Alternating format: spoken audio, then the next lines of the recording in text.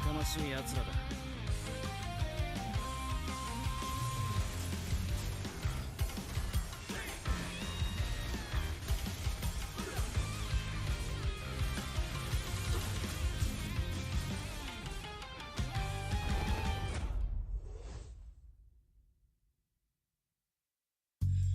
You keep scratching the surface for dandruff?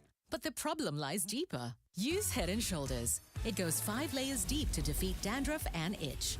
Be up to 100% dandruff-free. Head & Shoulders. Dermatologically tested. みんなを守るために私はもっと強くなる。やっしゃなら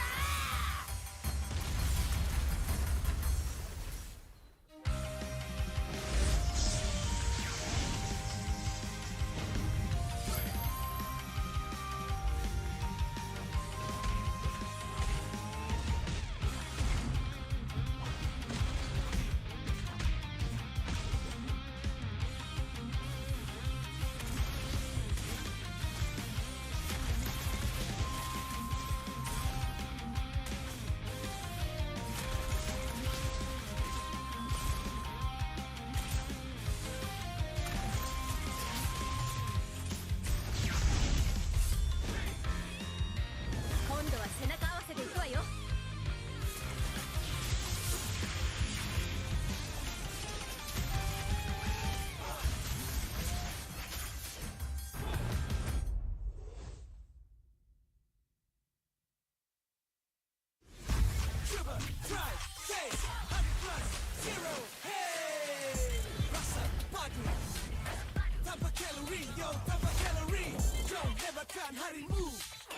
Dengan 100 plus zero. Triple, try, chase, 100 plus zero. Hey!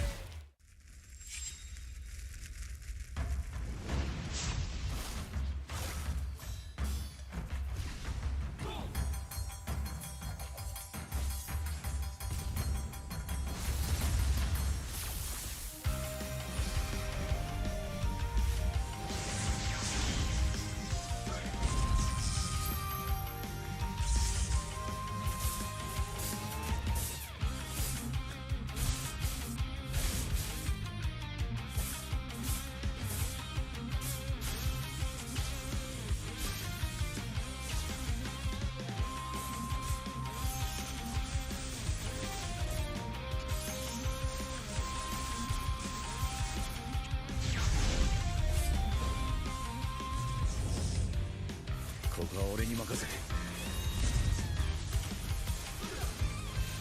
もらった。4代目他目を超える忍びはお前しかいないと俺はそう信じた。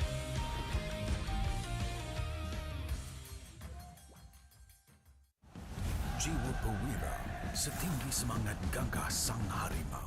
Medan bertarung walau di mana, kita berdiri sama perkasa. Biar lawangan kita bergema satu dunia. Perwira dan pertiwi, bangkitlah dan terus berjuang. Marilah kita bersorak, harapan pasti ada. Ayo Team Mas, kita mara bersama. Kita semua Team Mas.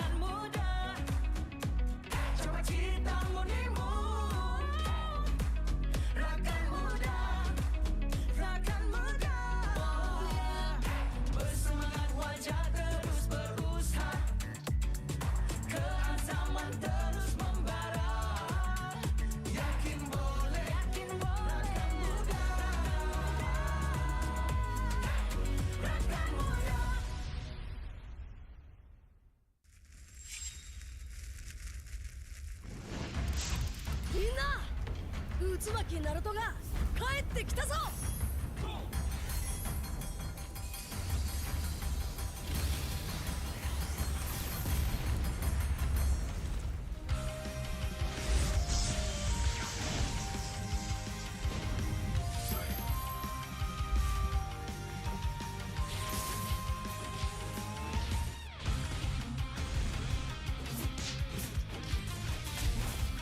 クラマ、力を貸してくれ。よ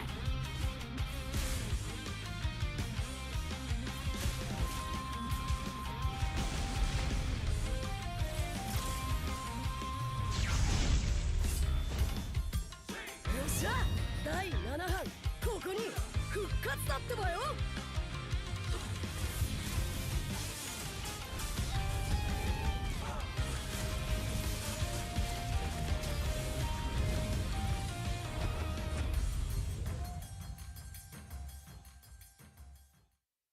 Ini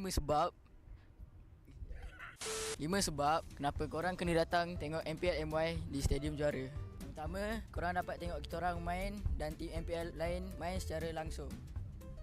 Kedua, boleh jumpa player depan-depan. Yang ketiga, sebab ada booth Vamos. Keempat, tiket murah, RM10 je. Last sekali, yang penting sebab ada saya lah. Jom datang Stadium Juara setiap minggu untuk tonton semua tim MPL MY bertanding. And paling penting, jangan lupa beli tiket guys kat Ticket to You atau tekan link di bio. Jangan lupa follow MPL MY.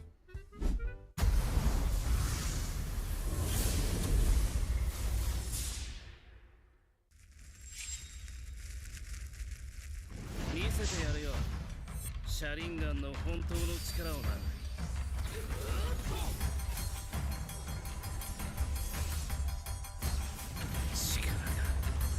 湧いてくる。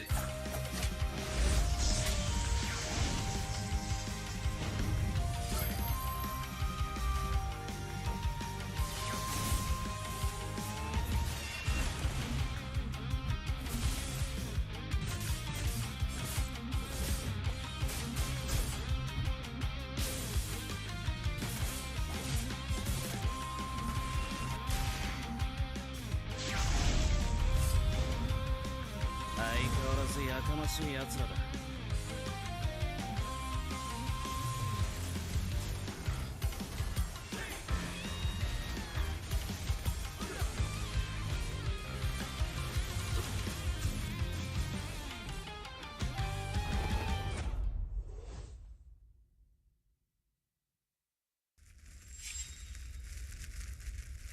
みんなを守るために私はもっと強くなる。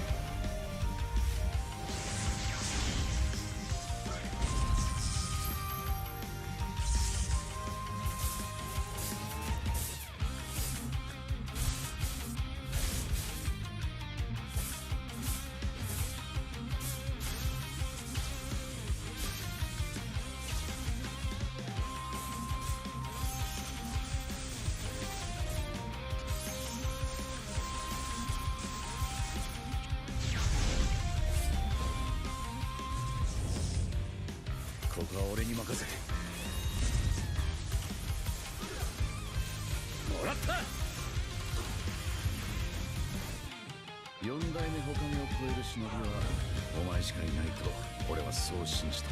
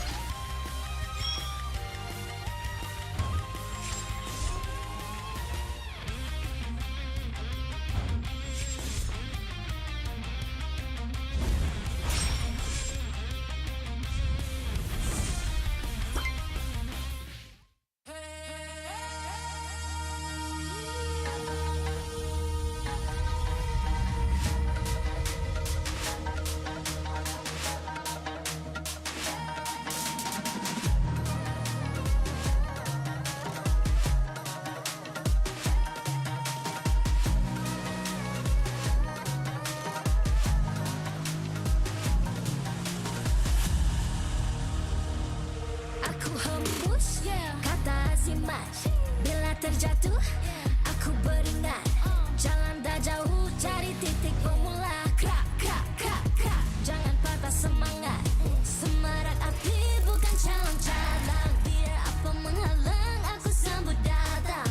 1000 daya, 1000 alasan. Harungi semua sampai di akhir garisan. Eo, eo.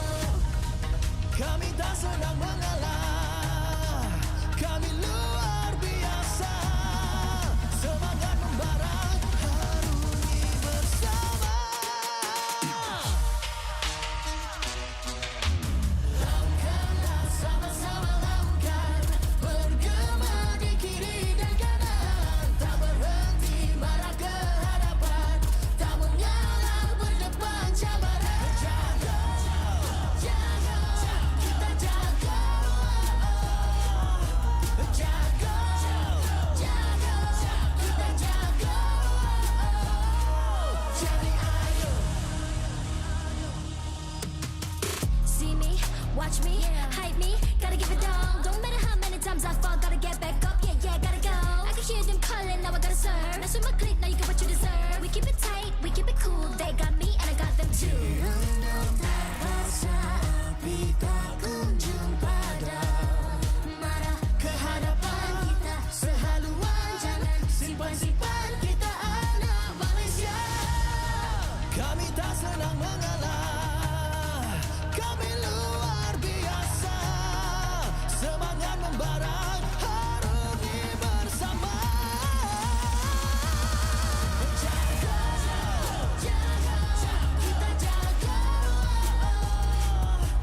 Jaga, jaga, kita jaga.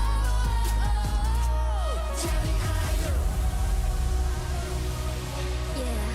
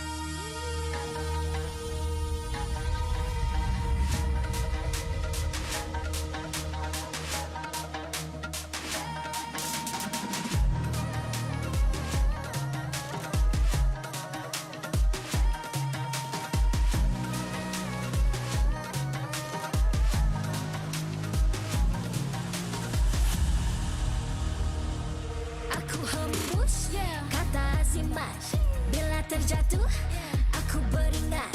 Jalan dah jauh, cari titik pemula. Krak, krak, krak, krak. Jangan patah semangat. Semarak api bukan calon-calon. Biar apa menghalang, aku sambut datang. 1000 daya, 1000 alasan. Harungi semua sampai di akhir garisan. Eo, eo.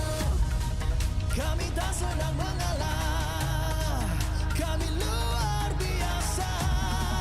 Semangat membara, harungi bersama.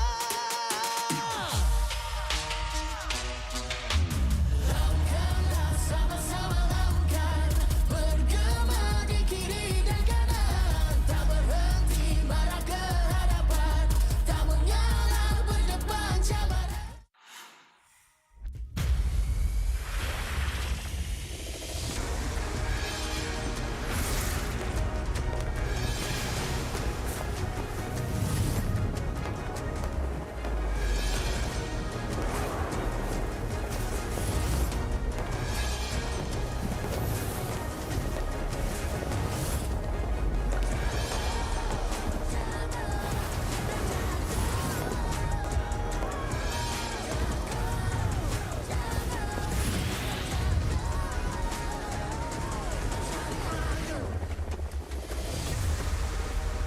MPL Malaysia Season 15 is powered by Moontar.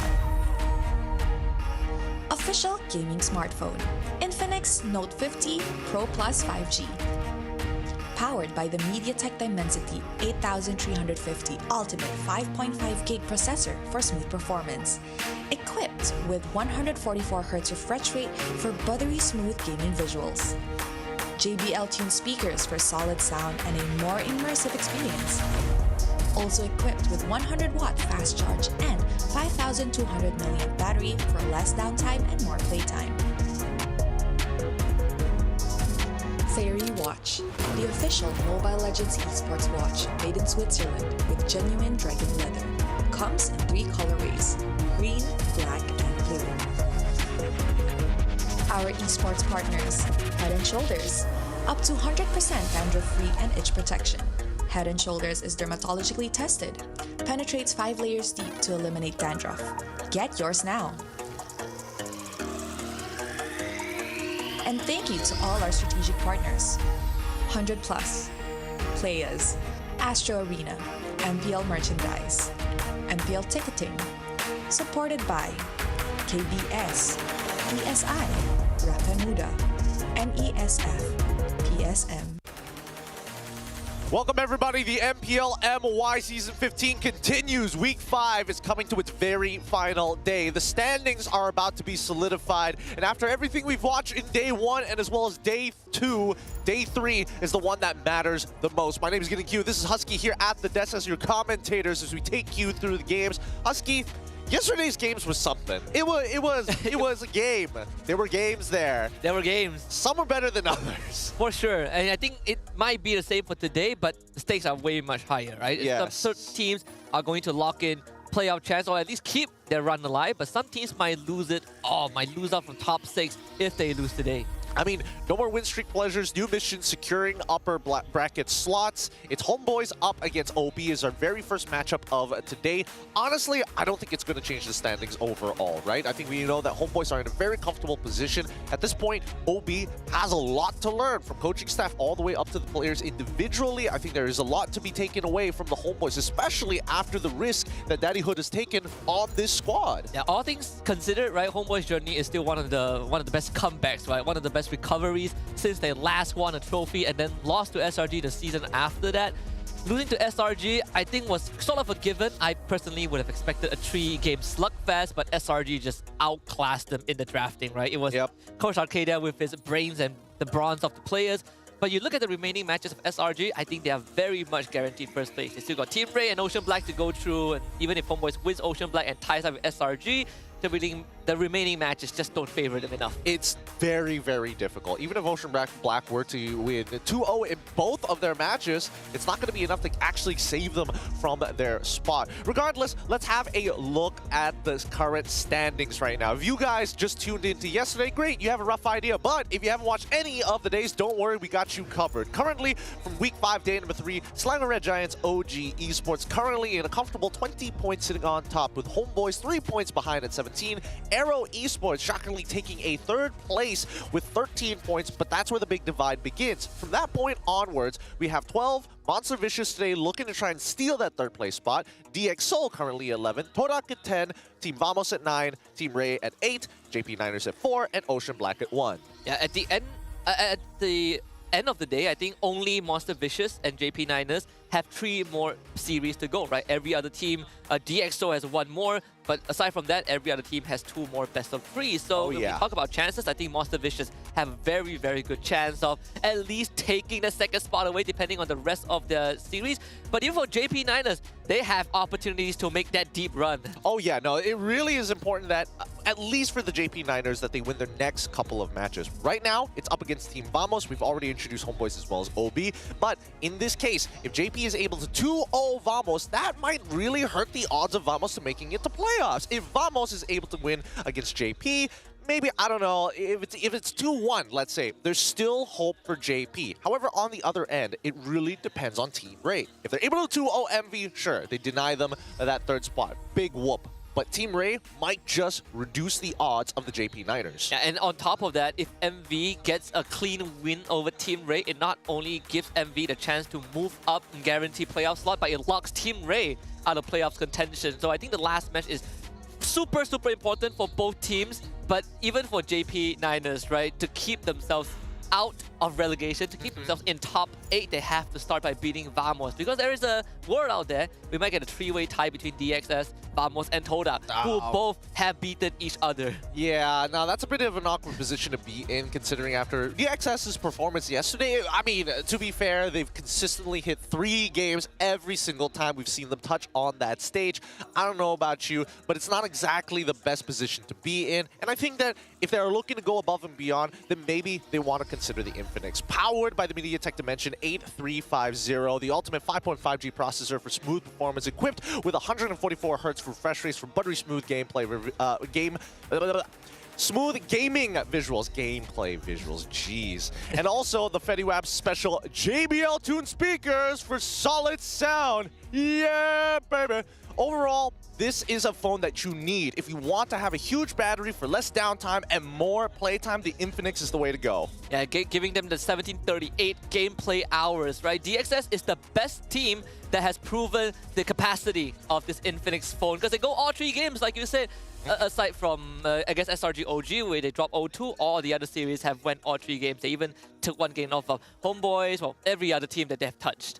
Every single that they made contact with has to go the full distance. Regardless, OB have a huge hurdle ahead of them, and HomeBois looking to get a comfortable 2nd place at this point. We're looking at their ping test right now, but geez, it is going to be a difficult battle for OB. Yeah, they have tried everything, every single method, plenty of roster swaps, not just from the players substitution, role changes, coach and analysts, even that had to go through the gulag. But even until today, they haven't found a single solution. The only game win that they had was in the first week against DXS, the MAL rivalry, where DXS eventually came out on top. I don't know what OB has to do. I think, again, you just accept it as it is. They're going to MAL, going back to MAL for sure. Take it as a learning experience. Treat it like how HomeBois went up against SRG OG yesterday, right? You don't lose, you just learn. Exactly. It's a difficult position to be in, but at the same time, it just goes to show the disparity in the levels of competitive play that we've seen here at the MPL MY. It's one of our biggest strengths and our biggest weaknesses, right? We see the most insane games, but at the same time, some of the worst games. It all comes hand in hand. The duality of man, some may even call it. Regardless, let's have a look at the HomeBois, because these guys have been doing so very good. HomeBois players Izanami, Vel, Emma, Ivan, and as well as Mel QT have had MPL performances throughout their careers, but this time, this particular combination seems to just work well. Yeah, and Izanami obviously has the most record, right? He came in Season 7, became a champion, and afterwards went through a downtime. 7, 8 plays for 3 seasons, you know, they finished 4 for 2, and then RGMY was the closest he's ever been to getting back into that grand finals, dropping to SMG in a best of 5 in the lower bracket. But even for Val and Ivan, even though they didn't really have as much record as Izanami, when you see these 5 players come together, they just work so well. Again, the new era of HomeBois is looking much more solid than what we've seen last season. I know. It's crazy, right? Because now when you're bringing in these MPL players, especially Velen as well as Ivan, the big issue that we have the majority of the time is whether or not they can actually jive with the rest of the team. And we've seen that a lot of imports coming over to Malaysia have integrated extremely well, whether from the Philippines and in particular, especially the Indonesians, right? Usually you would have a side laner as your Filipino, but as Indonesians, doesn't matter what role, you can make it work. Yeah, and we have also basically agreed that Val has cemented himself as at least the second place in terms of XP laner, right? Obviously, Cram gapped him yesterday, but overall in the league, Val is still one of the most solid ones. Ivan has shown that with his roam, he's working insanely well with Amal and Izanami.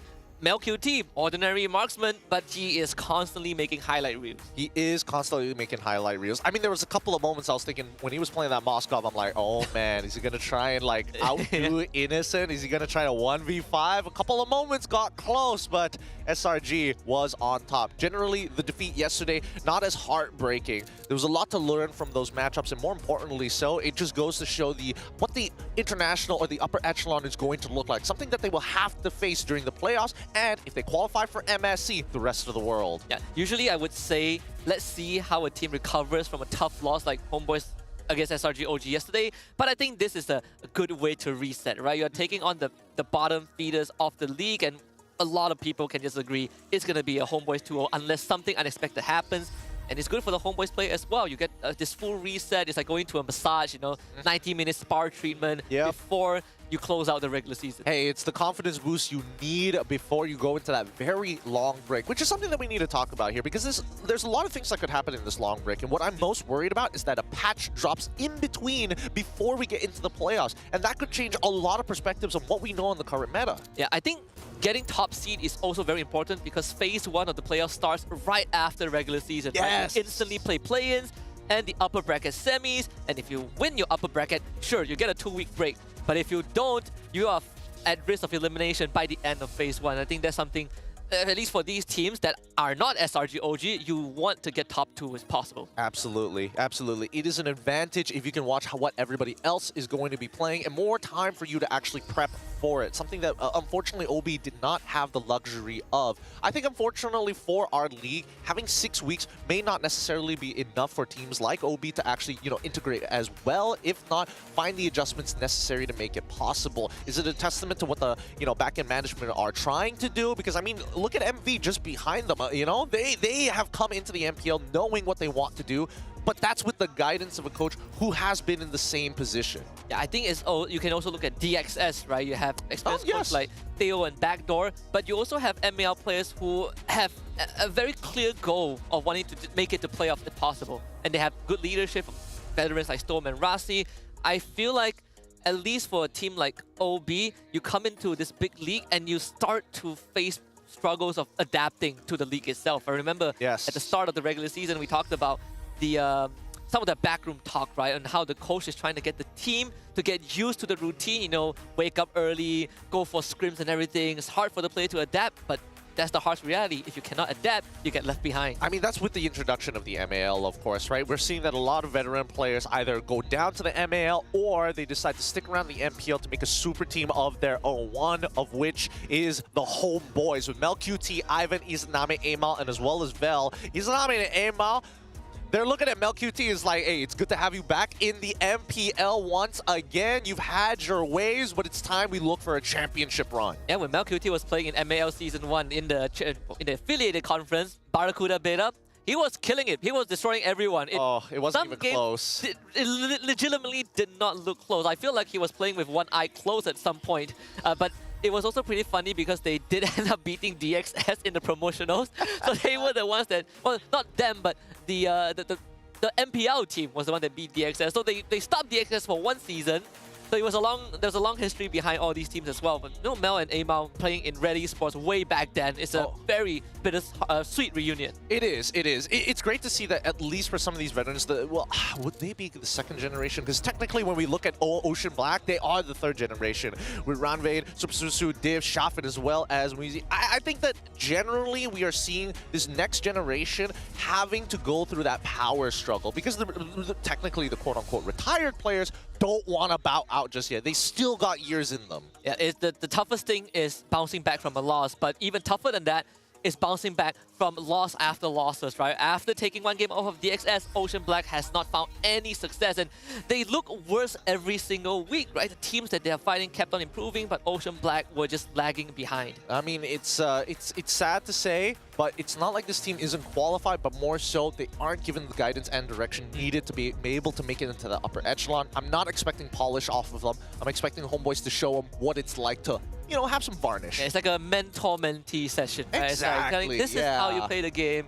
This is how you kind of play at the big league. Yeah, unfortunately, it has to come with a bit of a spanking alongside of it rather than just the therapy session. It's like, sir, please, I just want to sit down. No. You have to physically feel it. Yeah, eat the cane, the cloth hanger. All right, with that being said, though, this match is going to be great for the HomeBois, Ocean Black. Let's see what they can do as they walk in.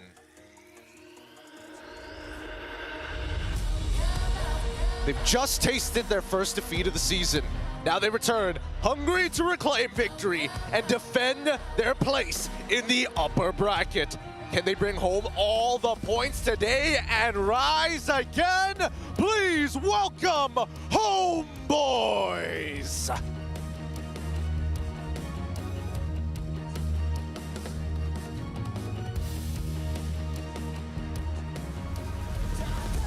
And though the playoff dream is out of reach, they hope to retain their league slot, and it still keeps on burning. Will they pull off a miracle in this match? It's time to set sail. Welcome, Ocean Black!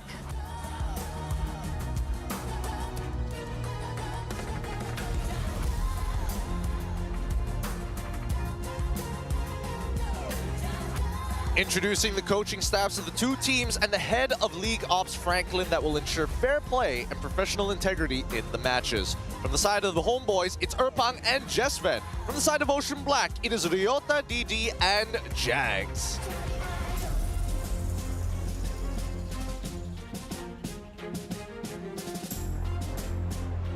Let's keep it going with the fist bumps between the teams, a true sign of professionalism. This is how we roll. This is Malaysian sportsmanship.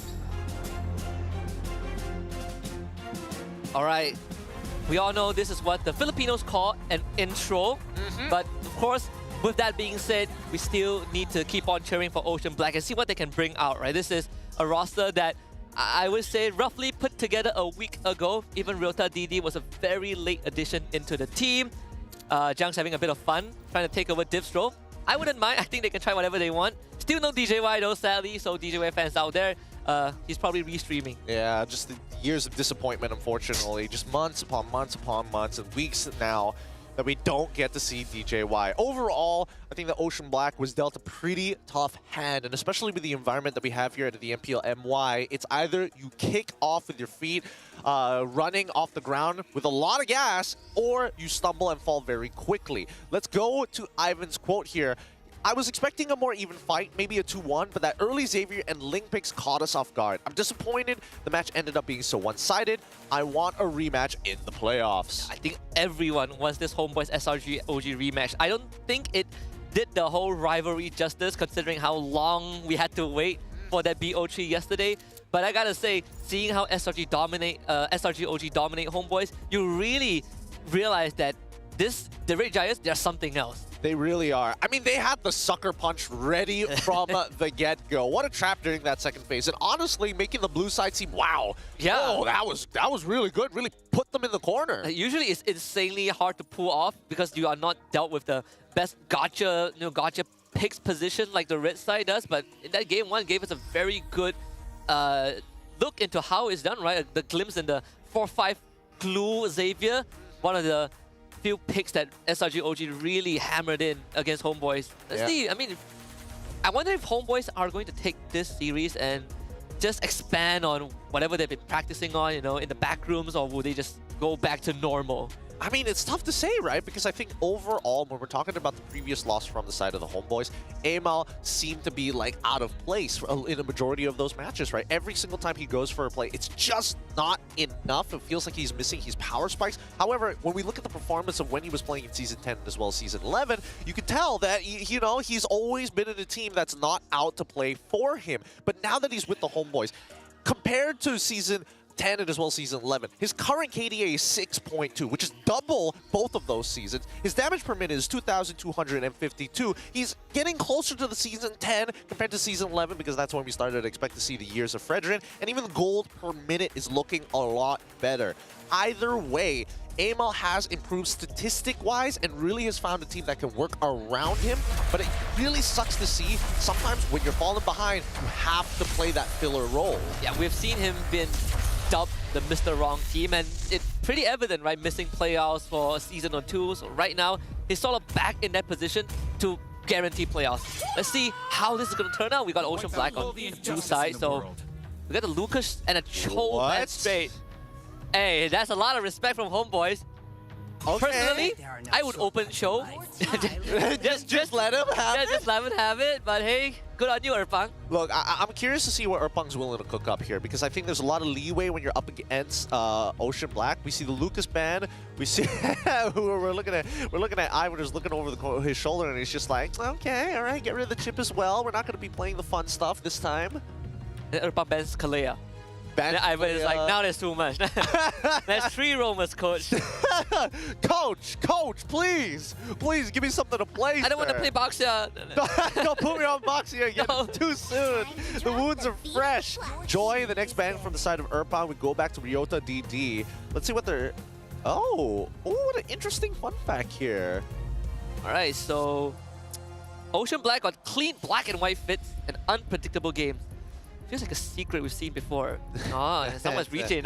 Hey, I don't see the savior on that side. Hey, I don't see our savior. Look, at least they won 1 game. Hey, that's true. They didn't go completely... they didn't go like 0-18. They didn't go 0-18. That's...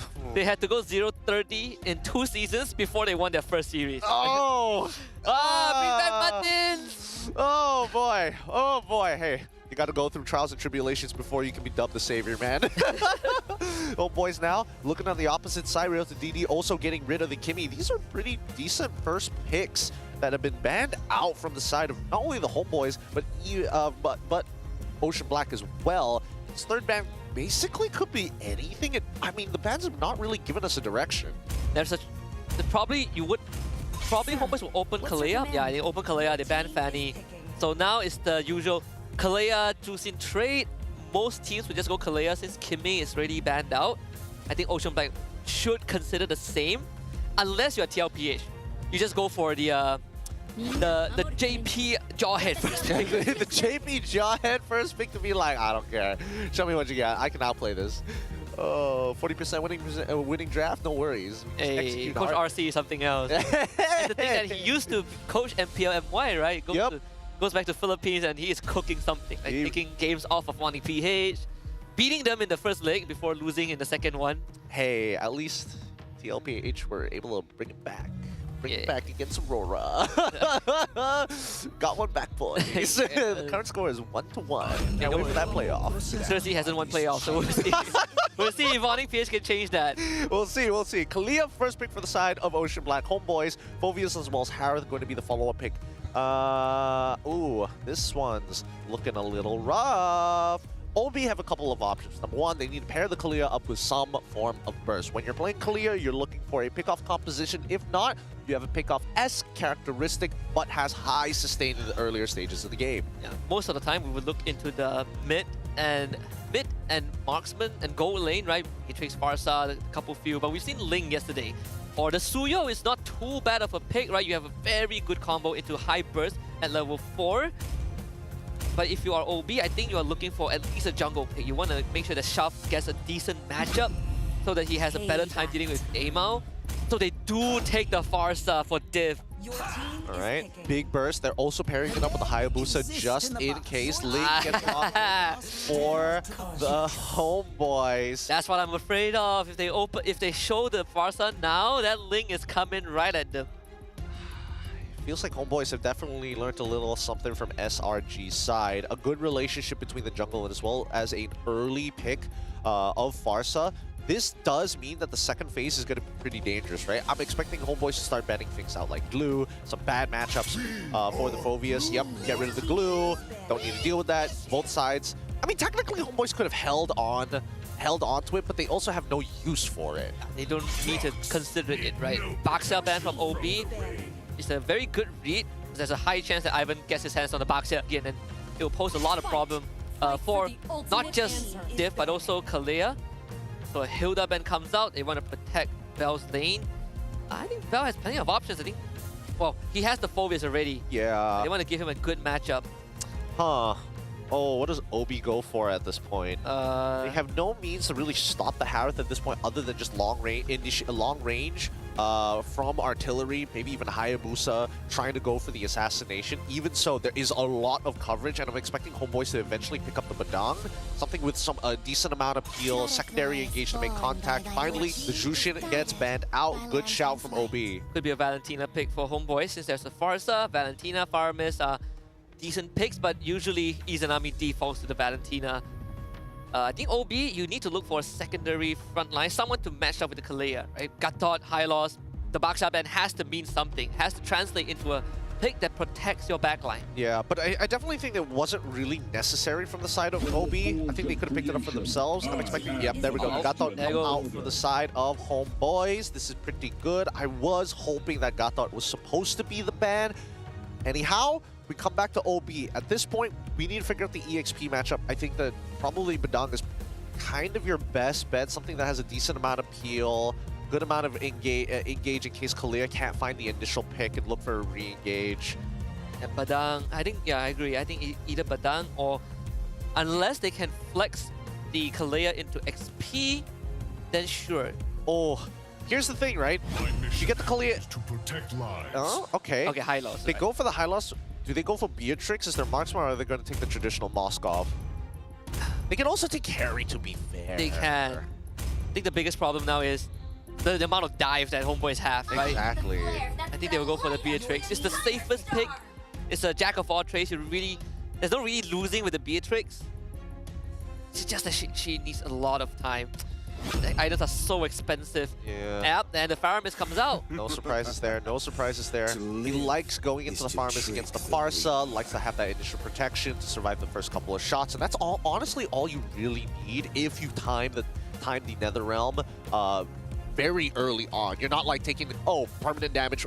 I say permanent damage, but like some actual life totals being lost before you get to the 10 HP. Regardless, I think HomeBois really good position with that link. Great amount of hero targets to dive upon. But at the same time, OB, let's see how they're gonna play this out.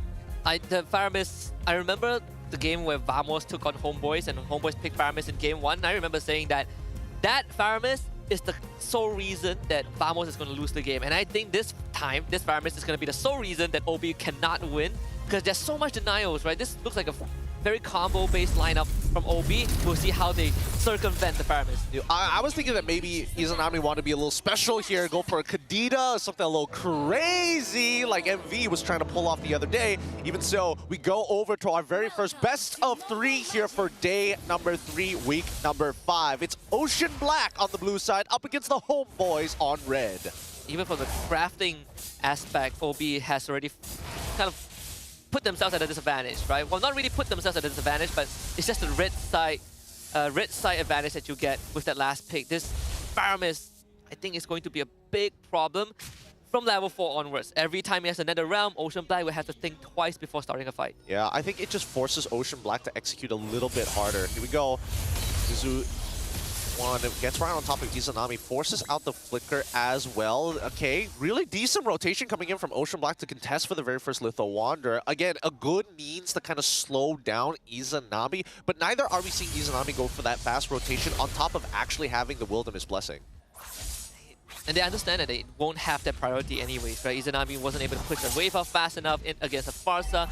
everything is completely fine. But the main question is going to be that level 4 fight. I wonder what Ocean Black have in mind for level 4. Sharp just hit his 4 as well. Turtle, of course, still half a minute away. Ranvi being able to push MelQT back with the banners. Another attempt mid-side. The Shadow Kill is available, but they're not going to commit onto it. Ivan back to half health. Super Susu now will take the damage. Flickers the safe. Okay, not bad of a trade. So no Revitalize for the upcoming turtle fight. There's a good chance that Ocean Black might even have to kind of take their time with this turtle so that Super Susu can get level 4. And even prior to that, as long as Div doesn't... Div's going to get pulled back. It's more than half his health bar. But he really wants a level 4, so Mzui will help him out, get that feather airstrike. But it puts him in a danger zone. I have to take that recall. Yeah, it's a huge danger zone. However, Super Susu, hopefully he has enough minions left to hit level 4. Ivan has put himself pretty close to it. And now, HomeBois should be able to hit level 4 at the roughly the same time. 22nd minute. Sorry, the 2nd minute, 22 seconds. Amal currently at level 5, but even so, as long as there's no solo kills, Ocean Black should be fine. Super Susu is climbing up the passive tool. Here comes the title. Looking for a grab. Ivan misses his ultimate. The AOG goes completely wide. Super Susu isolates Amal from the objective. Tries to just man-fight him. Amal forced away. Mzui also doing a pretty good job splitting the front line and back line of HomeBois. The battle formation now needs to regroup Vel. Dealing with Super Susu, Shove comes in. Better airstrike committed by Div. Finally, the net round comes over Izanami. Super Susu really in the red zone, and first one goes over to Amal. HomeBois gets a double kill for the Link at the beginning. MelQT shows up. Diamond Force gets the OG Shadow Kill out from Shav, but the rolls are just not good enough. Shav doesn't have the damage, and Mel finds the third for HomeBois. Oh, that's the problem here. This is the level of execution we need to see from the side of HomeBois. However, it's easier to pull off because Ocean Black, they need to get maximum value from their ult because Izanami has a get out of jail free card every single time we see them. Oh, Ogi Shadow Kill on top of the feathered airstrike. Guess who's gonna save them? It's Izanami. So it's about timings, right? I feel like Div at some point probably should have let loose the feathered airstrike a lot earlier in that battle. I think that Ocean Black need to focus on the positioning because Vel is such a big disruptor. If you accidentally feather airstrike and Vel just walks out of the bush and knocks you out of it, that kind of defeats the purpose. Izanami also does not have Purify. If they can somehow get on top of him, they can blow him up before the nether run comes out. Barb is not the beefiest of heroes, but that is a big if. Ocean Black, I think they had a good idea. They really want to bait out the nether realm, but it's just the patience from HomeBois to hold on to it until Ocean Black runs out of gas. To be fair, Shop has been getting on top of Izanami in the earlier stages of the game. Let's see if it's going to continue out throughout this early stages, especially while we're still in the laning phase. Amal getting his first item priority. It's the Berserker's Fury, as Vel is now in a very good spot where he's got the EXP lead onto Mizu. And now, as he rotates continuously towards that mid lane, it gives HomeBois the confidence to start walking into enemy jungle. If not, make some aggressive plays against Div. Despite that early loss, they're going to lose Div again. An attempted save into a Tsunami Slam, but Tempest of Blade gets Amal out of that immediately. Nether Realm as an insurance policy. Insurance agent Izanami does it again. Really nicely done from Izanami. Knows the timing of Div from when he's going to have his flicker back up. Forces the play. Ron, still alive, thank goodness. Using those ults to clear those waves. As long as he's sandbagging the lane, it's totally fine. Doesn't have to kill MelQT. Just stop him from putting pressure on your structures, right? Keep one lane at least in check. Shab is still keeping up in terms of at least items, right? We saw him get the Hunter Strike almost the same time as the Berserker's Fury. Div getting the Glowing One first item. Thank goodness he has learned after last time. That Glowing One is so important. That Glowing One is extremely important, especially when you want to have some permanent damage, or at the very least damage that's going to stick around. Oh! An attempted kidnap. That AOG is going to cut off everyone. They still got the kill on the Vel though, as Div is going to get jumped on by Amal. Wings by wings, flies away. Mzui takes out Izanami. Now Glorious Pathway gets dropped. The healing is going to be there. Amal gets grabbed by the Tidal Strike and goes down. HomeBois losing control of the fight, and Ocean Black gets 3 kills. Great execution for the side of Ocean Black. That's the revitalized difference there. Buying a couple more auto attacks for the side of the members of the Ocean Black, and even getting an early rotation towards that top side with Ron as well. Not a bad call. Yeah, very great stuff. In fact, blowing up Vel, and they noticed that Izanami wasn't in position to save, right? He had to use the flicker early on to catch Div too. So HomeBois, the 2.4k goal lead cut down to less than 1,000. MLQT getting jumped up by Super Susu, better airstrike. With the Purify, he dashes back into it! No! Aw, that's on MelQT. Those MAL habits are starting to come back. You can see his smile there. He's like, he got me. Yeah, he got me good. He got me good. He's not getting chunked to 50% as now we're seeing that OB wants to have more. They bait out the Nether Realm, and now it's a full retreat. Nether Realm gets broken. The re-engage now comes in from Ocean Black.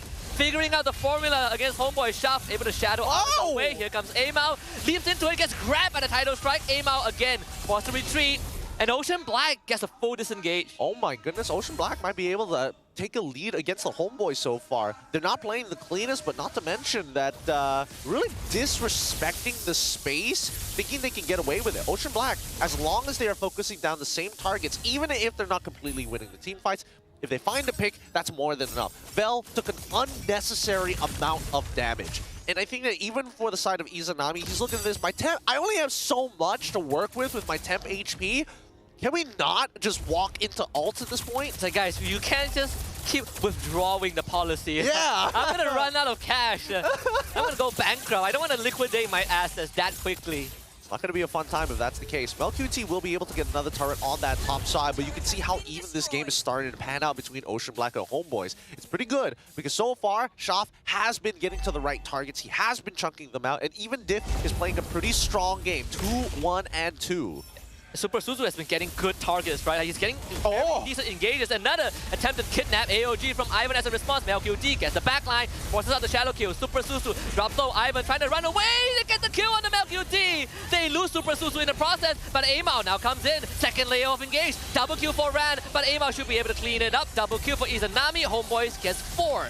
All right, this is what HomeBois was expecting. The template of you throw a bunch of ults, we cancel a couple, we win the fight. That's how easy this comp is to pull off. For Ocean Black, they really need to make sure that when they layer their ultimates, which one comes out first. Because this position is always going to be highly prioritized here. As we see that Amal is getting his 500th kill in his milestone. Well done to the side of the HomeBois. Now come back to the topic though. Feather Airstrike comes out of Diff, he needs to hold it. We need to see Ron actually launch the first initial amount of damage, whether it be the Bennett's Rage, whether it be Nibiru's Passion, either or, it's guaranteed damage. Ideally, Bennett's Rage, that way he can launch it, walk away from the fight, switch weapons, and maybe get that pick. Can use it at the same time. Yes. That's the most important thing that Ocean Black, I mean, they have found the formula, right? They did it twice in the mid lane. There was this period of time where they really were stepping on the tempo, but HomeBois with that one fight turn it all around. Now they get a 3k gold lead. Izanami getting a triple kill off of that fight translates straight into a lightning truncheon.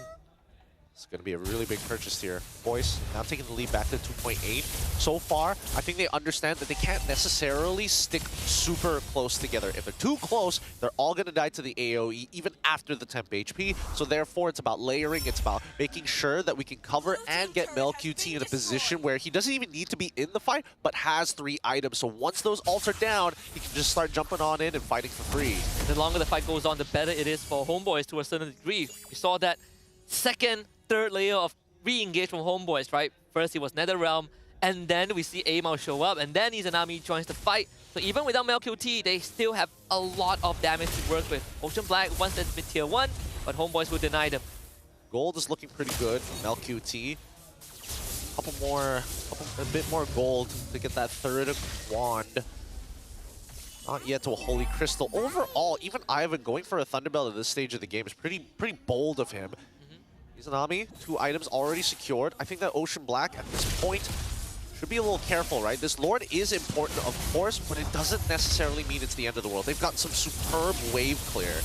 Mzui, he is just trying to eat up as much damage as possible. Run straight in. Super Susu now joins the fight. We get the flicker. There is the grab. Izanami forced away. The benefit completely misses. And Rampage is forced away from the fight. Shadow kill comes up from Shav, the Lord. Very, very low, but it's Amao. It gets the objective. Now Ivan re-engages with AOG. They punch Mzui to the grave. Super Susu goes in with the Tidal Strike. They get a kill for the Ran, but the backline once more assassinated by Amao. As HomeBois walks away with 3. MelQT walks away with the Holy Crystal, but Rame got so much damage down. Now we see that the front line is going to get melted here off of that power spike. As expected on time, MelQT does not hold back on his punches. very unfortunate that the Banner's Rage hit an airborne. No one was threatened by it. The majority of the damage right now comes out from the Beatrix, right? Diff only has so much juice before Amao gets on top of him. He's got to have the right weapons out, right? Unfortunately, he's got a sniper rifle, and I'm like, yes, I mean, I guess, but you would much rather the AoE. You need to have Bennett's Rage ready to go. You need to have Nibiru's Passion in this particular matchup. There's definitely a use case for the sniper rifles, but not when you're playing a comp like this. Not when your enemy is right in your face, right? I would rather have MLBB dash into me, and then I have my SMG out. But this Lord shouldn't be a big issue. They got the Holy Defense to take care of it. Plenty of AoE. HomeBois, though, still able to do a lot of damage. And attempted kidnap onto Ivan. They try to blow him up. Good nether round from Izanami to save Ivan. They still want to continue the chase, though. Rambi doing decent damage as Amao hops to the backline. Tempest of Blaze avoids the title try by MLQT. From the flank, he goes straight to the back and finds the 1-for-1 trade. Ocean Black.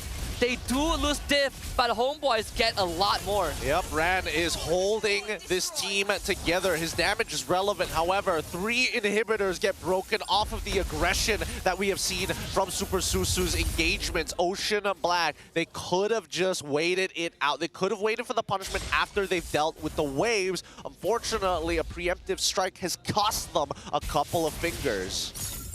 And not aware, not taking into account that nether realm, right? The idea was good, but just if Izanami is nearby, you cannot keep forcing these fights. It's eventually going to cost you. Izanami is going to do the same thing again.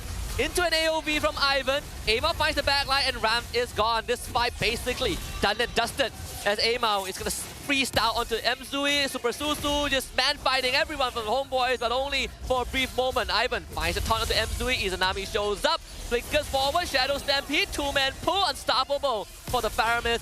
And HomeBois, despite a slow start, have secured themselves a win angle. MLQT drops the Zaman Force, and they have a minute way to work with, and HomeBois will take game number 1. Oh, attention to detail really is what OB is lacking here. They actually had a pretty good chance. Like, their composition can actually drag this game out longer than what HomeBois would have been comfortable with, and that's what we were waiting for. Unfortunately, they kept on tunnel visioning of, hey, Super Susu make an engagement, we try to blow them up. Saved every single time by the Netherrealm. Something had to change there. Yeah, something really had to change. They had to make adjustments, but they just couldn't find the right openings to do so, right? Maybe they felt like it worked. We've done it before. Let's keep doing it again. The repetition can only take them so far.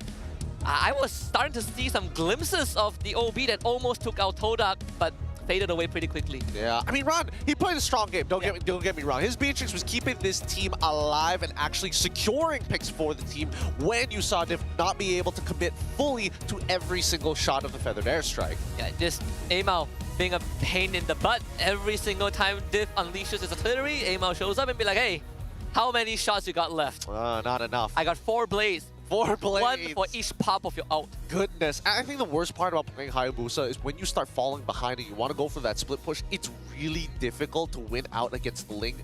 Again, everybody has all their cooldowns. Ling's most likely going to get away with it. Yeah. And Ling is going to be faster than you. So much faster, right? You quad shadow, it's like, oh no, I'm going to get run down, aren't I? Yeah. Really rough game. Some good fundamental ideas from Ocean Black, just not able to carry it forward, right? Once that mid-game phase passes, HomeBois were in control. I think the early game was actually played decently well for OB. I think they had really good ideas of how they wanted to try and get resources out of Izanami, which it ended up forcing Ivan to actually hover around his side of the lane, being like, okay, we can't let you keep losing out your flicker. Who's going to save me when I go too far? Yeah, and every single time I have to commit AOG, I need someone to back me up. There were a couple of times OB took advantage of that, right? Like for Susu and Mzui, pretty good job zoning out the backline, but no one was defending their own. Yeah, it's just the way it is. Let's have a look at the MVP. In our backstage, give it up for our MVP, Izanami, the savior, and more importantly, just making sure that everybody has a much better KDA with the help of that Netherrealm. His Faramis continues to live on. So aggressive. Has Flicker? Don't worry. I'm a Shadow Stampede somebody back to us. Such a great hero to play. You go down, hey, he's back in 3 seconds. Yep. like he Can't never make left. mistakes. Comes running back in with your policy. It's like, hey, this is we can withdraw 20,000. Hey, you owe me money. You owe me money, good sir. Pay up. Pay up. 5, 1, and 8. 644 GPM. Once he got, as soon as he got 3 items, especially with that lightning truncheon, I think that at this point every other item is a bonus. I'm pretty sure that, like, you know, he could have gotten the winter crown just for funsies. You could go fleeting time, you know. He could go and actually, he probably could have gone fleeting time if he wanted to. He might have thought about it. To be fair, he was our MVP, and more importantly, his KDA also goes to show that it's not like he's really abusing that passive as much. Yeah, he didn't really need it, right? The one time they died was at the turtle fight, and then the rest was history. He got a triple kill a few minutes after that. His lightning truncheon, no one could touch him. Yep. Let's have a look at the items. I'm curious to see how far Obi actually got in the progression, because we did see that that HomeBois was taking advantage of the 3rd item power spike from a lot of their carries. Well, in Amal's case, his 4th item power spike. Even so, once MelQT was in a position to get his 4th item as well, it was really difficult for Ocean Black to actually survive up until the next Lord. They probably would have had to sacrifice one more Lord. If not, Ocean Black just has to play for those picks. That's what their comp wants to do. I think the Ling has really shut out the possibilities of looking for those side lane split pushes, but more importantly, Ocean Black needs to ensure, if they want to have a level of polish, or at the very least, a playable composition, it's attention to details, right? They can't just be mindlessly popping their ults at the same time. Put a delay between each one, focus more on positioning than it is about the raw execution, because it's clear that they can execute. Yeah, and at some point, they also need to understand that someone has to start sacrificing their damage output, right? Get the Netherrealm out of the way. And at one point, I feel like maybe Shav will be the one that does the job, right? You use the shadow kill, or become the cleanup crew. In this case, he did end the game with 0 kills, but it's definitely not on him. It's so hard to take out anyone from HomeBois. Yeah, it's really difficult. I think there probably was an argument for Shav to try and catch Izanami alone. Again, it's not like their game plan was wrong. It's just when it comes down to the team fights is where Ocean Black needed to actually adapt after getting a couple of kills back to even out the score coming into the 6th minute of the game. Looking in terms of the raw damage, Ran doing a very good job. 46,000, actually out-damaging MelQT in this game. And then we cut back down to Shav. Again, 33,000 in comparison to the 39,000. Still not too bad. They're actually keeping up in damage numbers. It's just level of execution. At one point, when HomeBois started hitting their power spike, Ocean Black still was sort of playing as if HomeBois didn't have those items. And I think that it was kind of the tunnel vision that led Ocean Black down this unfortunate rabbit hole.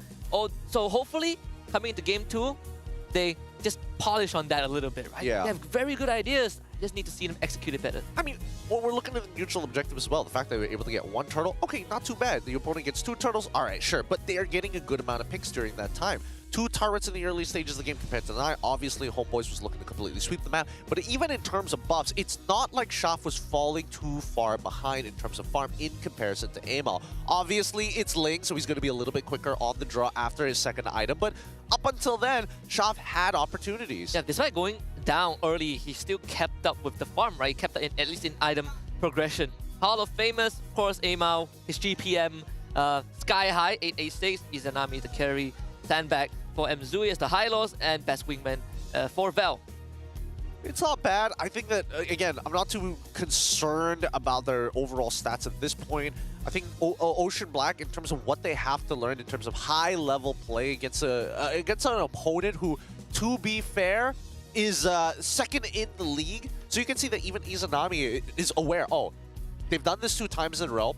3rd time, that's on me. If I die, that's on me, team. We need to start adjusting properly. Ivan, come on over. Help me out with this lane a little bit. Make sure that we're covering the left side so that I can lean closer to the right, knowing where the jungle path of Hayabusa is going to be once Amal looks for the initial invade. Yeah, the adaptation from HomeBois was really apparent, right? They lose a few fights, they immediately adjust to it. And that's how they kind of took games off of HomeBois, Vamos and Todak, right? It's just the raw adaptation that HomeBois brought into the battlefield.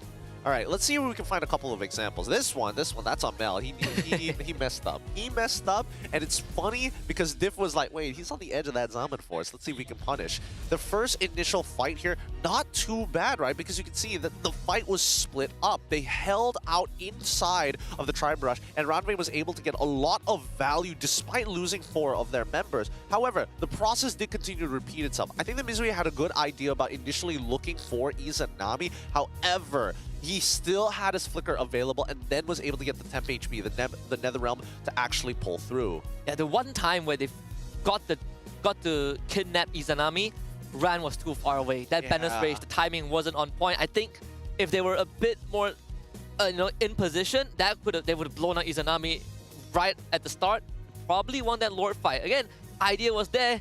You just need a bit of polish, right? In that case, just the timing was a bit off. I think there needs to be just a little bit of trust, right? Because when Super Susu makes a call of I caught somebody, it's already too late, right? You're already in the middle of the Tsunami Slam animation. Ranvei had to throw the Bennett's Rage early on and then the Tsunami Slam to pull them into its direction. Either or, Ocean Black.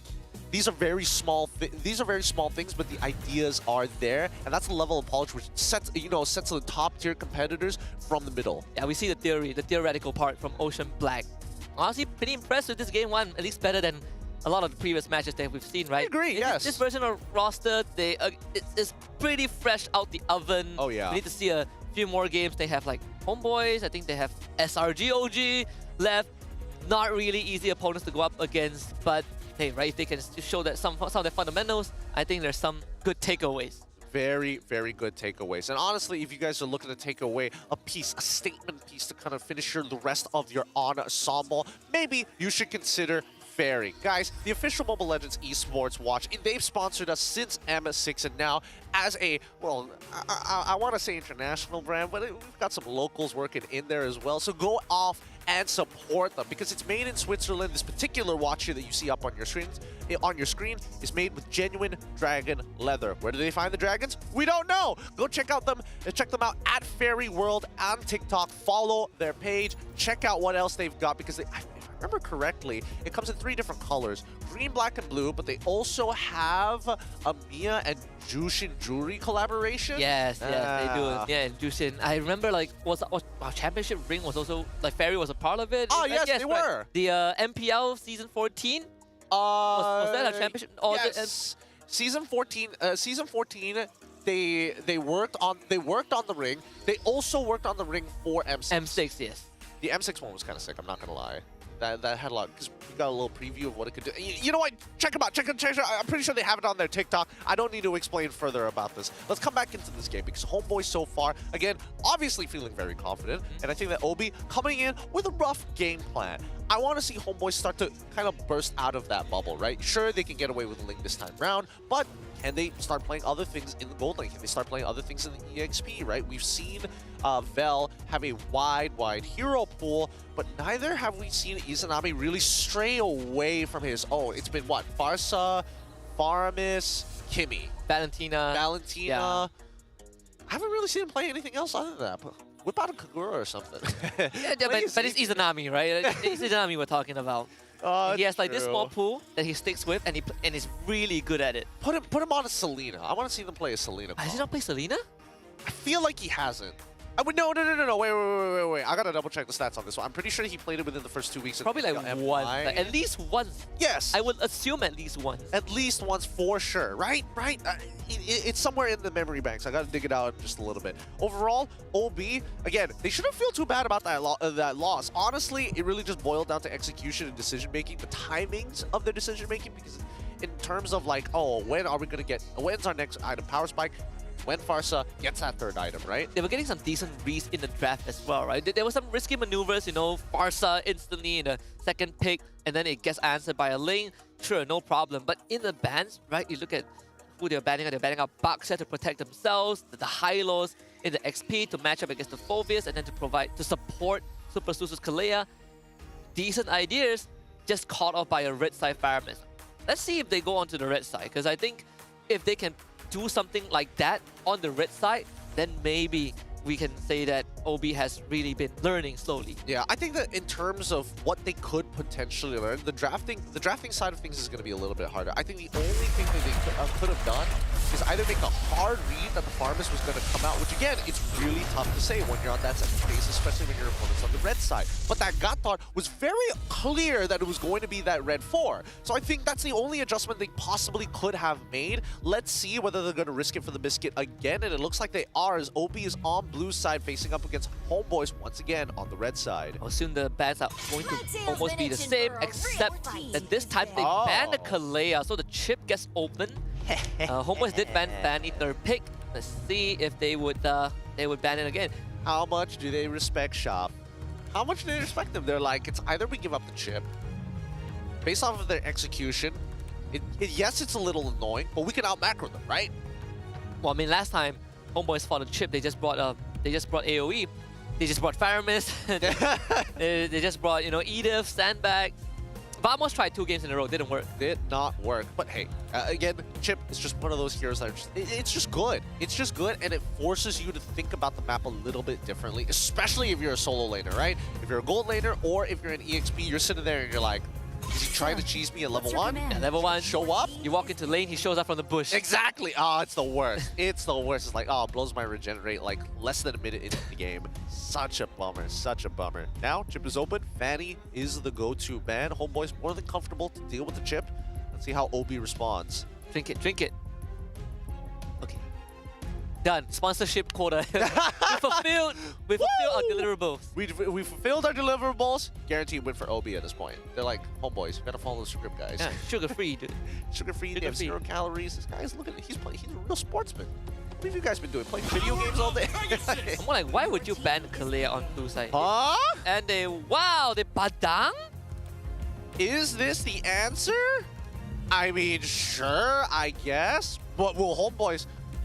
Is HomeBois gonna hold them hostage? They're like, one of us is going to have to pick Chip. They pick Jusin. I think Jushin is a very safe pick. I think we just third pick Jusin, you know, like... Nah, you know what? No. Take it early. Take it early. Jusin Hayabusa? Yeah, Jushin Hayabusa. I mean, you can just like Jushin. Jusin Chip? Yeah, the Haya is still a bit of an issue. I mean, if OB takes Chip, then we know Badang is going XP, and that's super early. Or they just go for the Harriet Phobias again. Super safe opening. They don't mind it. Doesn't break, why change it? Are we not going? Are we going to completely avoid Chip? We're not, right? They banned Chip game 1 and they realized that, man, maybe we should have banned something else. So, why ban a Kalea? It didn't work. They lost with Kalea and they were like, nah, this is not the right pick. More so, I think there are more direct answers to the Kalea than the Chip, right? Because again, it's about like how fast can you respond, and Kalea, you kind of see it happening. There's even the animation of you getting pulled similarly to the Divine Judgment from Kaja. Yeah. So there's like time to actually do something. Chip, however, there's not much time to do something. You know, they say stop global banning yourself. Stop global banning yourself. Suyeon as well as Granger. Is this a gentleman's agreement now? We'll find out right here, right now. We'll find out. Erpang, are you gonna do the thing? Are you gonna do the thing? Are you gonna locking chip now? Who said there are no shortcuts? Ah, There yes. we go. He's not holding his punches. He's like, Look, right. 2 total picks, 0 win rate. Guess who didn't win with Chip? I'll give you the answer. They don't like HomeBois. All right, HomeBois logged in the Chip. The second phase now starts coming through. I want to see what OB's plan is, right? A lot of the way you deal with Chip is either A, you have global map presence. B, you have a lot of AoE. C, which is most of the time it's a little unreliable and requires a high level of awareness as well as execution. Just have a disengage mechanic. A lot of it is going to boil down to whether or not you get Gator. Yeah, Gatot, NetherRealm is a good way, right? You stall out the Chip. Yeah. AoE, I mean, Tigro is there. Tigro's also great. You want to do Tigro, I wouldn't mind. Get rid Yeah, of Loi. Loi, yeah. That's the global presence. They could have went Loi, Chip, you know? I was thinking that as well. They're like, we don't want to overthink it, you know? Which makes you wonder, right? Whether or not Izanami has that in his arsenal. Does he think about it? Does he not have the Emperor's Eye, or is he only like, I'm hands only, bro? I don't want to think too hard about this game. I think he's just like, yeah, I don't want to think too much. Just give me something normal, like Valentina, you know? Give me something normal like Valentina. All right, we see the Frendrin get banned down for the side of OB. Now they're looking to pinch on the junglers. Joy, Fanny is gone. I'm There's- assuming the Hayabusa is going to get banned here. I feel like did they open Hayabusa? Probably. I wouldn't suggest it. What would you rather deal with? Would you rather deal with the Hayabusa or would you rather deal with the Hanzo? Either or, your backline is kind of shafted. Ooh, a glue ban here. Nicely done by Earthbomb. Would you rather deal with? I feel like Hanzo is probably slightly easier to deal with. Right? You know, it's not the worst. It's not that great, but eventually it will come to a point where your backline doesn't have fun. It's like, how hard can I win early? I think that's the question they need to ask themselves. They ban Baxia again. What? Why? At least if they want Gatot, their homeboys can't pick it, right? They've already Why? had Chip and Phoveus. Why? But they already have it supported as well as EXP. What are you talking about? Wait, Jushin gets... Are they worried about Oh. what? But Baxia jungle? Oh, dude, that's so weird. Why? MPL ID did it once, and they're like, eh. I mean, sure, you're up against a Suyo. Was it by but, like, Susujin? Yes. and Right. Was it Susujin or Kyrie? I don't remember. Not Kyrie, definitely not Kyrie. Kyrie played Lance. I know he Got came out like dunked on. once. He got dunked on with Lance. Coach Yep thought too far. No. You can't blame Coach Yep for everything. He's VP. Because you blame Adi. Either way, we're in too deep with this. In too deep. Let's see how Obi is going to fix her entire composition. Okay, Franco. Sure. Well, that's a lot of single target damage. Oh, what? Why? You're like, we don't have global presence, but we will open the map. But why? We will know where this chip is coming from before he TPs in. Hey, at least Rota DD has plenty of confidence. He's like, guys, you got this. Diff, there's no way they catch you. I don't think, dude, they don't have enough damage to get through, though. Like, at all. I don't know how they... So you have, I mean, okay, Badang, decent AoE. But this Franco? Are you ever gonna catch the Harif? Look, you're trying to instigate. All right. I mean, the Link pick is kind of like whatever at this point, you know? Like, it could have been Hayabusa, it could have been literally anything. Novaria is going to try and have a good time, but like every single one of these misses is going to hurt so much. I think that at least for Obi, they're like, okay, guys, early game is where we had a pretty decent advantage. If we add some chaos still into the mix, right? You're trying to order a Maggi Goreng, you know, some fried Maggi. And they're like, okay, usually you put that curry powder in. Usually you either put that Indonesian spicing. They're like, nah, we're going to be putting in some chicken powder in You know, there. like We're going to put some tom yum in that. You know, like the soup, the Maggi curry soup? Yeah. Instead of putting water, you fry it. You fry, yeah, you dry fry the technically already fried. It tastes nice though. I've tried it. It's not bad. It's not bad. Don't get me wrong. But I think this is a little much, especially when you're already struggling on the execution side of things. Let's jump into this game and find out, right? I could be entirely wrong. Super Susu could be an absolute monster. Is he Matt Dins? Is he card? Yeah, we're bringing out the references on this one. Matt Dins is like the benchmark. He's the benchmark. Oh man, we need to see him do the Nova X Kobar. Hey, Rota looks at Super Susu and he's like, listen, all it takes What? is one. What are you doing? You just lost the lane. Oh my god. Wait, did he buy the boots late? No, he can't have lost the minion off of that, right? He bought the. Yes, he started with the boost. He started with the boots, right? He started with the boots. Okay. How did he miss out the minion? What do you mean? What do you mean? Did Izanami pull him away right at when the minion was about to die and he just happened to be out of range? Hey, Franco, 0 lane priority. And what do you do against Juicing Chip? Nothing. You just pray. The fact that, so like at level 1 right now, Juicing can only lift you once if you play correctly. He got lifted twice. That's already not a good start. Which begs the question, how did that happen? Did Ivan, like, it's not like he flickered on him or anything. He right? walked out too far, I think. Yeah, maybe he walked up too far. Right now, as we see Badang getting pummeled by Vel. Yes, freeze the lane right in front of your tower. Perfect. That's exactly what you want to do, especially in a lane-dominant matchup like this. Because Badang only starts getting good once he starts to get his items.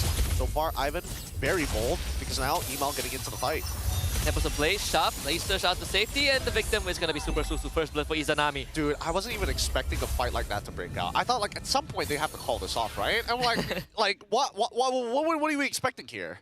We need a counter. How many skill shots does Ocean Black not hit or hit collectively, right? Brand has skill shot, Super Susu has skill shot, Cliff has skill shot, Shaft has skill shots. Oh, hey, no. you hit your shots, you win. You hit your shots, you win. Oh, they hit that one. Yes! No bloody hunt though. Worth it, worth it. You're trading Flicker for Flicker, especially when you're up against Vel. Vel can't just like force himself onto Diff. Oh, thanks for the leash. Saves that retribution. Oh, okay, all right. I think that in Ocean Black's position, it's okay. It's not the biggest deal. Can you punish Vel? Okay, he's slow. Okay. All right, that's the kill. Yes! Very good punish. Here comes the shortcut. Ivan opens the portal. Good extra echo. And a pushback from Mzui. So no one's going to come through there. Oh, that was close. Amal comes in and is like, all right, quick steal, and then I might be able to... Oh, Val is back. Beautiful, beautiful. Just a quick recall. It was not that big of a deal. Don't worry about it. HomeBois still holding on to the lead, but I think that Ocean Black... All right, every single one of these wins actually matter. These interactions against the HomeBois, because they're playing a composition that doesn't really want to interact the HomeBois unless they hit a hook. Yeah. Then, well, good thing that they have. They clear waves pretty fast. Dirty Hunt. They need damage. Blow up. That's what I'm talking about. You know, this is the fried curry powder you're adding to your fried Maggie, man. It works. Maybe maybe it works. Let's see. If Ocean Black can achieve a 5K gold lead against the HomeBois, I'll be generous. 8 minutes. 8 minutes. You know, because usually you would expect the 4 to 5K leads start to happen around the 6 minutes to really make the HomeBois sweat. But if we can put it at the 8-minute mark, HomeBois are not like sweating profusely, but they're like, okay, we have to adjust. If not, we're just gonna die. So from this point onwards, they need to get 1,000 goal advantage per minute. Yes. Starts now, and they're lagging behind 1,000. It's okay. It's not that bad. It's not that bad. Just wait for the big hooks. We just need to wait for the big hooks coming in from Super Susu. And it's not like HomeBois are taking like a whole bunch of Purifies. Only Mel QT has taken Purify. Ivan has no Purify. He needs to take Flicker, so too bad for him. Izanami, also punishable. Mel, also punishable. Yeah. Amal is the only one that is very far ahead. Oh, I think 1.5 levels ahead of Shaft. Every single lane is essentially dead lane, right? They can't push. Yeah, they can't push at all. No one can push. Oh, wait, hold on. Does Mel QT have a freeze on Ron? No, he doesn't have a freeze. He can technically set it up now, but he doesn't want to, right? He wants to hard push this and start getting involved. Yeah, the wave died. It's totally fine, because again, these neutral objectives technically don't really mean anything to Ocean Black. They want just pickoffs. Whoa, first item lightning function. Full damage. Ivan flickers in, brings in a shortcut. They get the turtle for themselves. Shove. Blaze the safety by Amal. Chases him down. The bloody hand not out just yet. Super Susu couldn't get the control. And he ends up going down. Run flickers too late. Triple kill for Mel QT.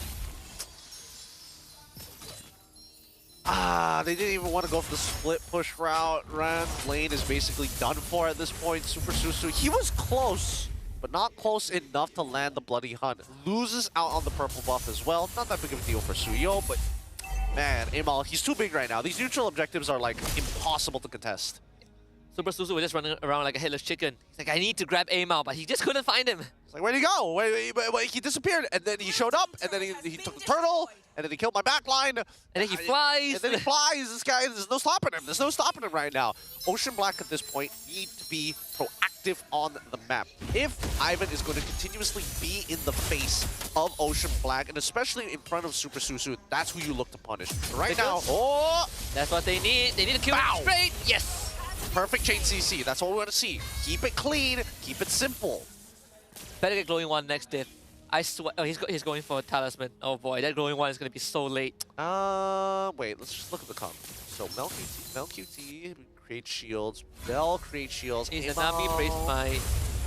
Amal's gonna have life steal with Haas Claw. When he gets the Haas Claw, okay, he eventually needs to get it. At some point.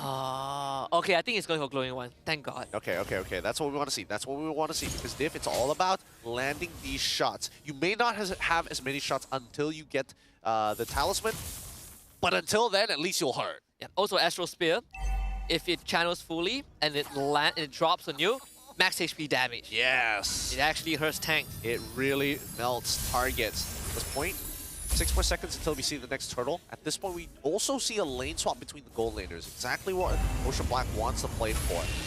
Do they still have enough to... No. Roundwayne is nowhere close to scaling strong enough to go for a one-shot just yet. Oh, Super Suzu, I thought he would go for pull yourself together, but he didn't. So that flicker is going to be at a constant 2-minute cooldown. You could reduce it to 1.5 minutes. Could have. Yeah. It's not an easy contest. Both junglers are at the same level.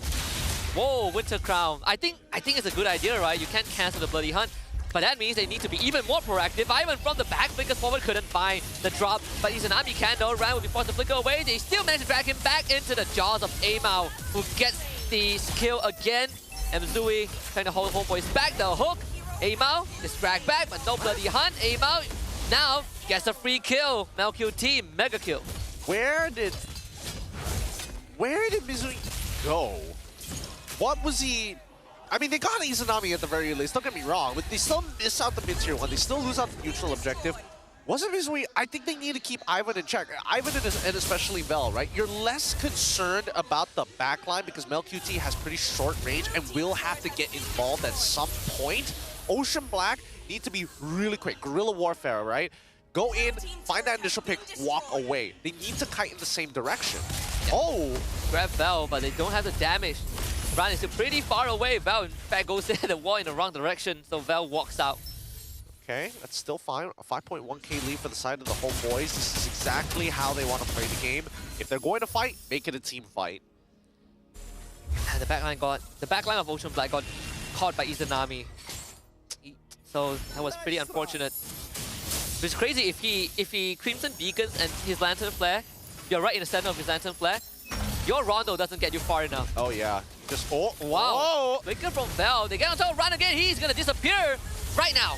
Amao gets the kill, Shaft disappears, and Melq will just clean up the rest. They find a kill on the Vel, sure, but it's a small price to pay for HomeBois. What is the position that they're looking for right now? Ocean Black, after game number 1, oh, and even the auto attack triple for Melq. That's a holy crystal. 8 minutes, 51 seconds into this game. HomeBois going to be closing it out on this next Lord. I think that Ocean Black, this game is very different from game number 1, right? The initial mistake really just boils down to how do we execute with this comp. They've got the right ideas of looking for initial picks, but they're not. It shows how inflexible they are depending on their targets. Previously, it's like, okay, we got to find Ivan.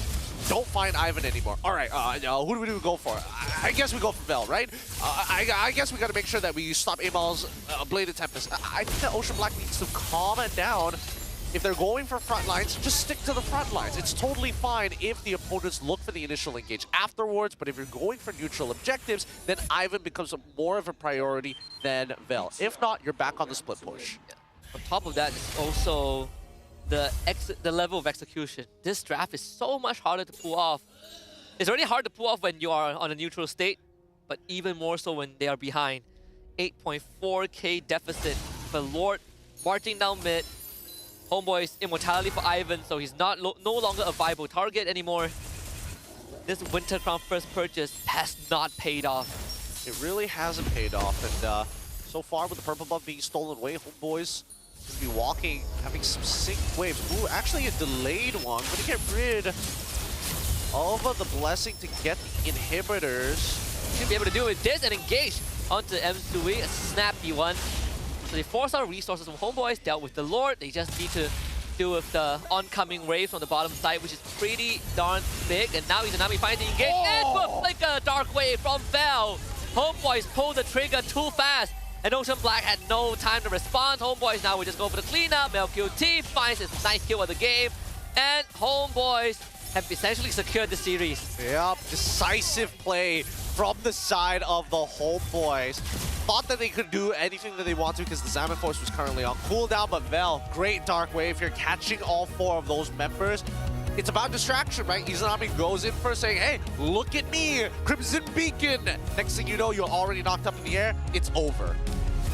Perfect level of execution from HomeBois against a draft from Ocean Black that just felt way too complicated for what they want to accomplish. The attempt was there. They've shown some good theories, but this is just not the stage to pull it off. No. Not at this level. Yeah, not at this level. I think if they wanted to refine the strategy, they have to be ultra aggressive. Even when you're on the losing end, as soon as you have that bloody hunt ready to go, you have to find something on the map. If not, you are just wasting time, and more importantly so, your comp doesn't scale as hard in comparison to what HomeBois had on the table. They had a comp that can fight at the drop of a dime, right? Astro Echo into a fight, never really got that rolling. But overall, this is what we expected. Good fight from Ocean Black. We're gonna throw it to Rose. Let's throw it to Rose. Rose, how's the HomeBois? 2-3 mata penuh yang sangat-sangat mudah untuk pasukan HomeBois. Masih lagi tengah kejar upper brackets untuk playoffs kali ini and masih lagi ada harapan. So sekarang, Rose bersama dengan Ivan dan juga Izanami. Hello boys, how are you guys doing? Baik ke? Baik. Baik. Okay, mungkin kita boleh throwback sikit kepada semalam dulu. Okay, now we know that goal mereka adalah untuk mendapatkan upper bracket untuk playoffs kali ini. Tapi selepas kekalahan semalam and kemenangan hari ini, dia ada lagi peluang but other teams boleh cut the queue lah kan? Ada MV dan juga Aero. In your opinion, orang lain boleh tak nak dapat nombor 2 regular season 2 daripada HomeBois? Aku rasa ya semoga kita lah rezekinya yang dapat upper bracket. Okay, between Monster Vicious dan juga Aero Esports, dua-dua tengah kejar upper bracket. Siapa yang you rasa boleh challenge HomeBois punya slot? Aku rasa... Ke tak ada? Mungkin MV. Monster Vicious. MV mas can lah. Which is kind of true because MV masih lagi ada 3 perlawanan. Okay, now since you said MV and HomeBois punya last match of the season lawan MV, you rasa perlawanan tu akan jadi mudah ke? Susah. Kalau susah maksud tu 2-1. Kalau susah sangat, kalah. Aku rasa karena aku tak tahu mereka untuk line up yang baru, contoh ada Roundel kan, kayak new inilah dari mid. Aku rasa pasti matchnya seru sih, cuma aku tak expect apa-apa. Aku tak tahu either kita win 2-0 or 2-1, I don't know. But aku rasa bakal interesting lah matchnya lawan MV. You rasa confident tak dengan tim sendiri? Confident. So, you mentioned Roundel. You nak jumpa Roundel? Ya. Izanami, ni nak jumpa Roundel. Macam mana tu? You rasa akan jadi interesting ke? You boleh menang lane lawan Roundel? Kalau bagi saya, menang lane tu saya tak pasti lah. Sebab game ni pun 5 versus 5 kan. So menang lane atau tak tu tak penting sangat lah. Sebab ya kalau menang lane pun game kalah sama aja kan. Tak guna juga. Kita play safe hari ni. Now, pada semalam, Rose dengar mic check mana for your mic check up against Selangor Red Giants, actually HomeBois tenang. Super duper tenang, super duper chill. Maybe you can share with us macam mana mentality korang selepas kalah after 5 weeks berturut-turut menang. Korang okay ke semalam? Kalau pendapat saya match semalam kami semua tenang, tapi saya tak pasti sangat lah dengan teammate-teammate yang lain. Kalau macam bagi saya sendiri, saya tenang sebab semua match MPL season ni saya tak expect apa-apa. Dia just tiba-tiba menang je. So kalau kalah pun apa boleh buat lah. Okay. And semalam I dengar mic check pun Mel Cutie cakap terlalu gegasi, cok.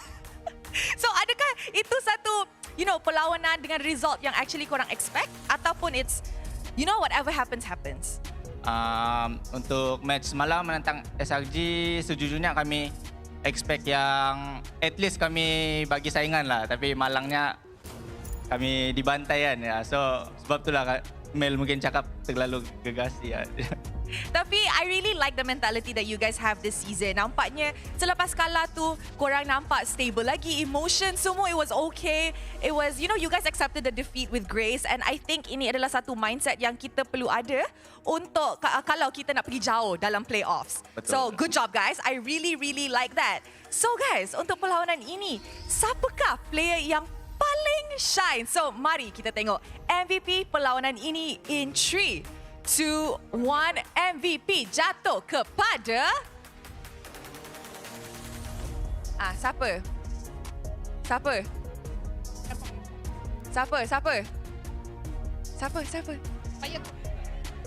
Oh, Izanami, the Prince of Mage. Okay, now, tadi dia cakap, in his opinion, it's gonna be a Roundel that's giving you guys a good match for the side of MV. Tapi korang dah secure playoffs. Team lain tak secure lagi. Kalau you nak, bolehlah bagi match yang paling seru di mid lane. Kalau bila team lain dah layak, siapakah yang akan bagi you match up yang seru? Playoffs. Di playoff, bagi saya mungkin siapa ya? Mungkin Roundel loh, sebab dia pun saya tengok gameplay dia pun gameplay yang jenis suka ke depan-depan lah. So aggressive lah ya. So mungkin best lah lawan dia. Okay, dekat playoffs. Yeah. Now, one last question. Bila orang tanya korang pasal kekalahan semalam, satu benda je Izanami selalu cakap, oh kita dapat belajar something, dapat belajar ni. Sebenarnya apa yang korang belajar? Like, share with us. Is it pasal winning mentality SRG ke, playstyle dorang ke, strat dorang ke, tiba-tiba Link juga keluar hari ni? Maybe you guys can share with us? Saya rasa soalan ni mungkin sesuai bagi dekat Ivan. Sebab dia captain. Boleh, Captain? Apa yang you guys belajar daripada Selangor Red Giants? Because korang selalu cakap, oh kita kalah, kita belajar something, belajar ni, belajar tu. Tapi orang nak tahu, korang belajar apa? Kalau dari aku mungkin after match lawan SRG itu mungkin kita inilah kayak gue lebih tahu banyak lah tentang tim gue maupun dari gue pun juga kita masih banyak job desk yang agak miss sedikit, cuma lumayan berpengaruh lah, efek sangat lah. And I think one thing that kita boleh nampak daripada semalam is that, you know, SRG's winning mentality is kind of rubbing off on you guys, you know. You guys accepted, kalah, tapi kita akan cuba yang lebih baik di playoffs. Betul? Okay, so I think we learned quite a few things pasal perlawanan semalam. And you know what? I hope your matchup against Monster Vicious akan jadi seru macam Ivan kata, ya? Yeah. Alright, is there anything yang nak cakap kepada fans yang datang? Untuk fans HomeBois, Flame Boys, thank you udah datang. Tetap support kita, tetap percaya kita ya guys. Sama doakan yang terbaik lah. Alright, terima kasih Ivan dan juga Izanami. Tanpa membuang masa, mari let's join back to the casters to break down what happened in this clean sweep match. Casters, back to you guys. Thanks, Rose. That's our MVP of the game, Izanami from the HomeBois. Game 1 coming up with a near-perfect record. Same goes for game number 2, but mistakes are always going to be made, especially when HomeBois have to deal with the chaotic Ocean Black. Overall, still able to control the situation when push comes to shove, and just superior execution, right? Superior execution and fundamentals, no way around it. They outclass Ocean Black at every single turn. It's tough, but hey, it's a tough lesson that Ocean Black needs to learn. HomeBois are very happy with the position they're in. With a 2-0 victory, that's going to set them apart and at least put them at a comfortable second place. A huge gap that a lot of teams will not be able to catch up to. Yeah, the only team that could challenge them right now, I think, is Monster Vicious, but Monster Vicious still has games to play before they even get to HomeBois. So overall, HomeBois might have just secured themselves the upper bracket, and not only the bye, but also to dodge SRG OG before Phase 2, which in of itself is already a blessing. It's a huge blessing. Either way, it's really difficult to see Ocean Black have to struggle against HomeBois of this caliber. They're really well connected with each other. A lot more flexible than the previous iterations of the HomeBois. Let's look at their items, right? Because again, I don't think it's going to be comparable this time around. Another 10-minute game, 10-minute 54-second game actually from the side of the HomeBois. A lot of it just comes down to Ocean Black not taking full advantage of the first 6 minutes of the game. We saw the initial picks coming out from Super Susu. He was landing them. First item, Winter Crown. All right. After seeing how many times he's been cancelled out of his bloody hunt, either from Izanami, either from Amal, either from Bell, even from Ivan, there's just a lot of disruption happening. Yeah, that and also diff. First item, Lightning Truncheon. We kind of see the Hunter Strike from Suyo and Granger into a Sky Piercer. The idea is there, right? Play fast, get ahead as fast as possible, but they just couldn't pull it off. When HomeBois started getting their items, those team fight went completely lopsided in favor of the HomeBois, and it nullifies whatever aggressive item purchases that Ocean Black has. Yeah, I think that Ocean Black really, again, when you are playing a composition of this sort that wants to snowball, yes, it's nice to have neutral objectives, but you don't always have to take them, right? We've seen HomeBois time and time again having 5 of their members ready to go from first turtle. There's even an argument that even MLQT is like, okay, I've kind of cleared up my wave. This fight's taking a while. I'm going to go mid to double wave. If there happens to be a couple of extra kills there, I'll take it. Yeah, he just starts walking and he joins in the fight, right? A lot of early fights, you will see MLQT in it, especially when he's on the Harif. That's sort of what happened as well when in I think the earlier parts of the season when he gets Harif and he joins like 5-6 minute fights. Yeah, honestly, some people wouldn't even want to do so. But hey, man, MLQT, he's just all right. He's just okay. He's okay with it. He's okay with everything. He's okay. He's just a normal guy, right? Nothing special about him.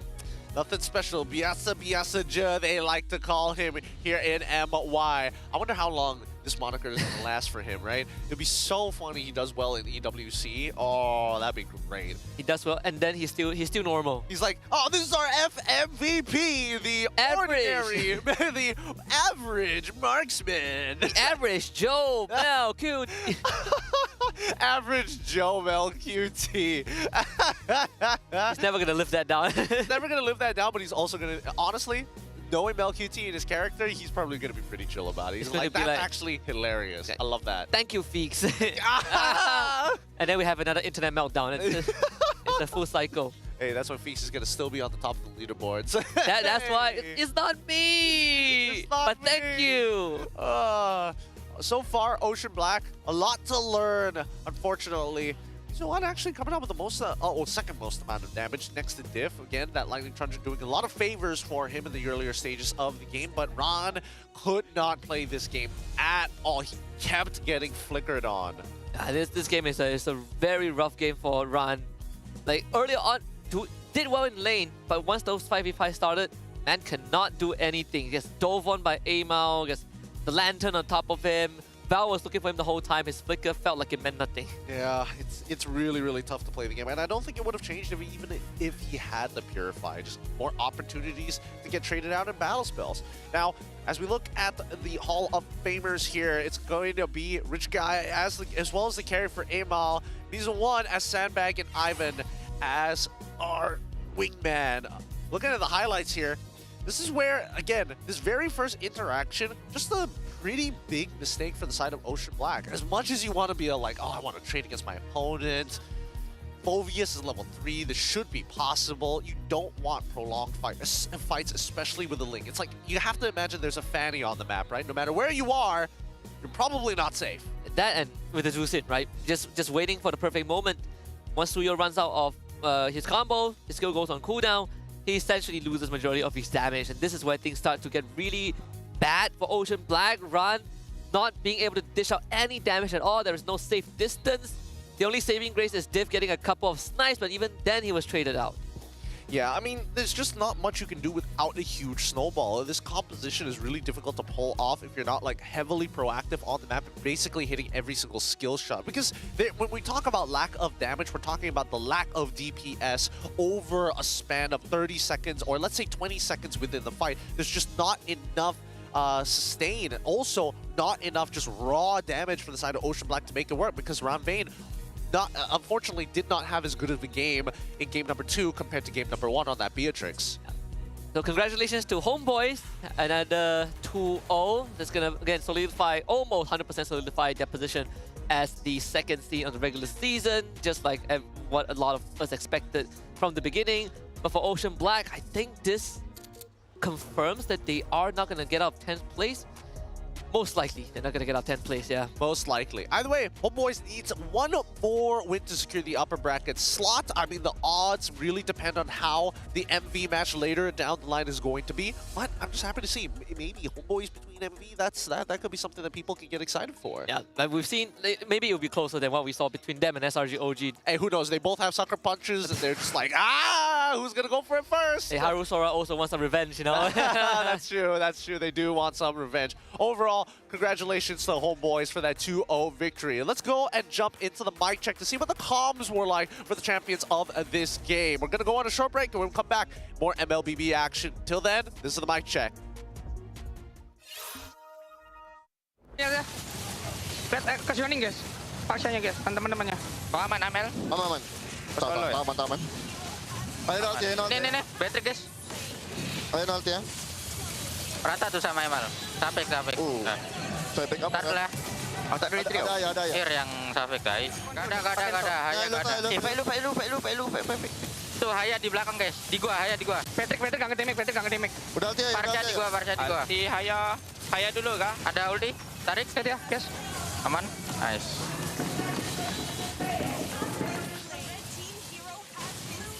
Ayo. Nice. Aku boleh teruskan. Rata nih.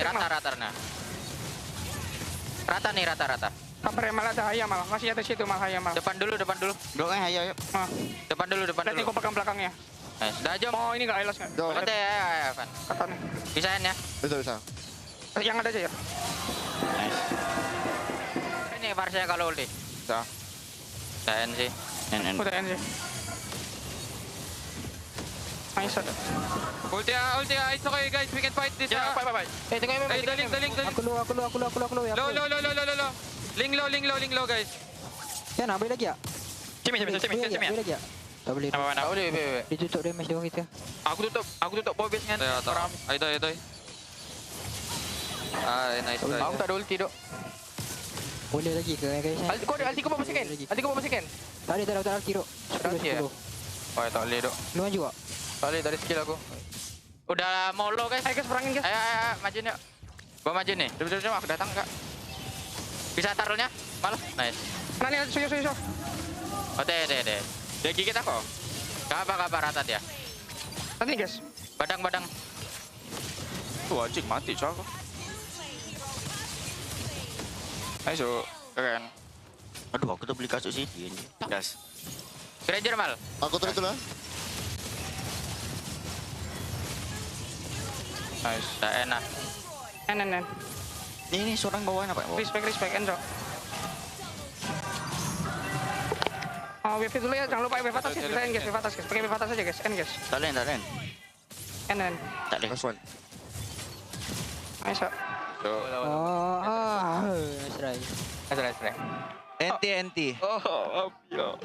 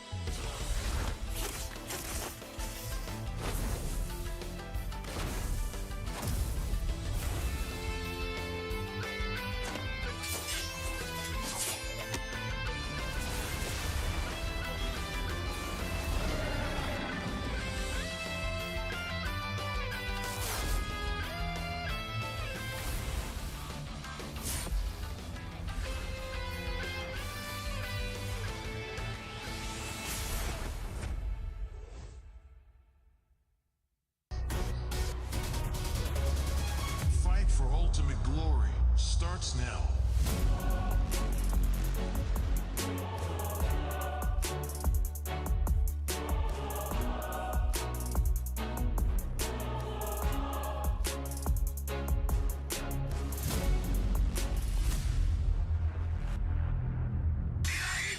Mobile Legend M6 スイスウォッチ Fight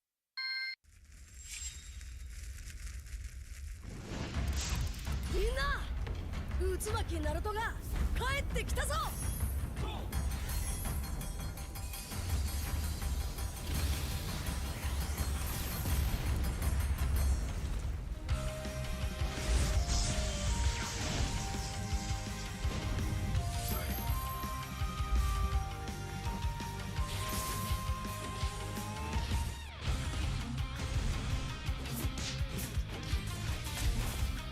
クラマ、力を貸してくれ。よ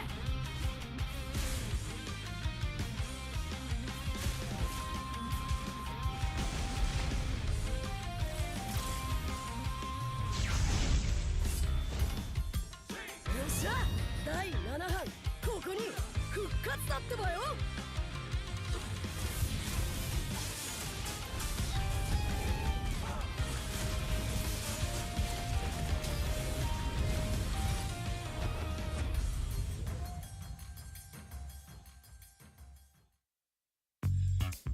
Kerap menggaruk kulit kepala disebabkan keluh mumur, masalahnya lebih mendalam. Gunalah Head and Shoulders menembusi 5 lapisan untuk membasmi keluh mumur dan kegatalan. Bebas keluh mumur sehingga 100%. Head and Shoulders diuji secara dermatologi. 見せてやるよ。シャリンガンの本当の力をな。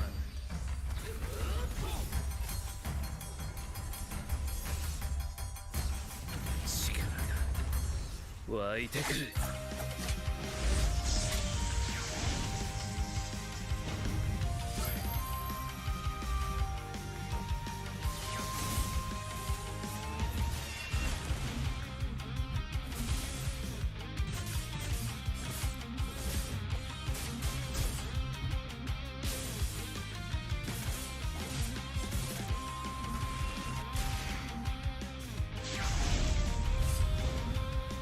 相変わらずやかましい奴らだ。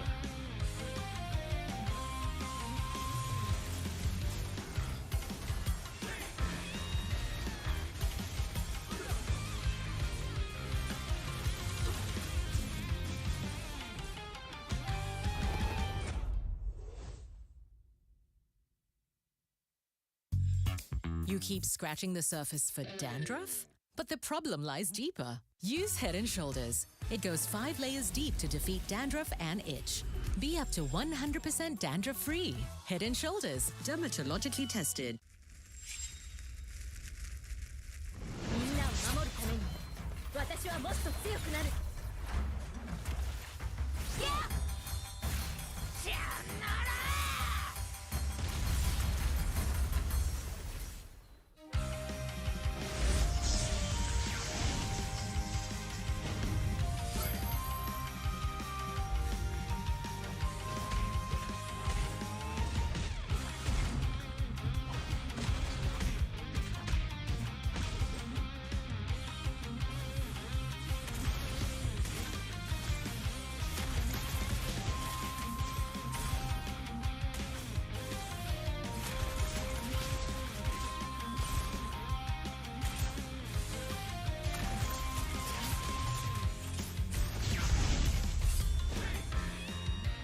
今度は背中合わせでいくわよ。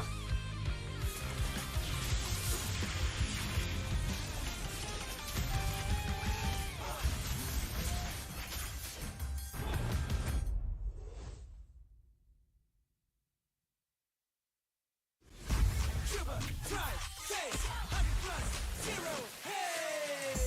Rasa, pagi, tanpa kalori, yo, tanpa kalori. Kau hebatkan harimu dengan 100+0. Cuba, drive, chase, 100+0, hey!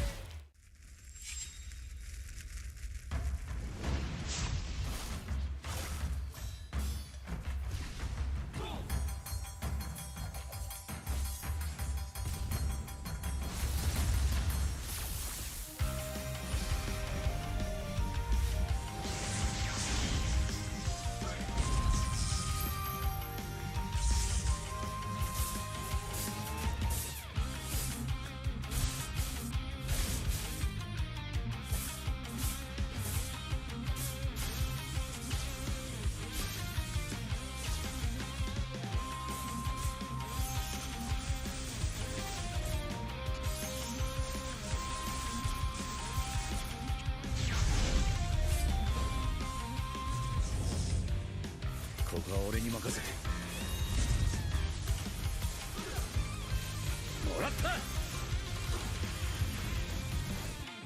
4代目他目を超える忍びはお前しかいないと俺はそう信じた。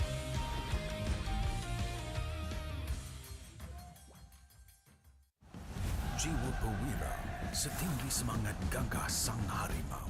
Medan bertarung walau di mana, kita berdiri sama perkasa.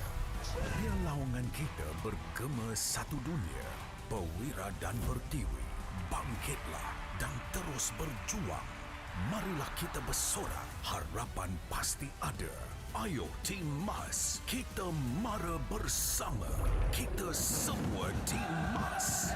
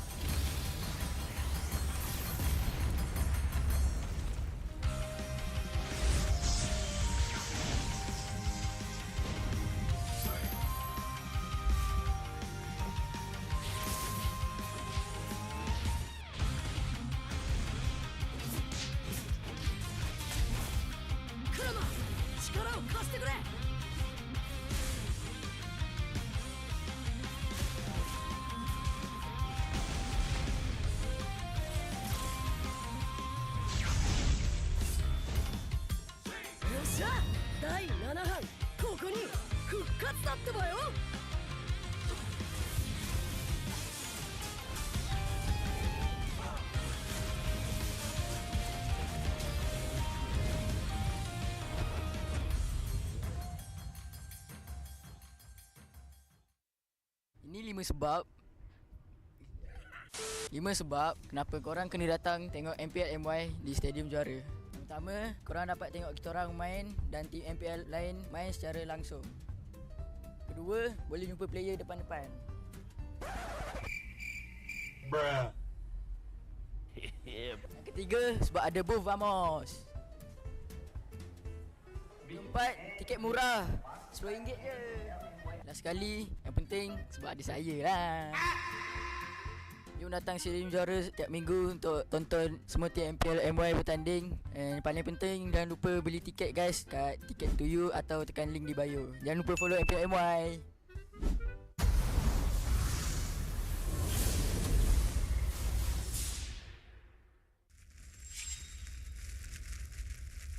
Misete yaru yo.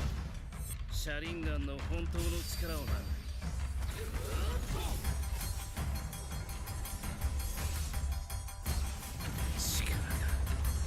湧いてくる。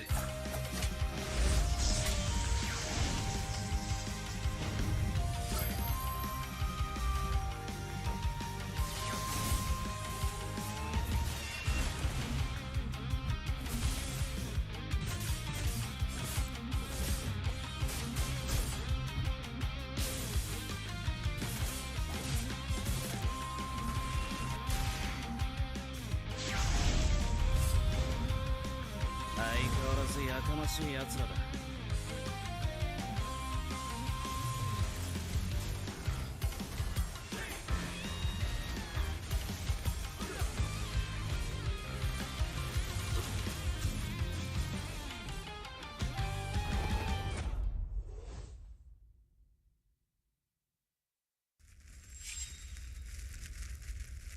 みんなを守るために私はもっと強くなる。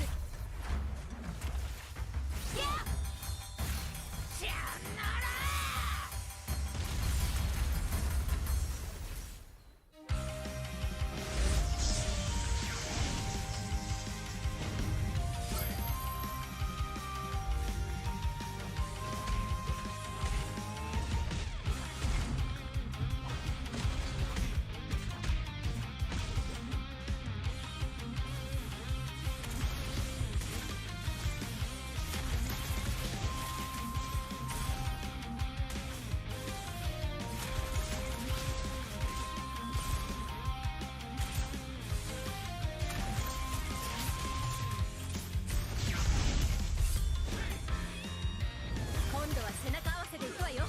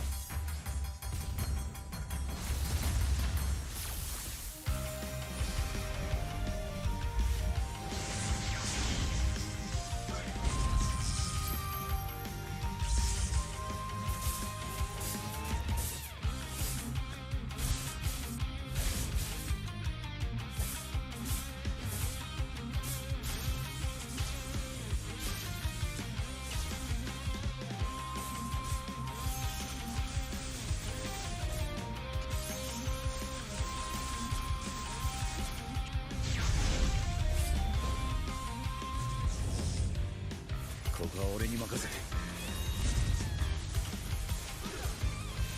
もらった。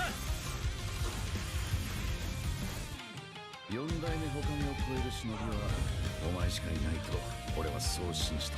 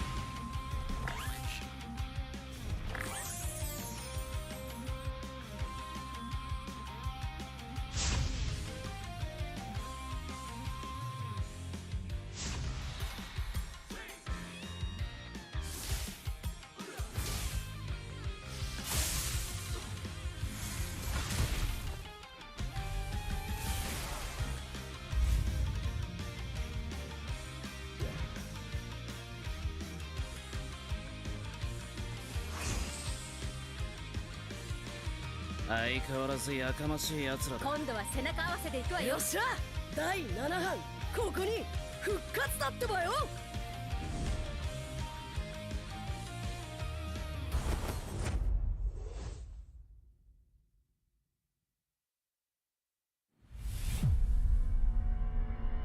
Trofi MPL Malaysia, dia adalah simbol untuk tunjuk kejayaan satu pasukan. Dia membina legasi. Mana-mana gaming house I pergi, they proudly display their trophy because they know what that trophy means to them as a team. There's quite a few champion moments that I can't forget for sure.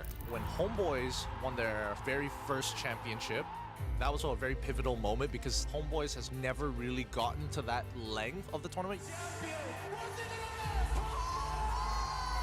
Rasanya trofi season 12 tu betul-betul bermakna untuk saya lah. Last saya dapat trofi tu season 3. So saya tunggu lama lah untuk pegang trofi tu.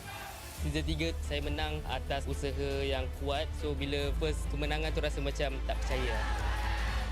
But then bila season 12 tu menunjukkan konsistensi kot saya dalam scene ni. Saya cuba banyak kali. Cuma fail juga. But then tiba-tiba season 12 miracle happen lah.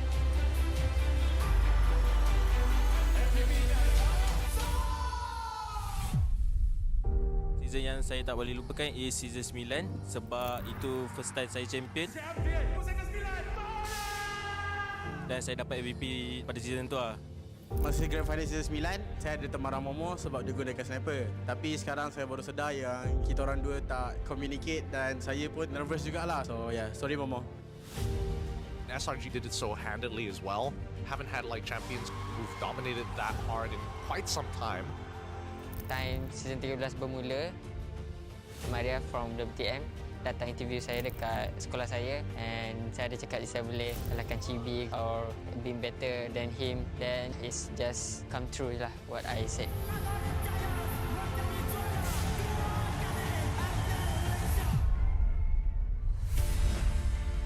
Honestly, I nampak the new design for the trophy is very nice.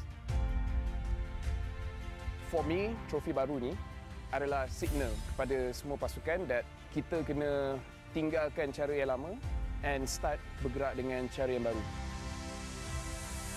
Disebabkan kita dah nampak usaha berkali-kali, hanya SRG je yang betul-betul boleh bawa nama Malaysia dekat international.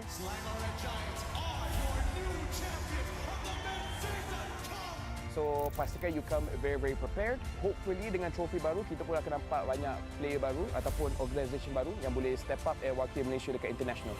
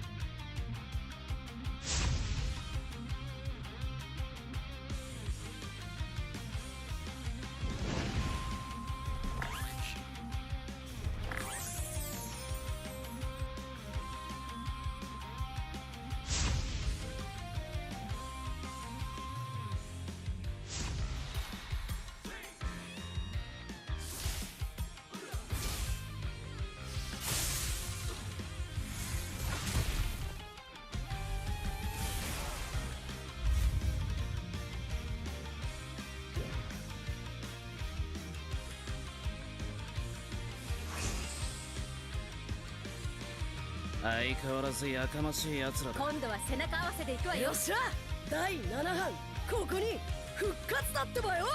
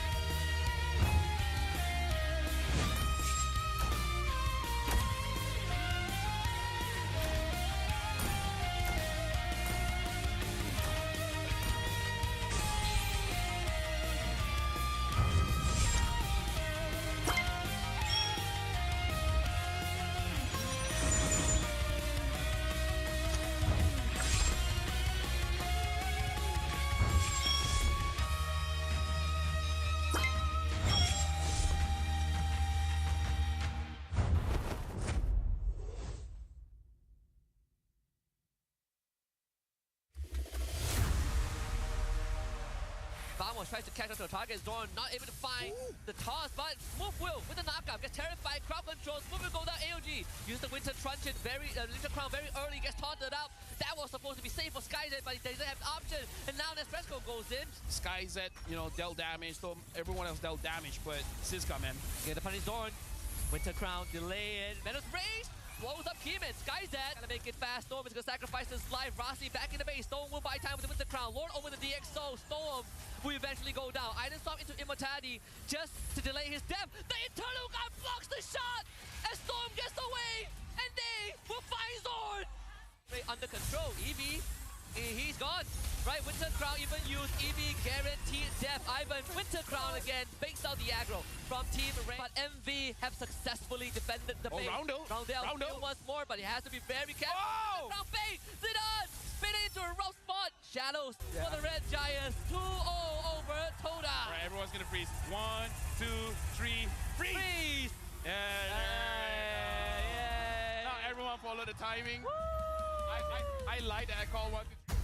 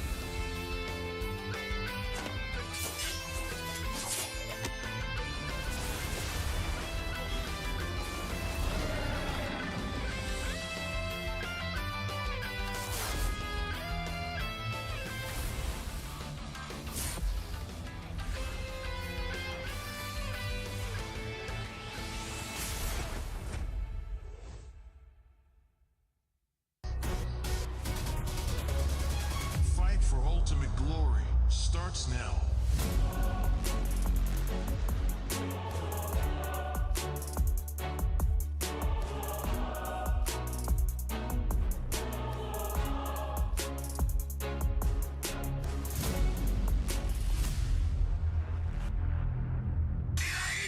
Mobile Legend M6 スイスウォッチ。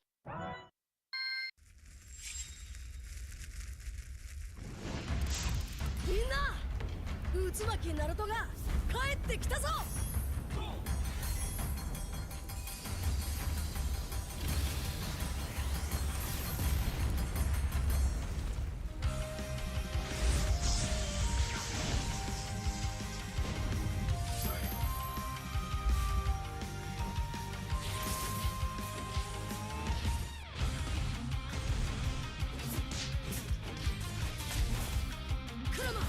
力を貸してくれ。よ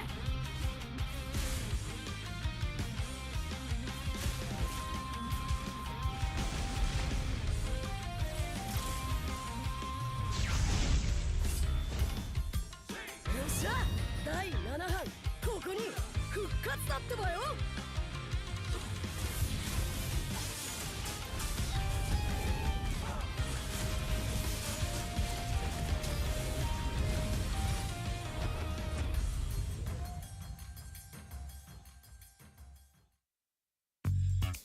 kerap menggaru kulit kepala disebabkan kelumumur? Masalahnya lebih mendalam. Gunalah Head and Shoulders menembusi 5 lapisan untuk membasmi kelumumur dan kegatalan. Bebas kelumumur sehingga 100%. Head and Shoulders diuji secara dermatologi. 見せてやるよ。シャリンガンの本当の力をな。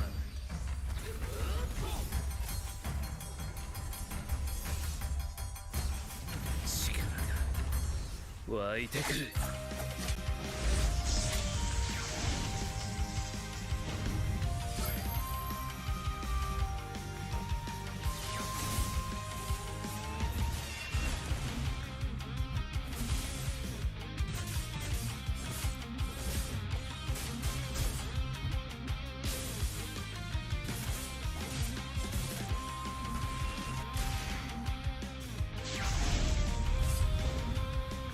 相変わらずやかましい奴らだ。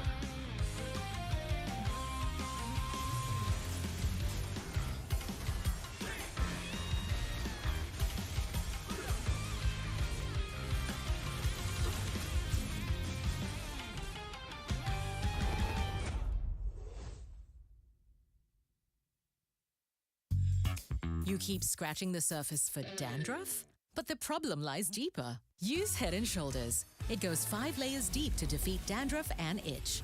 Be up to 100% dandruff-free. Head and Shoulders. Dermatologically tested. みんなを守るために私はもっと強くなる。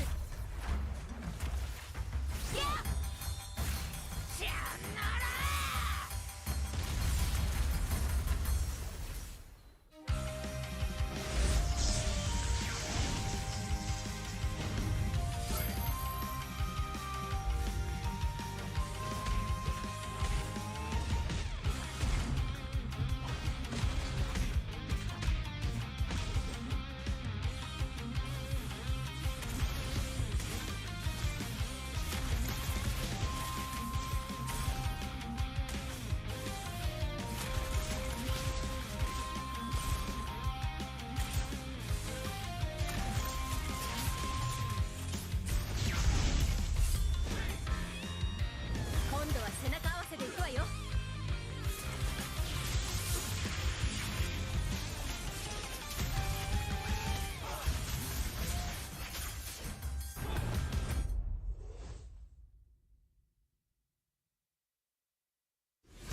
Shiver, drive, chase, 100 plus, 0, hey!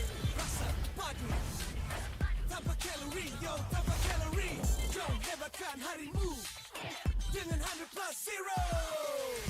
Shiver, drive, chase, 100 plus, 0, hey!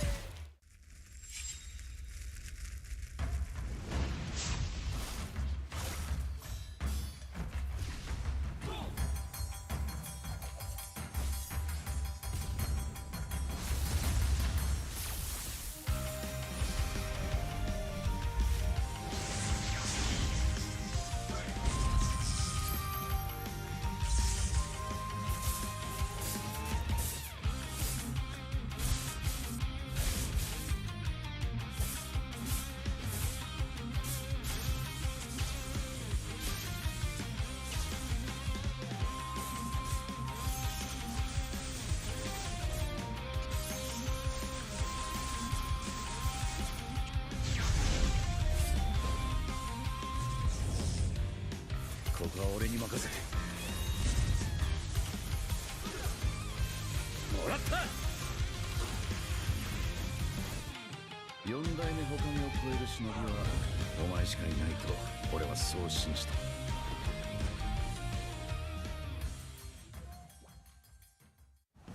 Jiwa perwira, setinggi semangat gagah sang harimau.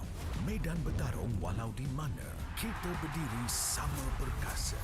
Biar lawangan kita bergema satu dunia. Perwira dan Pertiwi, bangkitlah dan terus berjuang.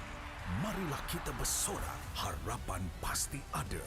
Ayo Team Mas, kita mara bersama. Kita semua Team Mas.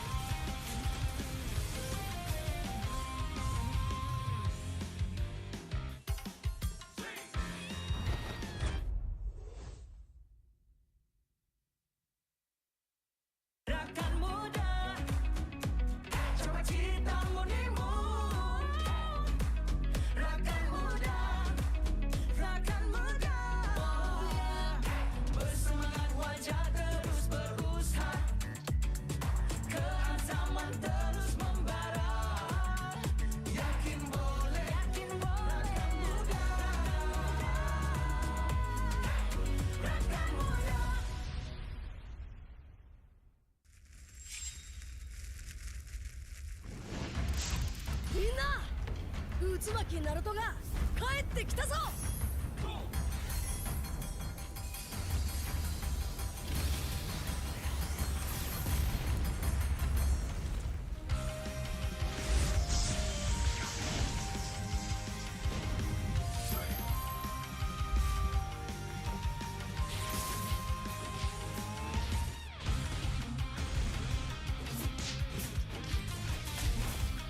クラマ力を貸してくれ。よ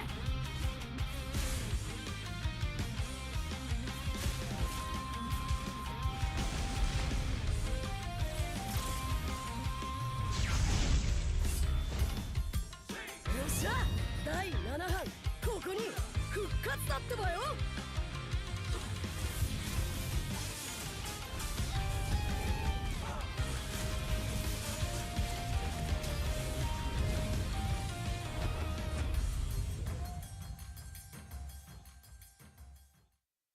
Ini 5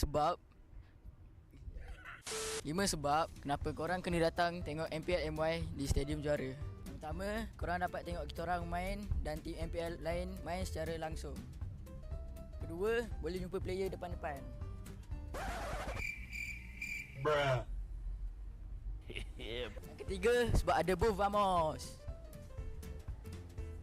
Keempat, tiket murah RM10 je. Last sekali, yang penting sebab ada saya lah. Jom datang Stadium Juara setiap minggu untuk tonton semua tim MPL MY bertanding. And paling penting, jangan lupa beli tiket guys kat Ticket to You atau tekan link di bio. Jangan lupa follow MPL MY.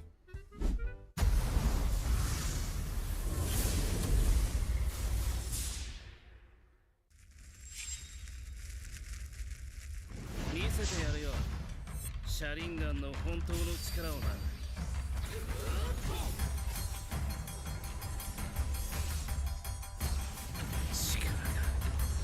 湧いてくる。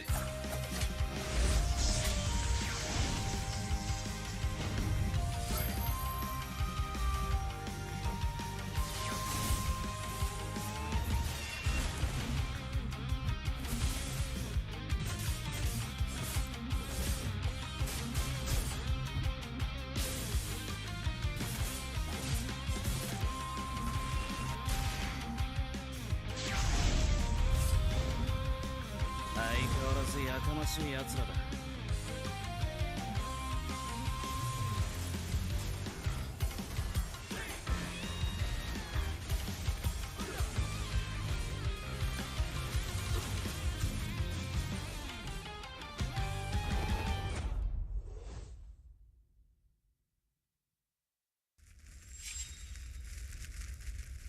みんなを守るために私はもっと強くなる。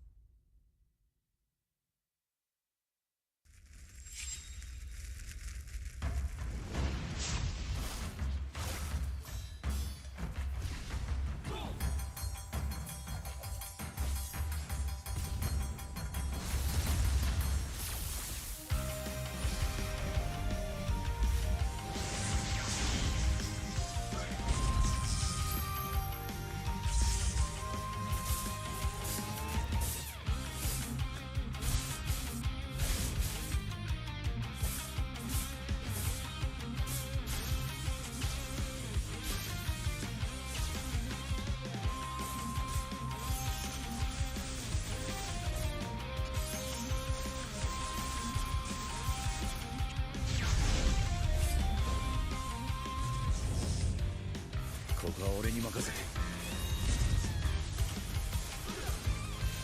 もらった。4代目他目を超える忍びはお前しかいないと俺はそう信じた。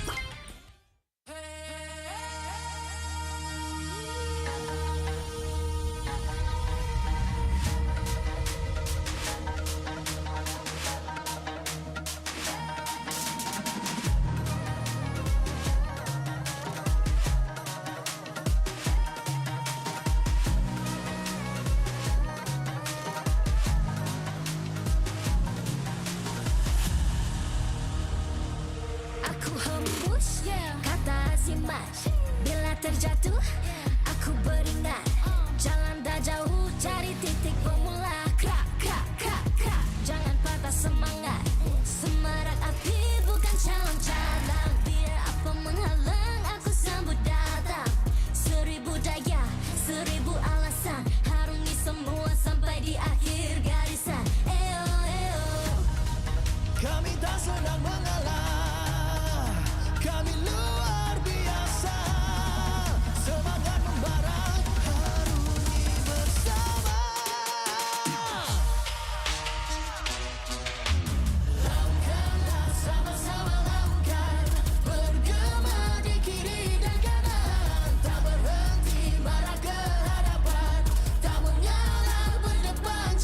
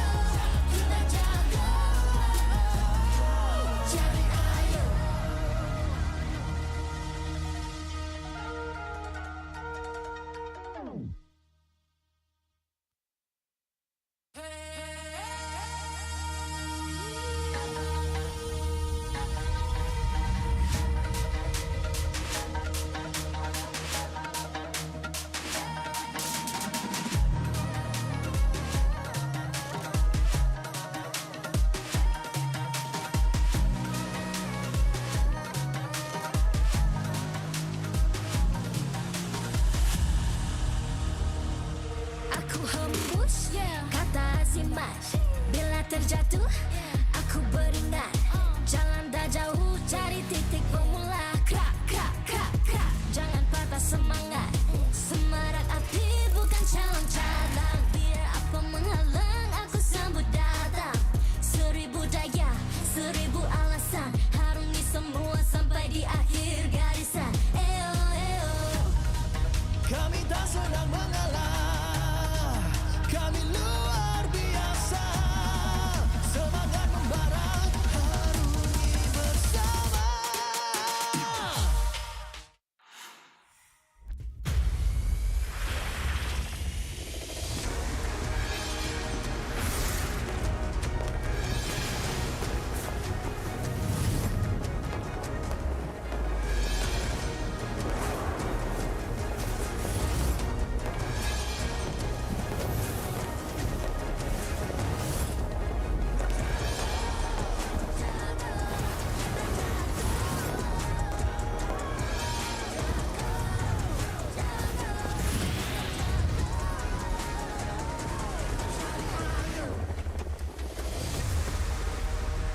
MPL Malaysia Season 15 is powered by Moontar.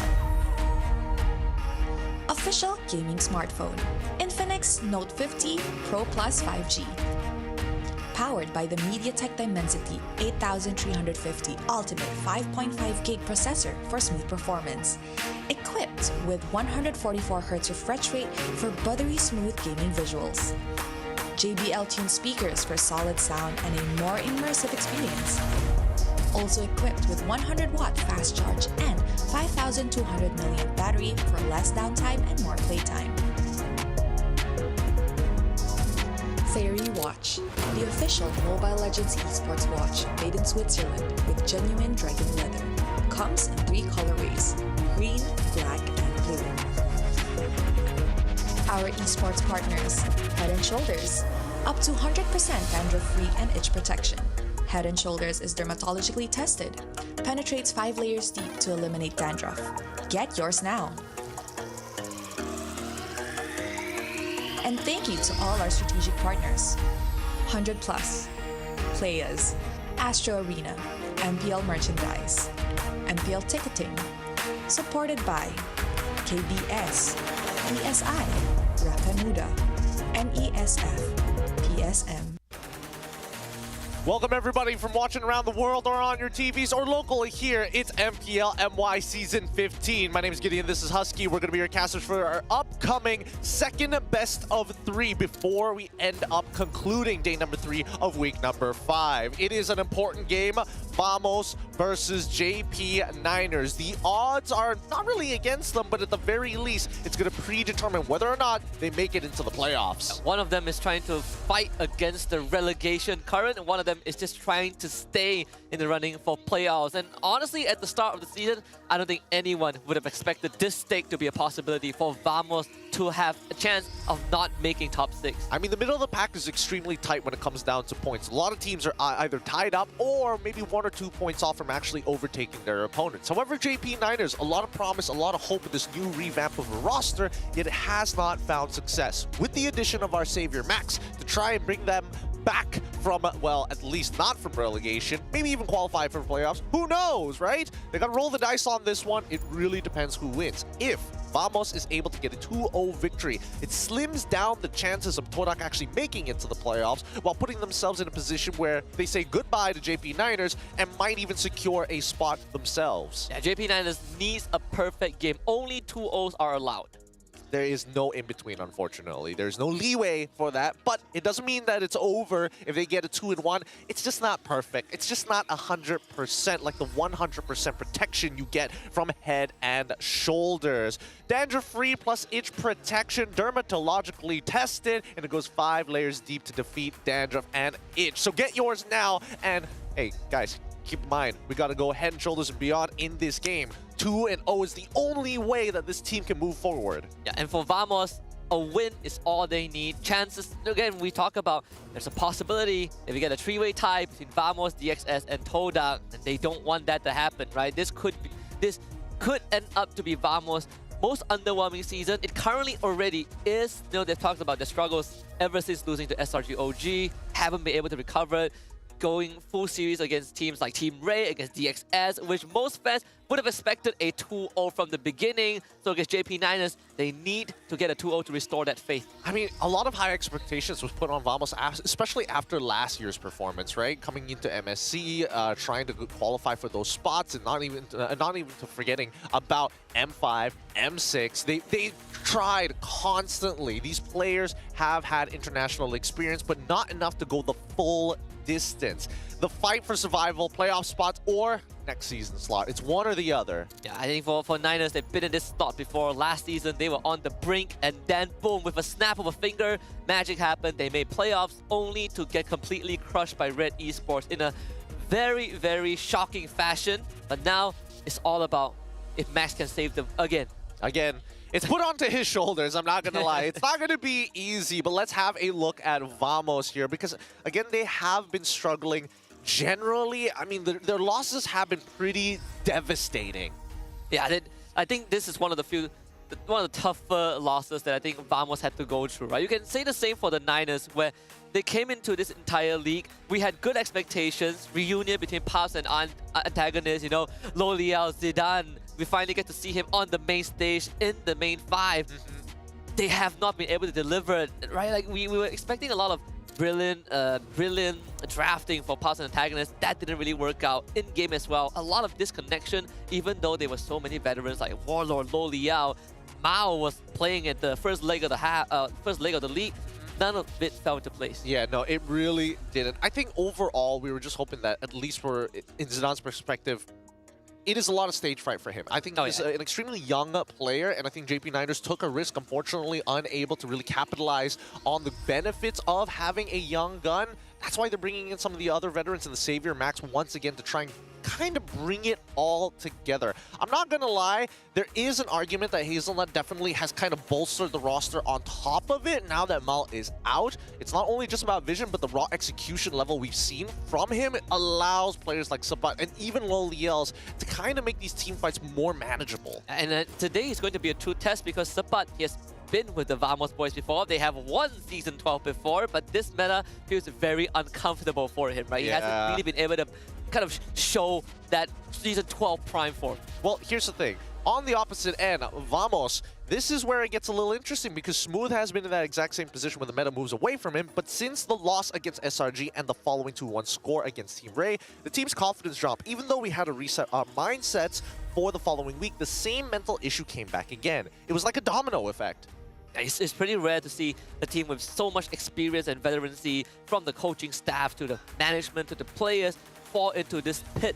Usually teams are able to bounce back after a tough loss, but for it to happen to Vamos and not only cascade from losing the SRG OG, where they would expect to at least take a game, but also losing the going full series to Team Ray, then losing the HomeBois, and then losing to Todang. I think it's just so hard to come back from. They gotta bounce back, because if they don't, they might not have a chance to. I mean, this is an inevitable problem for teams who play with players with high momentum, very emotionally charged. They have some of the highest heights, but some of the lowest lows as well. You kind of want to find a nice in-between, if not the latter half of it on the high end of the spectrum. But overall, Smooth has been a consistent player. When it comes down to mentality, he's been in really rough spots before. I don't think it's going to be a general problem for him. Speaking of which, actually, Smooth, generally as a player, I think one of the best EXP laners that MPL MY has produced in a while, and he's adjusted to a lot of metas, whether it's pure utility or damage. And there's a point in time where he was also the finals MVP, right, as an XP laner.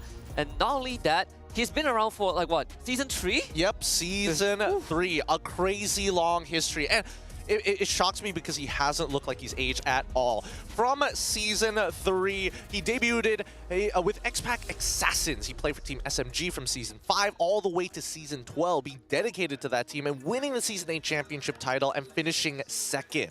Yeah, I think the past few seasons have been the closest one that Smooth has ever come to winning and not, right? First of all, Season 12 losing to HomeBois, Season 13, falling further away from that. Season 14, Season 13 with KGE, falling away from that. Season 14, joins Vamos, finishes second again with the team that took the trophy from him a year ago. But right now, playoffs on the line, and Smooth, I think, as much as he is Mr. Consistent, the rest of Vamos are, they are sort of like the weakest link, right? You're only as good as your weakest link. But that's the thing, right? He has been a dedicated player. He has stuck around with some of these teams for a very long time, even from the transition of X-Pac Assassins all the way to Team SMG. And I mean, KJE was just a derivation of that, finally breaking away from the pack to join a team that is looking for championship runs. I don't deny him the fact that Vamos was a pretty good prospect, considering the number of times that these Vamos players have actually made it to the grand finals and got very close to winning championships. However, this does bring the big issue, the meta. The meta has said, hey, you're a secondary roamer. If you make plays, that's good for you, but you're not the main guy to carry the game. Yeah, you're no longer the guy that is going to be doing split pushing. You're no longer the guy that's going to be doing big damage in the back line. You have to keep everyone else alive. Here, his performances from Team SMG from Season 10 onwards, all the way to KGE Season 13, and finally with Vamos for the past 2 seasons. His M6 international run was probably one of his best. M5, that's where it got... Oh boy, that's where it got a little sad. You're just like, he could have been there, but no. It's going to be a different representative, and even so, he's been wanting to get back on that international stage. Yeah, Season 11, right, dropping the Toad at 0-4 in the grand finals. Wasn't even close. Season 12, 7 games against HomeBois, lost 3-4. And then Season 13, with KG, finished 4th. Season 14, again, fell 2-4 to SRG OG. But right now, Season 15, they got to get through this hurdle first, right? There's no doubt that a lot of people can agree Vamos should be able to beat JP9ers, but I think after recent performances, it's more up in the air. Yeah, no, it's more of a coin toss here because, again, mentality is a difficult problem to solve because is it the question of like, oh, I have no faith in my teammates, or do I not have faith in myself, or do I just believe that this game is against me at this point of time? With the success that Vamos has found, it feels like they're getting a little comfortable and they really have to push themselves. With that being said, here is the Vamos lineup, the 5 men that will be standing up on stage. We are going to have Nexpresso, Zorn, Klokun, Error 404, and Smooth. One of the most important games for this young prospect. He's only played 1 series, but at the start of the league, had a fantastic debut. Afterwards, benched for Chibi. But right now, coming in a series that could decide Team Vamos' playoff chances. I think it's a decent change. I think Chibi, this past few series that he's played has been pretty shaky, right? Very minor mistakes that started accumulating that cost him games against Todak as well. I think he definitely has some moments where you felt like he wasn't himself. Maybe Arrow 4-4 is the reset button that they need. At least it's going to make the blue side a little bit easier to draft for, right? Don't have to ban out that family when you're on that blue side anymore, but their competitors are desperate. JP9ers, they're 5. Ooh, consisting of L'Oreal, Hazelnut, Zach QT, Max, and as well as Subbot. Very interesting that they're deciding to play Zach QT this time. It's been a while. It's been way too long. Finally get him off the bench, right? He's been with the with SRG for I think what, a full year? Technically 2 years. Right? He's been with them for the longest of times. Didn't really get much play time, of course. We've understandable, but I thought that when he joined JP9ers, he's gonna get more of that opportunity. Better late than never. We've seen what Zach QT can do, even from the OG days of SRG. I think if there's any time to prove himself, this is it. Yeah, I'm not sure what he's going to provide, though. It's been a very long time. We don't know whether his hero pool is expanded. We know that he's very good at specific heroes. With that being said, that just makes this battle even more intense. It's time for the walk-ins.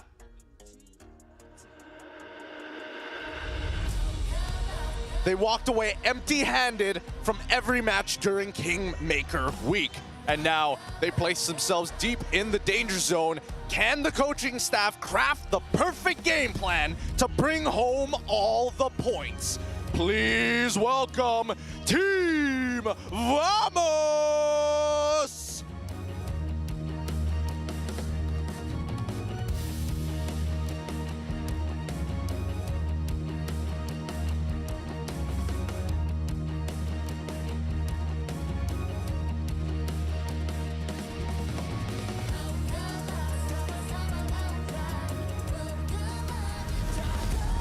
With 3 matches left, their playoffs hopes are still alive. Every match is a must-win. There are no rooms for mistakes now. Will the arrival of Zach QT make the difference the team needs today? Please welcome and hit Gear 5 with the Warriors from Negeri Sembilan, JP Niners!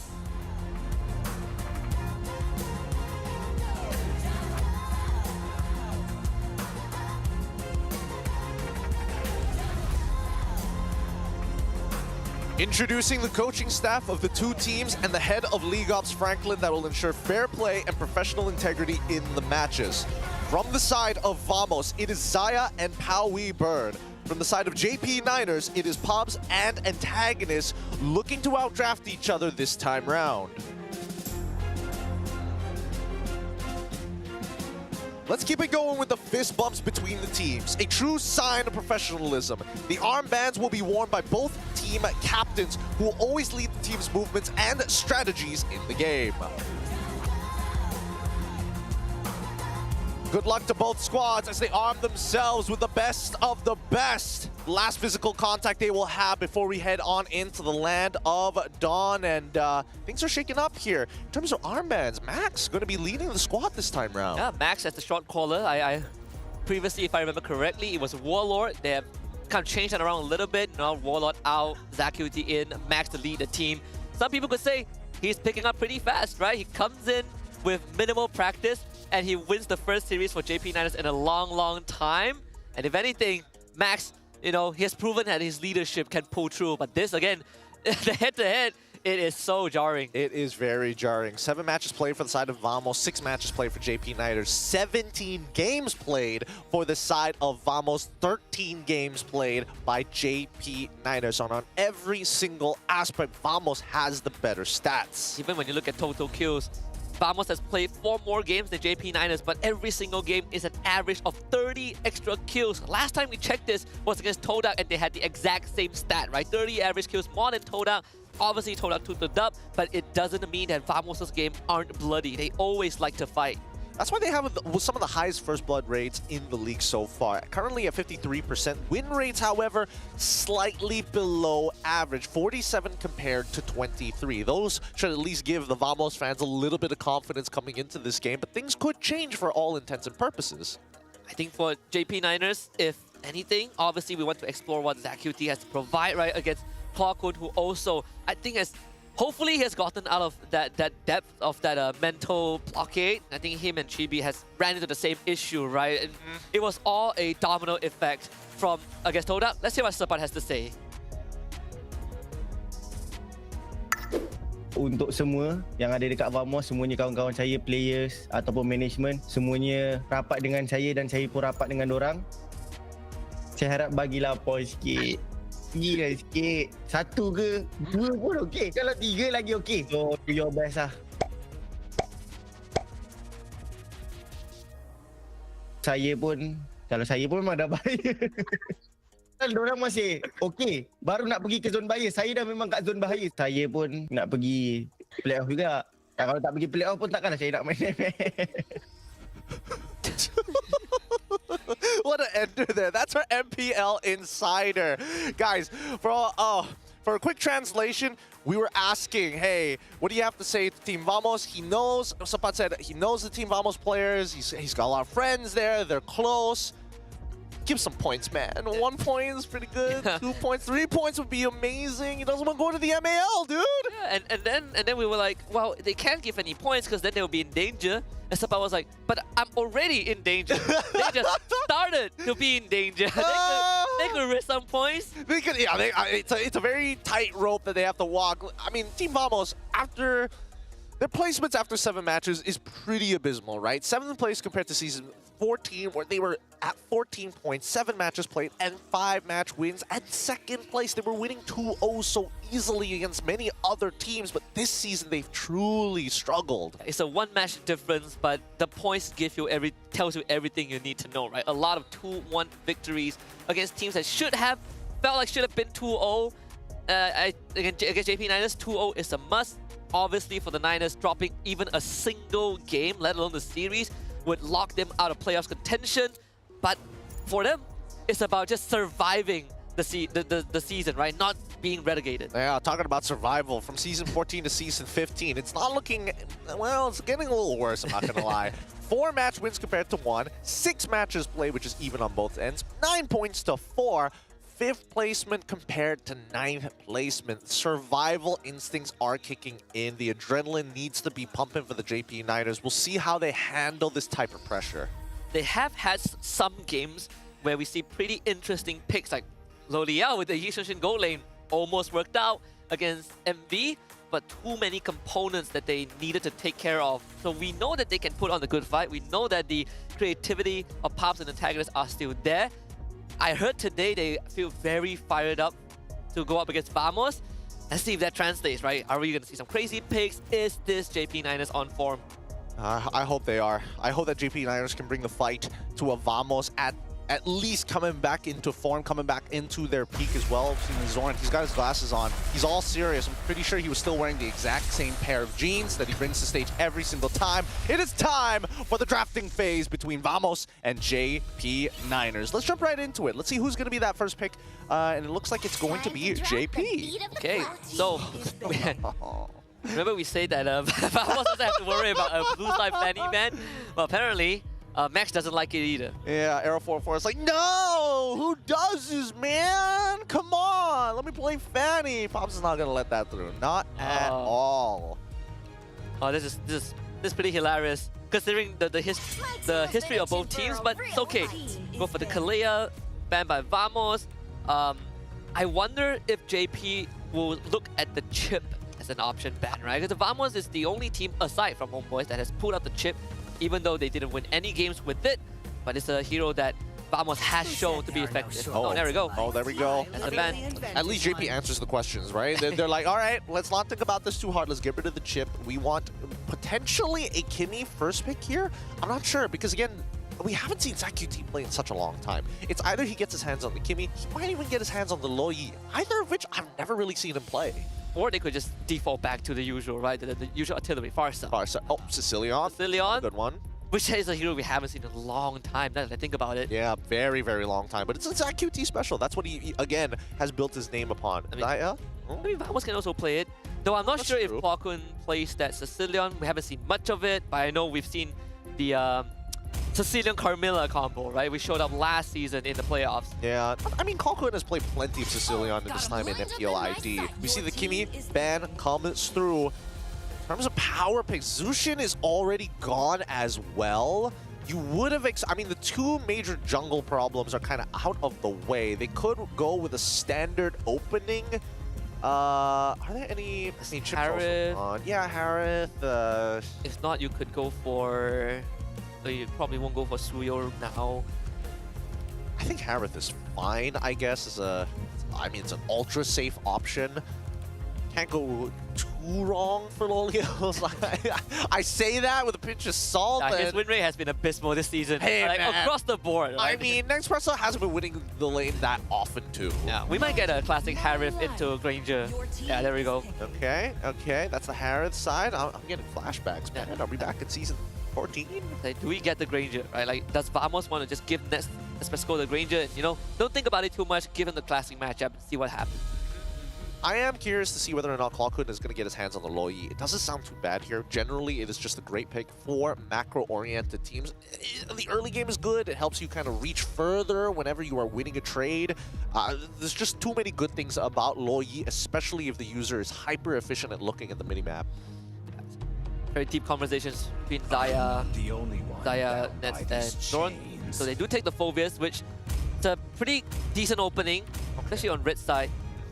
You get the pair with +1. Is it going to be a Nets hero, or do they want to get Arrow 404?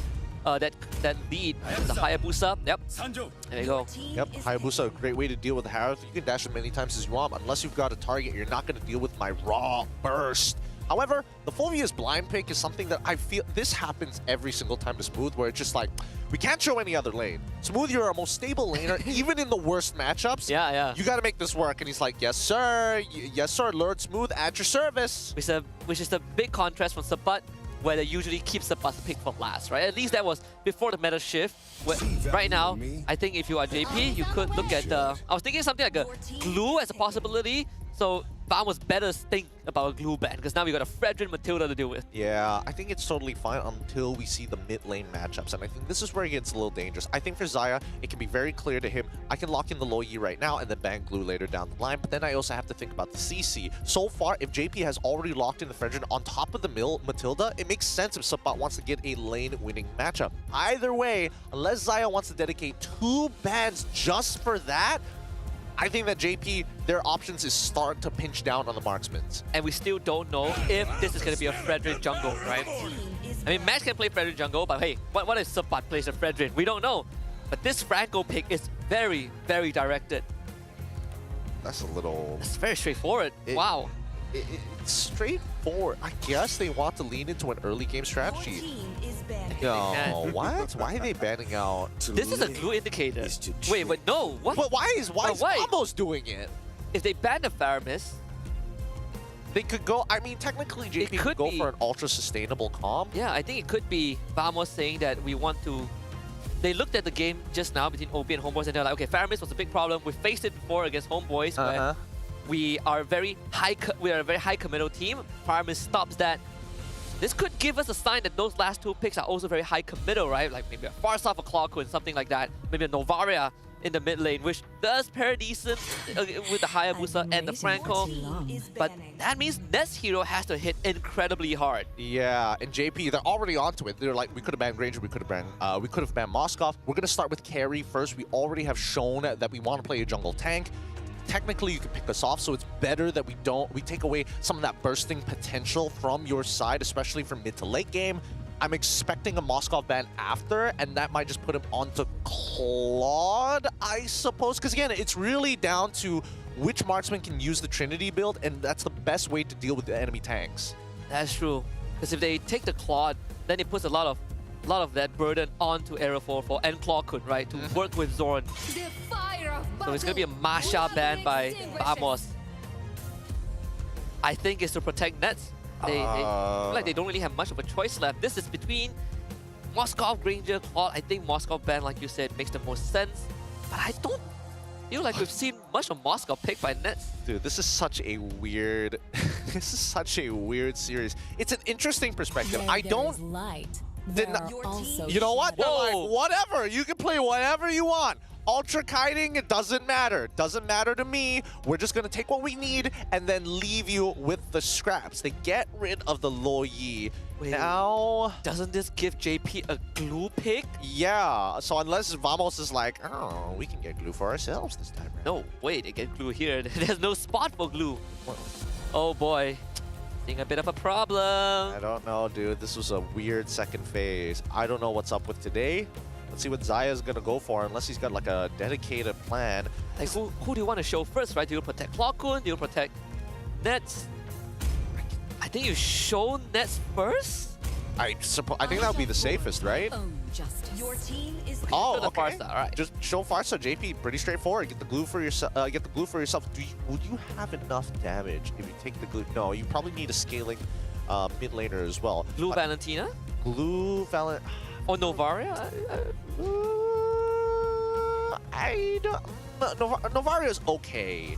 I guess it's okay. I think Denial coming in from that Farsa is pretty good, especially against JP. Or the Xavier. it could be another Xavier if they want to play like pure poke, but it's heavily punishable. Yeah. That laning phase is not going to be as fun, especially when you got Matilda on your side. So... what does that kind of leave you with? If they want burst, they go for Vexana. If they want like raw scaling, it's Sicilion. They're gonna go with Vexana, Hilda. Okay, so more up front lineup, more direct. I was thinking if I want to throw a curveball, they could go for something like an Export, Beatrix last pick by Vamos.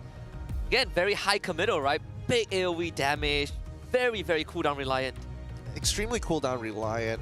We'll see how this early game actually goes, because now that JP says, you know what? We're not going to be playing for a multi-angled attack on you. We're going to keep it simple. We're going to be playing around max. We're going to make sure that we have enough peel from our side to be able to scale. And we also have the Harith, which is an ultra scaler, so that guarantees us the late game. At the same time, I'm thinking about that Vamos lineup, and I'm like, is that going to be enough? They really have to get this early game down. You did say that Smooth is going to be the one that gets sort of shafted to the side.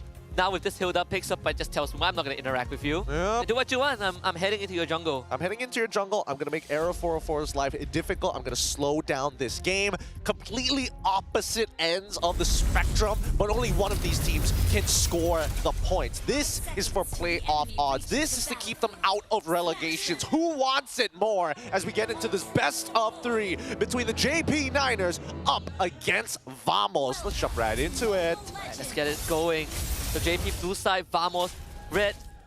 Start with a pause, just let it simmer a little bit. I've noticed that all the highlight matches go for an early pause at least right at the beginning before we miss any of the action. Bit of jitters. Let's see who's the one calling. I think it's from JP's side. Oh, it's Max. Max like, oh, my brethren. Why don't I have an extra ability here? What's going on? Sir, somebody, explain to me what is happening. It's a type 1 pause, so it shouldn't take too long. I was looking at the Vamos players. I think it's been a very long time since I see the players as, what the way to put it, as stressed out as they've looked. I think like previously saw jolly or smiles. It feels the atmosphere feels a lot more dense this time. It really does. I don't know. It's interesting because again, after departing from Warlord and then picking up Klokun afterwards, right? Another Indonesian mid laner. What we saw from Warlord very much to his IGN. He gave the directions. He told everybody exactly what they needed to do. Now I think they're starting to shift their ideology. I'm not sure because again, team captain here, Zorn, going to try and lead the rest of the squad. Even Smooth is able to kind of point out things in the middle of those team fights. Klokun previously in MPL ID was also contributing to those shot calls. Even so, this early game overall play style is something that you have to be extremely prepared for. You cannot just be thinking 1 or 2 steps behind your opponents. It's live in the moment, immediately start thinking 2 to 3 steps ahead. They've talked about how there were a lot of voices and sometimes it drowns out the actual comp that matters. A lot of chaos in between. And Zorn is starting to also pick up a lot of these minor errors for him with himself and his teammates along the way. I mean, it's a conscious thing to do, but so far they haven't been able to overcome that hurdle. Yeah, it has been a tough battle. Let's look at the emblem sets. Ooh, we're gonna get Weapon Master coming in from Nexpress, he wants to scale decently well. Tenacity, Wilderness Blessing. History Shop coming in from Exana. Wants to get the items as soon as possible. Generally speaking, at least with the support emblems coming in from Hazelnut and the focusing mark, we'll see whether or not these pickoffs from the side of the JP Niners when Max goes for the initial engagement, as well as the just raw stuns, just the mini stuns upon mini stuns upon mini stuns. We'll see whether it's going to be enough damage. Mid lane priorities given over the JP Niners. There's a lot more wave clear. Not to mention that the Matilda can always give a free ride to whoever needs to go around the map faster. Max gonna head onto bot side. We'll get this XP crab, no problem. Arrow 404 tries to get a bit of a kill, but denied by ZaQT. Smooth going for that early rotation to help catch that mid wave. Zorn probably wants to hit that level 4 himself, but I think he is going to need some help. We're trying to speed things up. And even Sapat hitting 4 on time. Klokun a little late, but it's okay. Same goes for ZaQT. Yeah, this Franco third pick early really, gives a good idea of what Vamos wants to accomplish, right? So the game plan is very obvious, while Arrow 404 is getting just sandbagged by Sapat, so no chance to contest this turtle. In fact, Arrow 404 forced to use the shadow kill into a fatter airstrike from Klokun. They will get first blood for himself. Max tries to catch Klokun who flickers to safety. But JP Niners, they got what they came for. Really nicely done by Arrow 404, making sure that he at least tags the Hilda to be able to pick up the kill later down the line. Since Klokun is ready with the feathered airstrike, he did end up losing his flicker once the JP Niners started to walk into their jungle, but now Max is going to start living in your jungle, rent-free. 5 more seconds until his retribution comes back up, but Vamos very cooldown reliant. They have no way to check the bush unless with Zorn flickers forward, gets a bloody hunt. They need to burst down ZaQT, and they will do just that. Klokun finds the kill, but now Max turns onto them with the help of Loli up, and his rage not doing enough. Zorn gets traded. Even Smooth rotating pretty early on into this matchup. Sapat as well. I think that Max, again, this is the playstyle that you expect from Fredrin. He's so tanky, he's so sustainable, he doesn't need a lot, but with the help of that Matilda, it's going to allow him to live rent-free in Vamos' side despite all the damage he absorbs. He's coming back, but we do see the adjustment from Team Vamos, right? Now they're trying to speed Arrow 404 up. He has found an assist as well as a kill, but he's going to be able to trade camps, green camps in a matter of fact, against Max. Smooth and Arrow 404. Smooth starting the leash on the golems and also the Beetle, giving Arrow 404 a bit of a cushion to lay back on, but still Smax has that XP lead. He's gonna get his orange buff as Arrow 404 goes for his own purple. Loliao is spotted, instant flicker. Yep, good call coming in from Loliao. It's better not to risk it. Oh, he got the purple buff. With the help of Hazelnut, it's just a 5-star ride. This is not looking good. The early game is not going the way that Team Vamos would hope for. They wanted to snowball off of Error 404, but now he's down 2 levels. That's 2 buffs already stolen away by JP Niners. Smooth's gonna have to try and scale. I'll see whether or not he gets that Thunderbelt first. But regardless, as we saw the emblems, JP Niners, all of them have Impure Rage. So these pickoffs from JP Niners is something that Vamos is aware of. Not to mention focusing Mark, giving teammates extra movement speed, right? So once Max sticks onto you, and Hazelnut deals damage, you are not getting away no matter what you do. And they are not the most mobile heroes in the game, right? You got a, yeah, sure, tactical role from Nespresso, but most of the time you got to start sacrificing your flicker. The most mobile hero in this game is Arrow 404 with the quad shadows. Yep. You can see the rotations from the side of Team Vamos here as Loliao completely eliminates his presence from the top side, even losing a couple of minions just to make sure he doesn't get doved upon. Max is ahead, and now they jump. They got the ton of Arrow 404, so he gets staggered a little bit, but a hook from Zorn brings Max underneath the turret. Good response from Team Vamos. The Nimbus Passion, not enough though, as Loliao and ZaQT shows up with too much magic damage. Hazelnut goes down, but the main targets of Vamos eliminated. 2 for 2 trade, technically more valuable for the JP Niners. Oh, hold on. Okay, ZaQT should be able to get out of this, no problem. Regardless, that is going to be a support and a jungler in trade for a gold laner and a jungler. It's technically good for Error 404 because it's an even trade when he's behind. It kind of sucks for Nespresso because Loliao does have the initial push.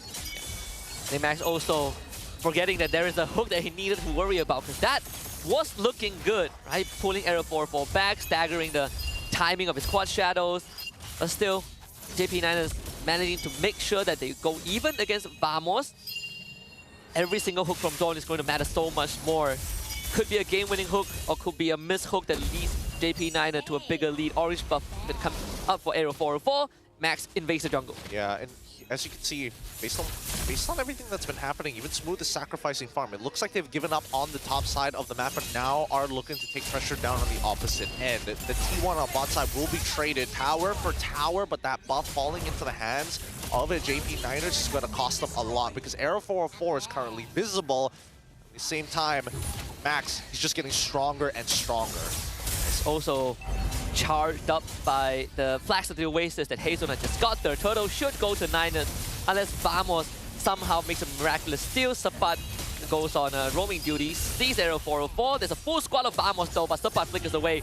So no cigar there for Vamos. JP Niners will be blocked up by Smooth, but they're going to jump on the Smooth instead. Circling Eagle, not followed up by Hazelnut. Both teams disengaged. Really good formation coming in from Team Vamos. You have Zorn walking into the front, especially from the direction you want to invade. Smooth is watching their flank just in case JP Niners use the extra movement speed from the river. Respect has to be given to Vamos if you are the Niners. Banner's Rage did get used to get clear out the wave.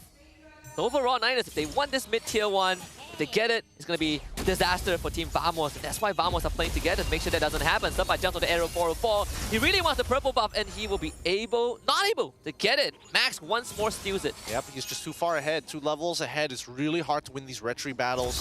Retry is just too big on the opposite end. And Arrow 404 is not finding much impact. JP Niners are just, again, playing as a squadron of a 1 and 4. Sapat, he doesn't mind dying, but as long as he buys time and relays information back to the JP Niners, it's totally okay because the kill squad of 4 on the opposite end are rotating extremely fast with the help of this Matilda. And not to mention that Loliel's, he may be slowing down on his goal, but look at how strong Max is. Smooth spotted them, but they might have to give him away. Smooth just has no way out. The formation broken because they were too far away from one another. Can't do anything about that. JP Niners playing it really, really well. Max, a nice, slow and steady pace. And then the Banner's Rage, Arrow 404 helps out. Minion Wave once more cleaned out by Vamos. But it doesn't solve the main problem, right? Niners got both side lane tier 1s. Vamos are always one step behind because they don't have someone like a Matilda. As we see that Zorn Not many these hooks have landed just yet. Not even a flicker play as well. I'm looking at JP Niners and I don't see a lot of Purify. So again, it's not really necessary. You just have to dodge the hook or remove presence. Oh, but again, another delay here by Zorn to try and get Netspresso ahead. They've shifted their focus to make sure that Nets is in a better position. Nets needs plenty of go for his items. They do find Senpai trying to blow him up. Hazelnut comes in. Senpai will be saved. And that's most of the combos from Arrow 404 and the rest of his teammates. Half from Hazelnut almost takes him out. But with Arrow 404 out of the picture, JP Niners will get the Lord. This is a free Lord for them. Mid lane gets initially pushed. Nets tries to go for the big burst, but Subpot, he hasn't died enough, and Nets isn't strong enough to take him out just yet. Oh! He's gonna try, goes in, doesn't get it. In fact, Hazelnut secures the Lord. Vamos lucky to not lose anyone. Yep, I mean, lucky that JP Niners didn't accidentally lose the Lord there. Both Retributions coming out roughly at the same time. Even so, Feathered Airstrike going to come out from Clawkun's side. I think that's a very early Wishing Lantern. They just know that Max is just so tanky right now. Need to somehow get rid of Max. Well, JP Niners, let's see how much damage they can deal with this Lord. Arrow 404 still in recovery mode, but has caught up in experience, right? He's just half a level in experience behind Max. All things considered, not too bad. Nespresso gets some farm in the bottom lane. Zorn and Smooth will just have to keep on protecting their teammates, but Clawkun just walks too far up. Didn't even have the time to flicker, right? Nothing you can do about that. Oh! They're gonna try and jump into Arrow 404. Circling Eagle. Here comes the chop from Subpot who flickers to safety.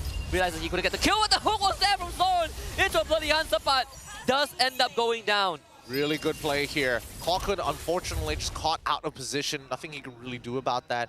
Arrow 404, luckily he is caught up in this game. Yes, he's going to fall behind by... Oh, another hook lands! No bloody hunt. Max uses the Retribution to gain movement speed. Finally, JP Niners will get the mid-tier one.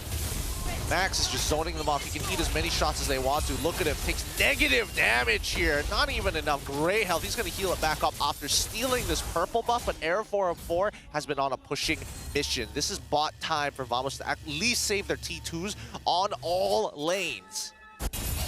Look at this instant replay right there. It's an attempt onto Arrow 404, but Zorn very, very patient. This hook though, just intercepting Subpot mid-flight. Not have happened, but hey, that's just some Zorn things, right? He may not throw as many hooks as Super Susu, but his hooks at least are connecting. This time around, oh, hold on. Wow, Max goes in all alone. He's a majority of the damage. Max, if he survives, this is going to be bad news. Winter Crown used by Zorn. Max finally goes down. Full commitment from Vamos that paid off. Subpot jumps to the Clawkun, but the follow-up too far away. Espresso in position. More importantly, the fact that they've shut down Max again. This is going to allow Arrow 404 to get the lead back because he is just power farming. He is trying to split the JP Niners to force them to be a little more isolated, force Subpot out of the way, and maybe gain access to that backline for once. Because Vamos, as soon as we see that initial pick, everybody's unleashing everything. Nespresso and even Clawkun, they need to guarantee these kills while Max doesn't have any magic resist. Just got the Guardian Helmet, so Guardian Helmet, Oracle, and I believe it's the Antique Cuirass. So still no raw magic resist. But I think it's an error, right, from Max, just too far ahead. Teammates weren't really there to support him on time. Not to mention the Winter Crown first item from Zorn will guarantee a full duration Bloody Hunt. In fact, despite the deficit that Arrow 404 was put behind, that shutdown gave him a 700 goal advantage over Max. They continue to play here. Oh, even a Athena Shield already done by Subpot. Like, Subpot is a tough cookie to crack with these two items alone. This next one's going to be a little difficult. I think that Vamos need to kind of... they shouldn't play it risky, but it's very easy for them to get lane priority. JP Niners, on the other hand, don't mind sacrificing a couple of structures if it guarantees them the lore, but really... Oh! And they find a hook on the Hazelnut. Flickers away. That's two big ultimates out from Team Vamos. No Feather Airstrike, no Bloody Hunt. And even no Banner's Rage, in fact. Hazelnut goes in for the re-engage, brings up out with him, and it's just the Zona Team Vamos as they let Max get the Lord for themselves. Very well executed. Not bad, not bad. See the Radiant Armor purchase from a Smooth side, knowing that if the Circling Eagle does end up being upon him, he'll have plenty of MR to start cutting through. Zach QT, as much as I believe that he is getting some work done, right? His Eternal Guard has done a lot of work in bursting down some of the members of Team Vamos, especially cutting off zones and being an extra body to actually block these hooks. Other than that, I think that right now, Team Vamos, we've seen Arrow 404 try to get on top of ZQT, instantly feared when it happens. The first lore for JP9ers didn't amount to much aside from a mid-tier 1, and even then, JP9ers had to pay quite a hefty price. Plus, Max is going to be the one that leads the charge, open up the map alongside Supat. Top tier 2 of Vamos goes down. If they can get this lore to crash into the inhibitor, it's a bonus. If they cannot, then at least they want to secure the tier 2s on the side lane. Now, this next lord is going to push in. Oh! There's a flicker from Zorn. Eternal got dropped, cancels out the feathered airstrike. They want the inhibitor, but Nats is going to clear out the lord. Actually, that was actually pretty nice from the side of Team Vamos. Good defense. They might still lose their inhibitor, though. Dennis Rage now fully unleashed. Again, the defense worked out best. I mean, in the best case scenario for Vamos. Yeah, Vamos keep an inhibitor. They're protecting the T2 on a bot as well as mid. They only lose one T2 on top side. Like, this has been a very uneventful Lord for the JP9ers. They just know that they can't walk up too far. 2 lords in a row that Vamos has been able to hold back. The hook almost connecting onto Max. That would have translated into a kill for sure. But with the mid-tier 2 going down, JP9ers, they're going to start roaming the map even more. Take up space. Make sure that Arrow 404 can walk around. Make sure that they take territory away from Zorn. Play that long lane and set up for the next Lord. So they take their time. Still playing their 4-in-1 strat. Make sure that Supat is able to open up the map and explore angles when the call is given. Max is doing the exact same thing, but Zorn has been extremely conservative on these hooks. He is waiting for key dashes from JP9ers before he even thinks about throwing them. Not only that, again, you did mention we haven't seen a flicker Bloody Hunt, and I think for good reasons, right? The whole team needs to be there, and there's still the risk of, if they use everything, they don't get their target, what next? I think there's no plan B for Team Vamos until Nespresso hits that big idle spikes, which he's already getting to that point. Top wave pushing in favor of Team Vamos, but they might have to give up this purple buff to JP9ers. Max steals it again. They pull back with another stolen purple buff. Arrow 404 is going to slow down significantly. We're coming into the 15-minute mark, and the gold is dead even. 60 gold advantage for the side of JP9ers, but really doesn't matter because, again, they've hit the item power spikes that they were looking for. Immortality are coming through for both Max and as well as Supat. They know as long as I front line, our back line is going to be safe. If I buy time, we win games. Now use the Bloody Hunt on me, and they're actually going to do it! Flicker Bloody Hunt, Max gladly eats it up. Supat flickers to the back line, and suddenly Vamos lost that fight. Supat and Max both still alive. Lo Liao eats the shadow kill. Arrow 404, where you going? Into the grasp of Lo Liao. Double kill for the Harif. JP9ers have won that fight, and Lord. Oh, a brutal fight, but JP9ers come up big time. Oh man, that was it the right target, especially when you knew they had immortality to go for the flicker play? I don't think it's the right target. I don't think it's the right time to do so. And I think the timing was just the worst possible timing for Vamos, right? Like, I get it if you do it while you're trying to contest Lord, you're doing that dance. He's like, okay, I want to use my retribution. I lock him down, we go for the steal, and then we try to blow them up with the extra bit of burst that we have. Like, they can technically do the math to make that work, right? Imagine the smile on Max's face. It's like, value for money. Value for money? Instantly. And I don't even lose out on my immortality. He still has it up and healed all the way to full thanks to that Guardian health. To see how Vamos defends this. They should be able to clear out the Lord. I think this game would still go on. It's not the end just yet, but Niners are hitting big power spikes. We saw 2 immortalities on the front line, and now Divine Glaive is out for Lo Liao. Oh, boy. At least Niners didn't really sync up the wave that much, so Vamos keep 2 inhibitors up. Okay. This is dragging on longer than I'm comfortable with, right? Because every single time these inhibitors eventually go down, super minions will start to walk in. They've got the long lane, which is great, I suppose, but the raw wave clear from Clawhood as well as Nespresso alone is doing enough to make sure that it stays clean all the time, right? Yeah. Clawhood just got a Divine Glaive on top of everything else. So they gotta be... Oh! It's Max again. Another attempt to clear him out. Lo Liao loses half his health bar. This time Immortality will be blown up. Nespresso gets jumped on, circling Ego will secure the kill onto Zorn. JP9ers once more wins out that trade. Okay. The trades are getting tighter and tighter. Max finally losing his immortality. Smooth purchasing an immortality for himself, but it's a really dead even game. I feel like as much as JP Niners aren't getting too creative with how they approach it with that Fredrin, I feel like right now, Loliels is a really difficult cookie to break. And Team Vamos, either they have to keep dedicating their resources towards Max, which I don't think is entirely wrong. However, there's not a lot of resources after you've executed the combo. Oh! What's the Pabz just gonna jump onto Arrow 404, trying to force out his Ogi Shadow Kill, and he eventually does it. Loliel gets blown up by the rocket. Bit of a disaster for the Niners. Now they have to fall back. Smooth follows Niners to their own back line. And Niners desperately trying to get away. A flicker from Smooth to keep up with Zac and Hazelnut. Max getting pulled away by the guiding wind. Vamos have found their way back into the game, but Clockwood isn't done just yet. Zac QT is next on the docket. Goes into the Winter Crown. Hook doesn't connect. Feather airstrike out of range.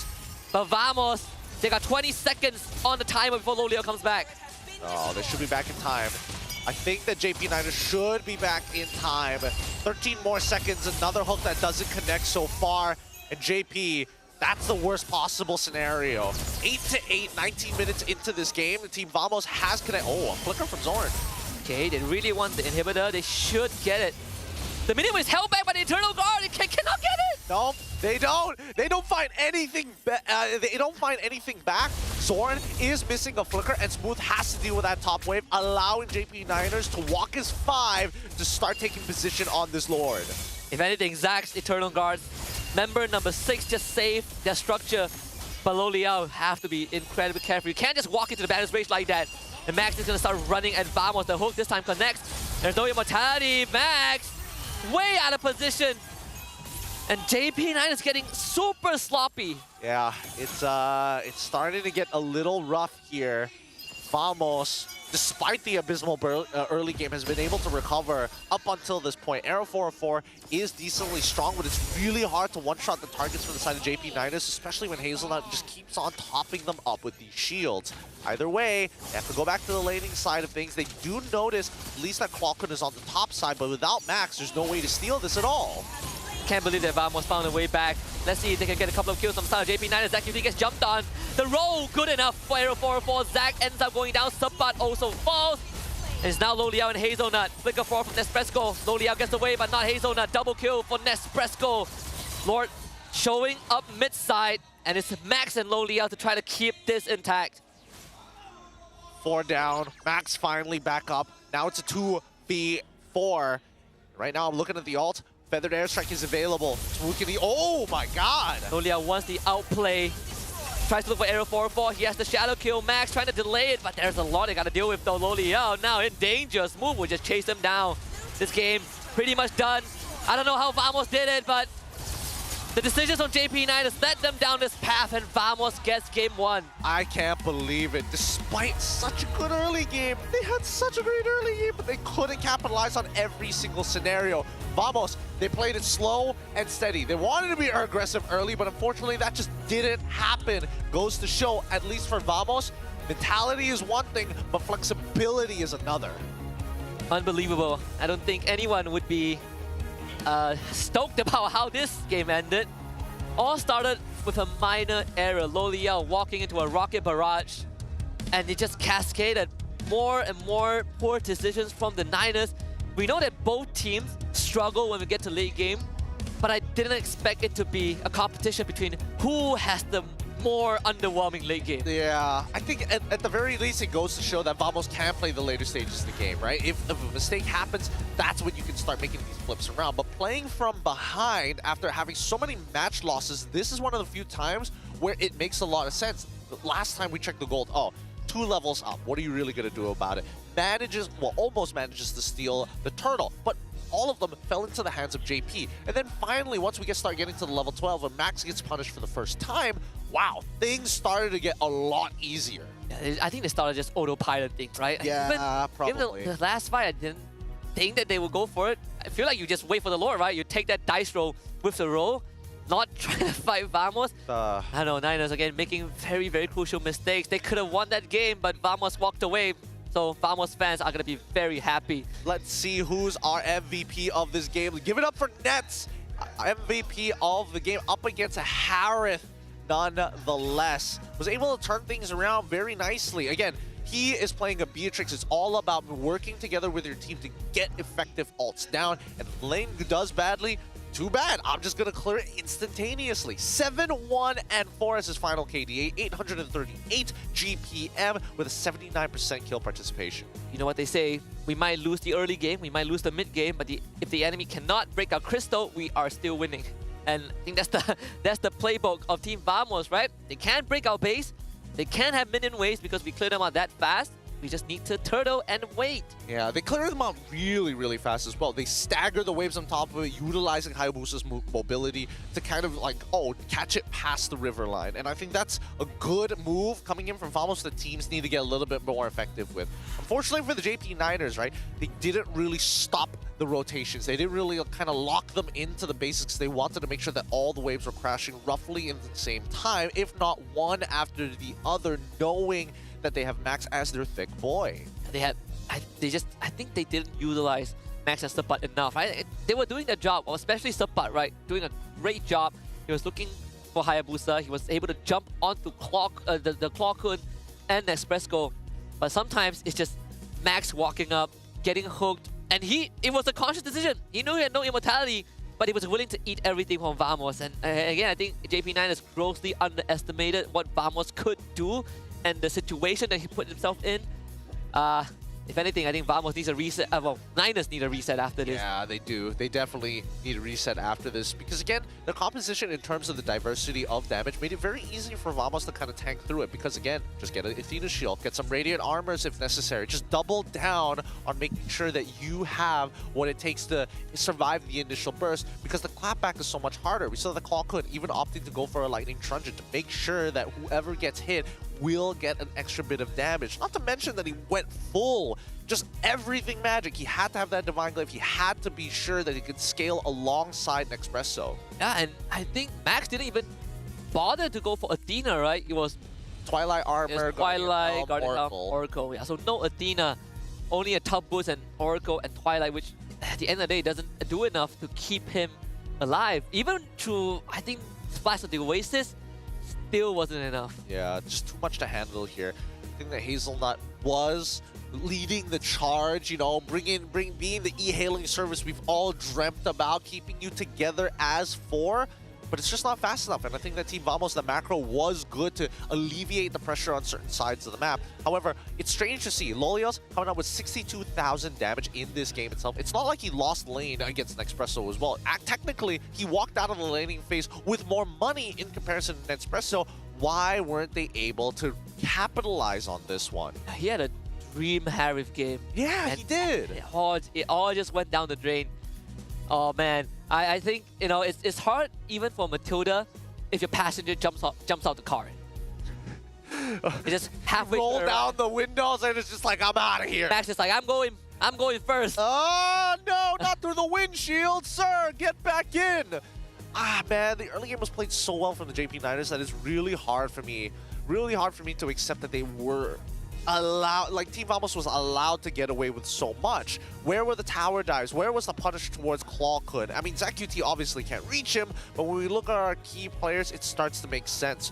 838 GPM coming in from our rich guy as well as the carry Nespresso. Sandbag, no surprises, is going to be Max, but Arrow 404 as the best wingman, he was supposed to be the guy that gets the initial snowball to get things running. Instead, he played a completely different role coming into mid and late. Yeah, just focusing on the macro game, clearing side waves, invading jungles, making sure that he gets his resources, and when they finally find the opportunity, Arrow 404, he's going to the backline. He finally gets to do his job. Oh man, it took him so...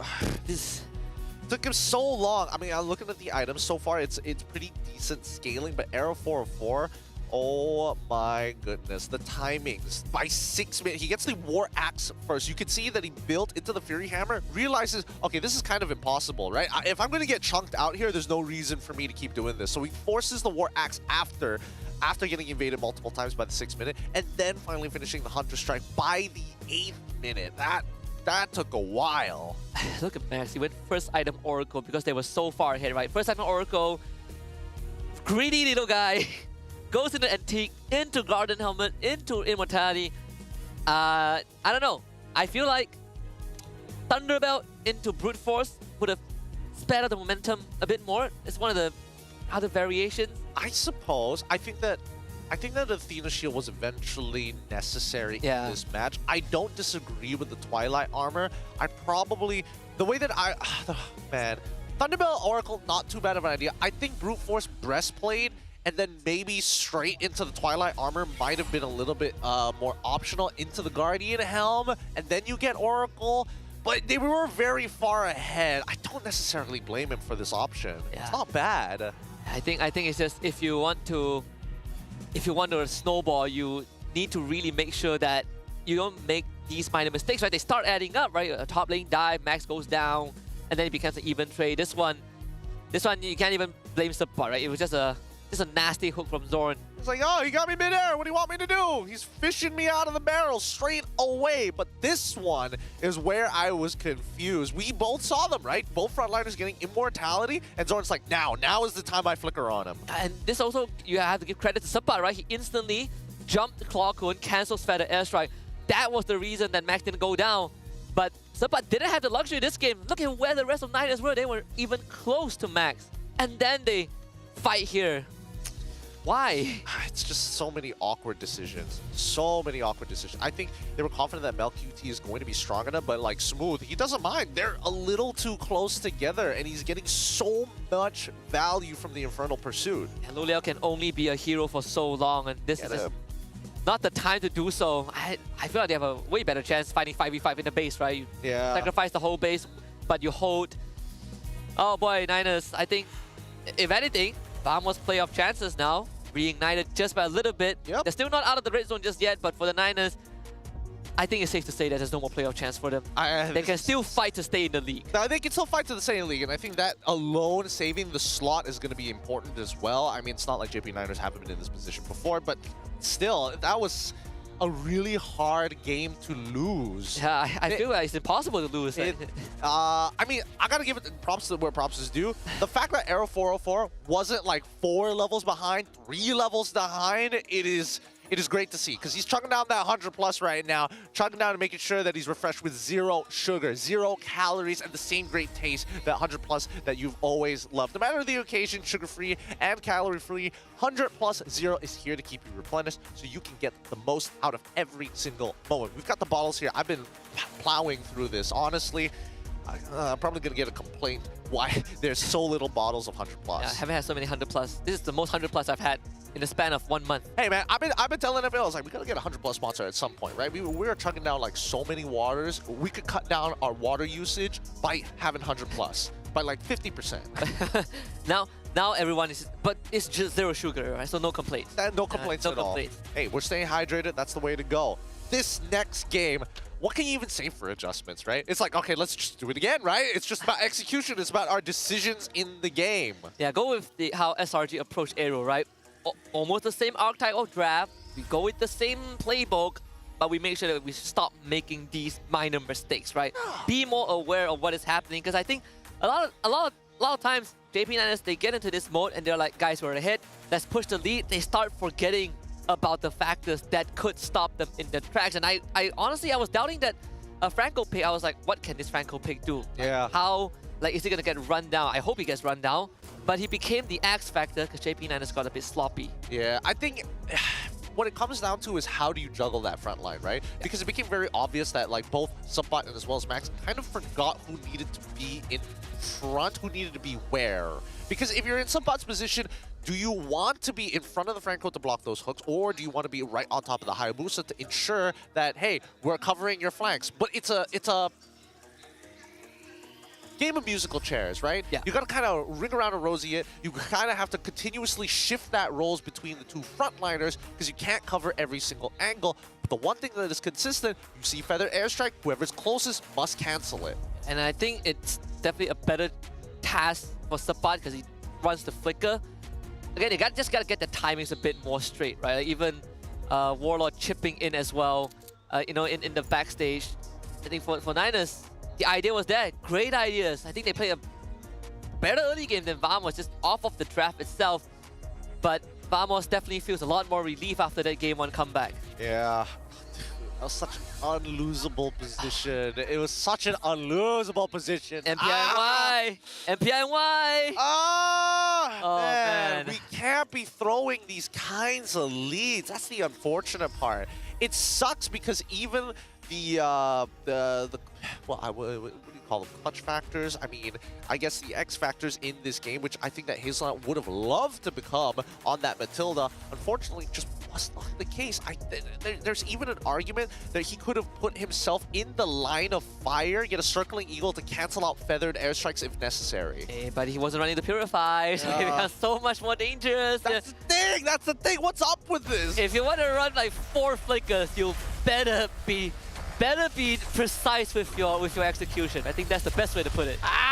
It's frustrating, but it's up to the JP Niners at this point. Oh, Let's get into the drafting phase. Let's see them recover from this, because I'm seeing smiles from Zorn's side. It looks like Nets is pretty chilled about the situation overall.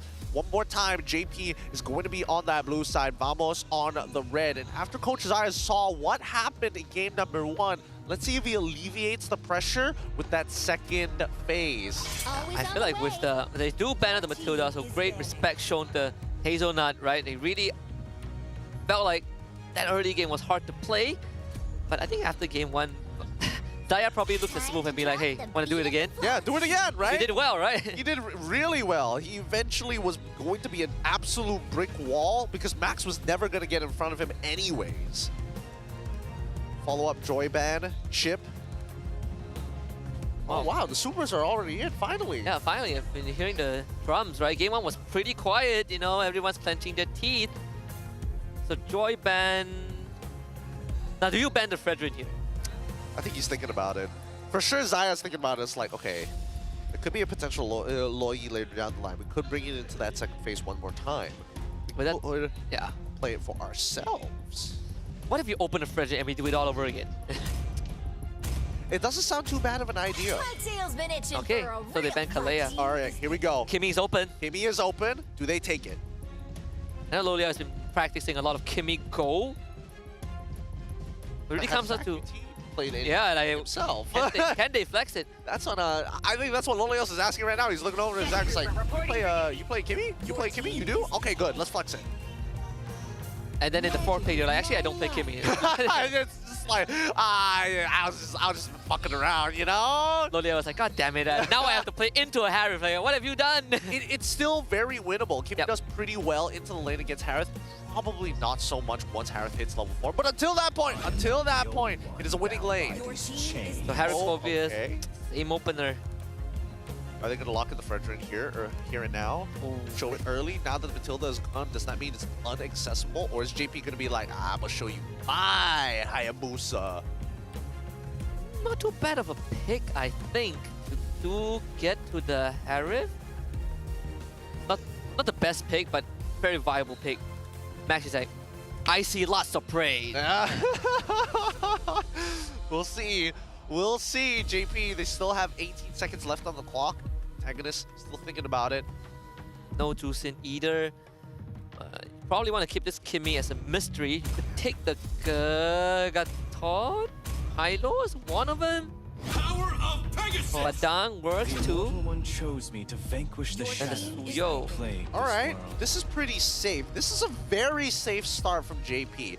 They needed a Badang, something that actually peels for that Kimmy, so that Kimmy can actually have the, space and time to build up that Star Liam and eventually get the empowered auto attacks.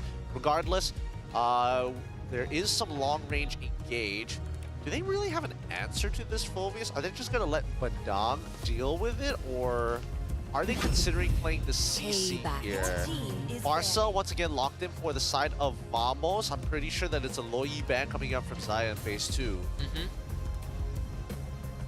See, kind of pinch out on ZachQT's hero pool. I mean, the Vexana in game 1 was very much expected, right? It's one of the few comfort heroes that he has. They also did ban the Faramis in phase 2 for Vamos. I don't think they'll do it but I don't think they'll do it again. Yeah, there's probably not here. There's no reason to. I mean, the Farsa is going to blow through the temp HP pretty quick, and it's not like Vamos is playing a Clawkun-centered lineup anyways. The last we saw, the Arrow 404 was supposed to be the main focus. But he banned out the Ranger this time. So now, back on the pinch onto Loliels. think they probably ban Granger and a mid laner here. They could still ban the Loyi out. Not really much good matchups left. Okay. So Hayabusa. Get rid of the Hayabusa. Probably gonna get rid of another jungle pick on top of that. Does Hero 4 play the Fredrin? I don't know. Haven't seen enough. This is like his 4th game. I think, let's see whether Zaya bans on the carry. If he bans on carry, that's a signal for it. Yeah, I think so too. Do you still ban? Okay, maybe not the Loyi here, right? They could consider, or they could just lock down Loliel's hero. Lock down a Loliel's hero? Carry? Not too bad of a ban. If they ban out carry, they're signaling for Fredrin. If they get rid of the Moskov, they're signaling for an assassin. If they ban out the Loyi, they're like, okay, all hands on deck, right? Let's see what this is going to be. Red 4 from the side of Vamos. Let's see whether it's a jungler or not. And there's still potential counter picks on top of that. Although carry does pretty well into Harith in the laning phase, on top of dealing with the Fredrin, I feel like that's not what they're going to lead to. This could potentially be a Hanzo for all intents and purposes. Yeah. Are there any other... Oh, wait, no. There's still another ban coming in from JP. Honestly, I don't mind if Loliel goes on to the Beatrix as well. Because you take the carry, Vamos have very long hands. Yeah. They could blow you up before you do anything. Really good call by Pabz to make sure they get rid of that link to ensure that Kimmy is going to be okay. Now that Link is out of the way, does that mean that they want to give Arrow for Hanzo at this point, now that Suyo has already been taken up? Or they could go straight into Lucas. Oh yeah, we haven't seen Lucas in time. But then they would have banned out the Valentina. Yeah, if they pick the Lucas here, actually, it's not that bad. They could leave it until the very end. Yeah. So they lock in. Oh, okay, never mind. They just go straight into the Hanzo. They're like, okay, good luck. Yeah, farm well. We've already laid out the foundations. I think the Hilda still works here. Hilda is kind of okay, but it's only good for the earlier stages of the game. Later on, man, Hanzo just munches right through you. Trinity build, ugh, it's disgusting. It's not fun.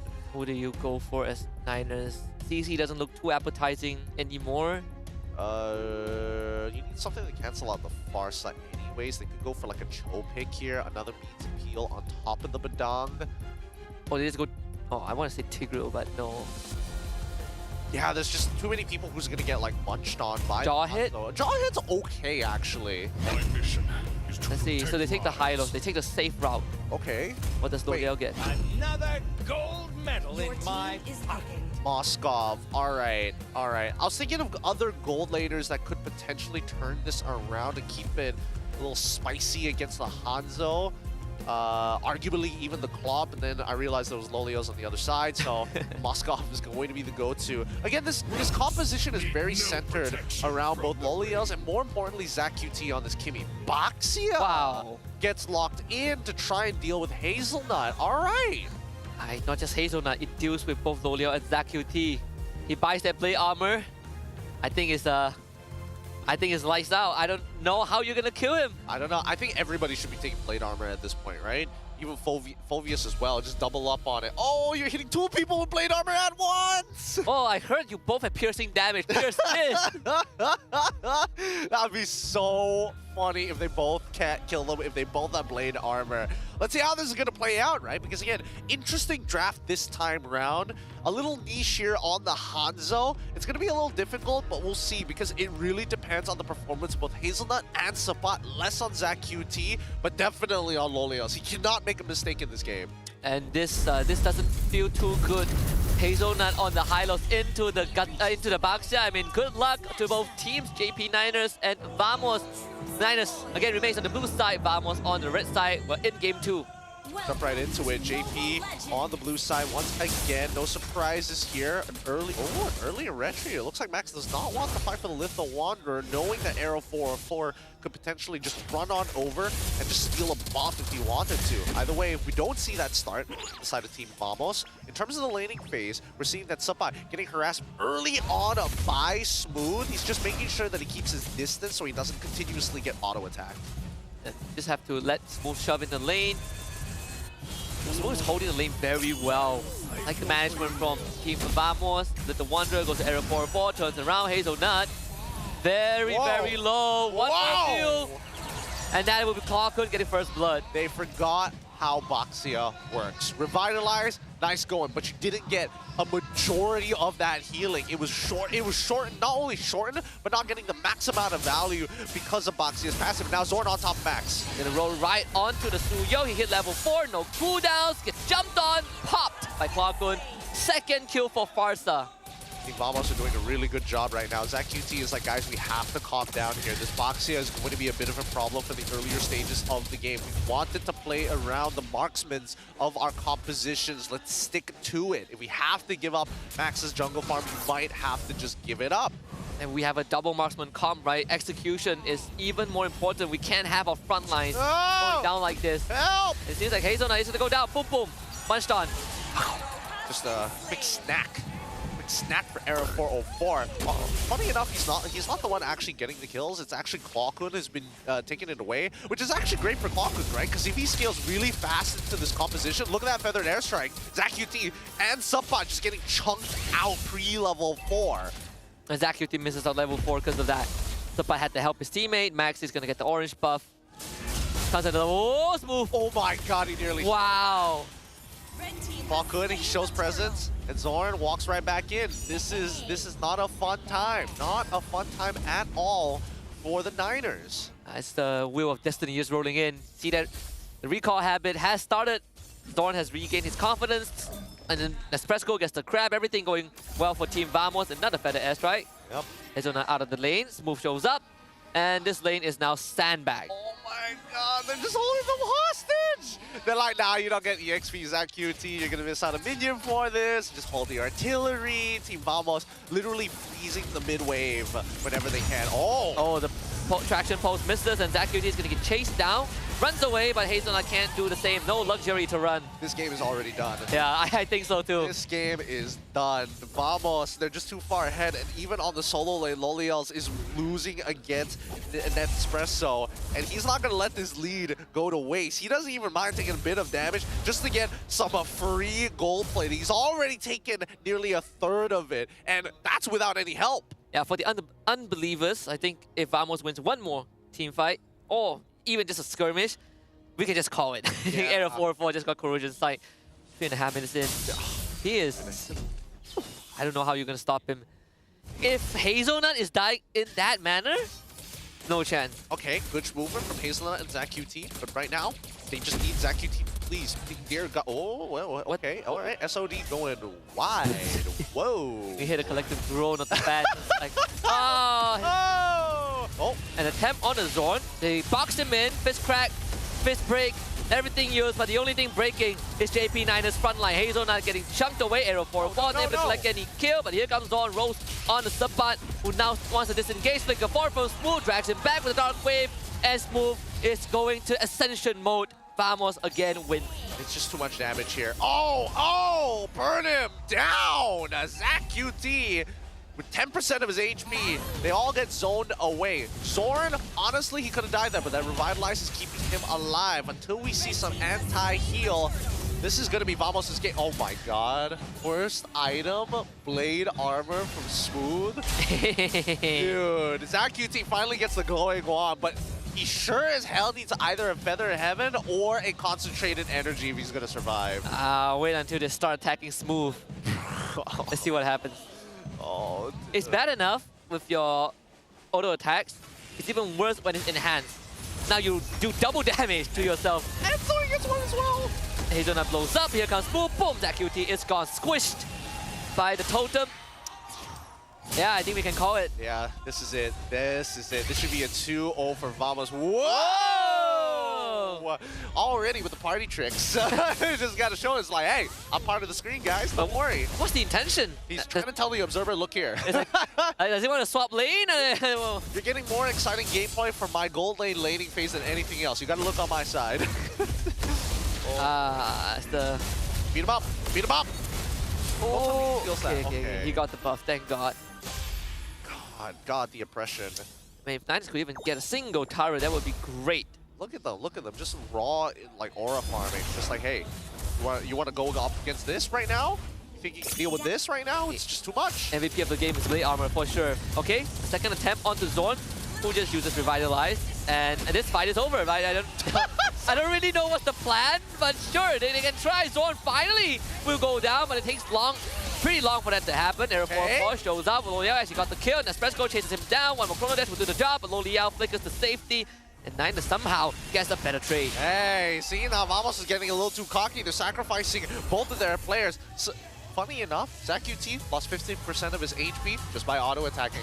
Clockwood just was like, hey, he's a little bit into 1/5 of his HP, and that was it. Either way, Team Vamos, I sure as hell hope that you don't throw this lead, right? What?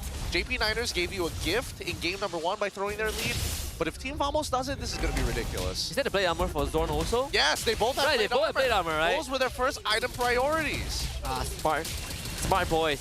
All right. Vamos still has a close to 4K goal lead. Let's see if Niners can even get this. Of course not. Arrow 4 gets the objective, and Smooth is going to chase all of them away. But the airstrike used, Max gets jumped on, flicker forward for Clockwood to secure the mega kill. Keep it clean, keep it honest, zone them away, take neutral objectives, start working on structures. That's how you want to play as Vamos. How is Zach going to play this game? Attack? Beat him up! No, you can't attack? Of course you cannot. They get the top tier 1, but they lose Hazelnut. And then ZachQT jumped on by Arrow 404 and sliced the ribbons. Nicely done by Arrow 404. Again, honestly, Arrow 404 is the more consistent player, just in general, based on what we've seen so far, right? Statistically, yeah. Statistically? I mean, you can't make much errors if you don't get to play much, but the games that he played have been great. Yeah, Clockwood is also trying to keep a clean game. He's letting his front lines do whatever they want, but he's got to be able to support them whenever he can. Until we see Vamos get the MR, which, again, exact same build coming up from Zorn and as well. Wait, how much money does Zorn have in comparison to... Okay, there we go. He has 1,000 more. Yeah, just 1,000 more. I thought he would have had a couple more components by now, but Smooth ends up buying it towards the end there. They're moving to the Radiant Armors. Once they get the Radiant Armors, ZachQT is kind of out of it. He does 0 damage. He does more damage to himself. He hurts himself way more. Way more. Zach is so poor. He is 2,000 behind Clockwood. He's been zoned out of the mid lane. He An wants airstrike on contact. Like, what is he supposed to do? I don't think even a concentrated energy can save him. No. There's no coming back from this, right? Truly isn't. Truly isn't. Hey, Smooth can even offer. You know what? I don't trust Zorn. I'll go Dom Ice. Eventually somebody else has to get the oh wait, actually technically Arrow 404 can just go for the Sea Halberd if necessary, right? Skip the golden staff. Actually no, golden staff's a little too good. He's already got the EHS, to be fair. It's a wow idea. Yeah. What if Hanzo, you buy Dom Ice, every time you ult in, they're gonna be forced to attack you, right? And you apply the Dom Ice debuff. You know what? He needs a blade armor too! If you have 3 blade armors, how much damage could you possibly do with 2 heroes that has piercing autos? Alright, let's get 1 too. Everybody, blade armor. Everybody, blade armor. On me. If only there was an Eden. That blade armor becomes damage. Alright, this one connects, no steal. Can't do much about this. 2-level difference between Arrow 404 and as well as Max. Traction does land, but it just does so little. Wow, confidence restored. The fans have been waiting 5 weeks for this. They waited 5 weeks. Clockwood, a little out of position. He's just like, come on, guys. And he's like, no, we got to do this. And he's like, all right. And we better not lose this game. Sure hope that they don't throw this one. It's 6.8k lead. About to be 10 minutes. Like, the checkmate angle isn't entirely complete, but we're again, it's check already. If they get 2 inhibitors off of this, next press. Oh, wow, that's a holy crystal. 10 minutes into the game. Not as early as how Loliel's got it, 8 minutes, but even so, that could seal the deal. Max doesn't get to play the game. Loliel saves his jungler. But I think if you're Hazelnut, just give your life away. Maybe not. Okay. Barely gets out. Not bad, not bad. Keep in mind, the Arrow 404, he gets his ult very, very quickly. He's level 5, he's got the items as well. Like, the cooldown is not that long. And Loliel really wants to play the wave, but just couldn't do anything about it with Vamos members right in front of his face. Holy defense. Mid and bottom goes down. Arrow 404 looks for Loliel. Gonna try to munch onto him. Good control by the team to save the marksman. Okay, they can still go for the inhibitors at this point. They need to start phasing them out, yeah? Okay. Good angle to go in there, but no. don't want to make any mistakes right now. They'll just take check. They've already got an 8.1k lead. They can find mate on the next Lord. It was very dangerous too. Could have been a one-shot. Oh, Zorn baiting. No, don't go for them. Don't go for it. Move comes in. They ate the bait. As Fresco now has space to do damage. Zorn sticks on the spot, but the airstrike doesn't take him out, but enough to give Vamos chance to go to the bottom inhibitor. Arrow 404 as a distraction. Doesn't get any kill. Traction pulse moves back. There's a shutdown for Lodiel. Okay. All right. Maybe not as close as I thought it was going to be. Mate missed. But Team Vamos didn't get that inhibitor turret, especially on the long lane, right? If they got that turret, that would have been a death sentence for JP Niners. They were able to get one back on this. Oh my goodness. Suppot does not even have a second item. He doesn't have the Oracle just yet. It's 10 to 11 against him. And Smooth is already working on that Dom Ice. Yes. So how do you... I mean, I wanted to ask, how do you take on Smooth? Obviously, they've shown that they can, but it took a lot out of them. Distraction pulse actually pushed Falcon over the wall. Gets pulled, and now here we go. Again, looking for initiation. Hey, nice buff, Max. Oh my goodness! Wow, the crowd control was longer than I thought. I mean, the shield unity did connect. I wasn't expecting it to be that long as well, but Clawhood following up very, very fast. Again, if everything fails, at least they've got Clawhood's damage to guarantee some kills. Lightning Truncheon on top of whatever damage he already has. Second Lord will go over the Vamos. No contest. Loda did push out the bottom wave early, but that turret should go down. Yeah, it should eventually break. There we go. Finally breaks at the very end. Now, good timing here. Vamos wanted to make sure that the Lord spawns exactly when the waves were going to walk out at the same time. Now, forcing JP Niners back into that corner. They've achieved check. No mate just yet. They could try and defend this. That QT technically has enough to deal with the waves. Same goes for Loliels. They should be the main targets for the side of Team Vamos. So the longer they live, the higher chance they have to survive this attack. And Vamos, they just have longer reach, right? Arrow 4-4, once more control. No kills for him, but they did get the first hit at the top. Loliels dealing with the Lord alone in the bottom lane. The Lord very low, dealt with in a very timely fashion. What is going on here? Man, I thought Vamos would have at least gotten the side wave one. I mean, they wanted to stagger the waves so they focus one at a time. Okay, on a Hazelnut, pinned to the wall. Arrow 4-4 should get nothing out of this. Suppot, good control on Espresso, but no follow-up there. Bottom inhibitor finally goes down. We've seen this story before last time when they played up against Toda. They got side inhibitors, but the game went downhill. Let's see if JP Niners can also repeat history. Oh, haven't seen this item in a very long time. GDS purchase for Arrow 404. Great Dragon Spear, or what we call as GDS. Next wants to run away. Here comes Arrow 404 on the Zac-QT. They control Zorn, but Zorn still survives. Revitalized keeps him up. And then, that was almost a highlight play.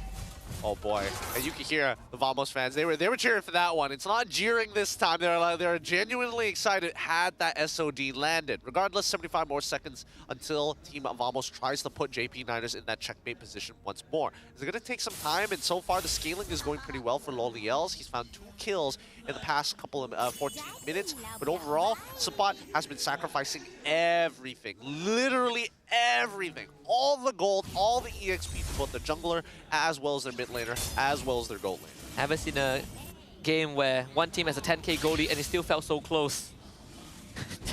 It honestly shouldn't be. We caught it like 3 minutes in, but apparently Niners is not backing down. Better airstrike used, but this wave is going to clear out again. Vamos still have the advantage, obviously. This next Lord should give them the game-winning moment. I say should. We say should, but well, we'll just have to wait and see on this one, because in terms of scaling, JP Niners, it looks like they're getting close to the 42k mark. Oh wait, hold on. So Loliel, he wants the buff. It could be his undoing. Actually, flicker to safety. Oh. Whoa, Loliel. Very close margins here. He's not going to have flicker for the upcoming fight, but this Lord should fall into the hands of Team Vamos. No problem. This should be a no contest for JP Niners. Now even stealing the buffs as well, trying to starve them out. JP9ers should be able to get to the 42k mark on time as the Lord walks in. Oh, they're still walking up though. This is dangerous. No, very dangerous. Shouldn't be doing this. Who's gonna sandbag them? Here comes Zorn and Arrow 404. Yep. Tokun with better airstrike. Arrow 404 did get control, but still found a kill on the Hazelnut. ZachQT is kidding himself. SOD connects, Loliao shows up, but finds nothing. Close, very, very close. They almost got Zorn. They almost got Smooth as well. Arrow 404. Ooh, Loliao. Oh, Loliao. Oh my goodness, the timing. Oh, you can see him right in the base get knocked back as well. Ah, the despair. Oh, man. The despair. Slow-moving projectile. What can you do about it? But this does end up denying Team Vamos from actually pushing forward. They have to go for the full reset and get back onto this Lord. And GP9ers, they're about to hit their next item power spike. Damn, they swung the goal deficit by 1.5k. Smooth. It's caught by the airstrike used again. ZachQT will have to take a recall for sure. No, don't go back. Don't go back. Just go to the wave. This fight is over. This fight is so over. Loliao, don't do it. Don't do it. Just wait for Supa to come back. Play against the Lord. And pray. I was ready to go. I was ready to say it. I was ready to wait for that moment where Lolios jumps in 1v5. Innocent! Kora! Just praying that he makes it happen. In recent times, it's Eman. Yes. It's Eman. It is Eman. Now, Team Vamos, put them in check once again. Unless we see that mate actually come through, they need to take out Lolios as well as ZachQT. They are the two major problems that Team Vamos has been struggling to deal with. Supa has found some pretty good peels and honestly some counter engages against Team Vamos despite not having a lot of gold to work with. Hazelnut is kind of just there, right? He's just waiting for the moment that they're strong enough to chase them down. Unless you're a PoE main character, you're not escaping the gallows if you are JP9ers. Here goes Hazelnut, revitalize long enough. Zorn actually gets blown up, Arrow 404, not getting much done. Max gets a Blazer stun, Zorn still survives, but they gotta deal with the Lord first. Loliao and ZachQT, plenty of damage. So Vamos can't end the game just yet, but they've gotten every single structure. Yeah, this is very difficult for them. The piercing, even though they've got the blade armors, with those max items, and especially with that build, it's not even close! Piercing damage, ZachQT able to get back to base, Arrow 404, not able to do too much. Max will survive also. No endgame angle for Team Vamos. JP9ers once more survives, another SOD goes wide. Gives Nespresso a haircut on the way. Oh my goodness, he's got the... All these SODs have been so close. They're close, they're like inches away. But his fade, let me tell you, is a little too clean. Fade and a buzz cut. Oh boy. All right. Still going. Still going. We're still going. 9.4k lead. Honestly, doesn't really matter at this point. JP9ers are in a position where they have full items. Yes, they won't be able to do item swaps at this point of time. Maybe if you're Max, maybe if you're Loliels, but even so, is that going to make the difference against Team Vamos? If they're on top of you, there's no saving yourself from it. There's no peel even. ZachQT can only do so much to keep you alive. And Supa, I gotta give credit to Supa, right? His engages haven't been good. His fist breaks are great, but he holds on. Oh, speaking of Supa, can he get out of this? No chance this time. Thorn once more survives. Move a bit far forward. Has to make bit of safety. Max couldn't find the kill. Here comes Nespresso. It's gonna be rooted down. ZachQT barely gets away. Arrow 404 now goes on a Hazelnut, but Loliao will clear out the wave again. All right. They trade Supa. Smooth loses his flicker. I was about, I'll give him praise where praise is due, right? He's holding on to that ultimate very, very often here.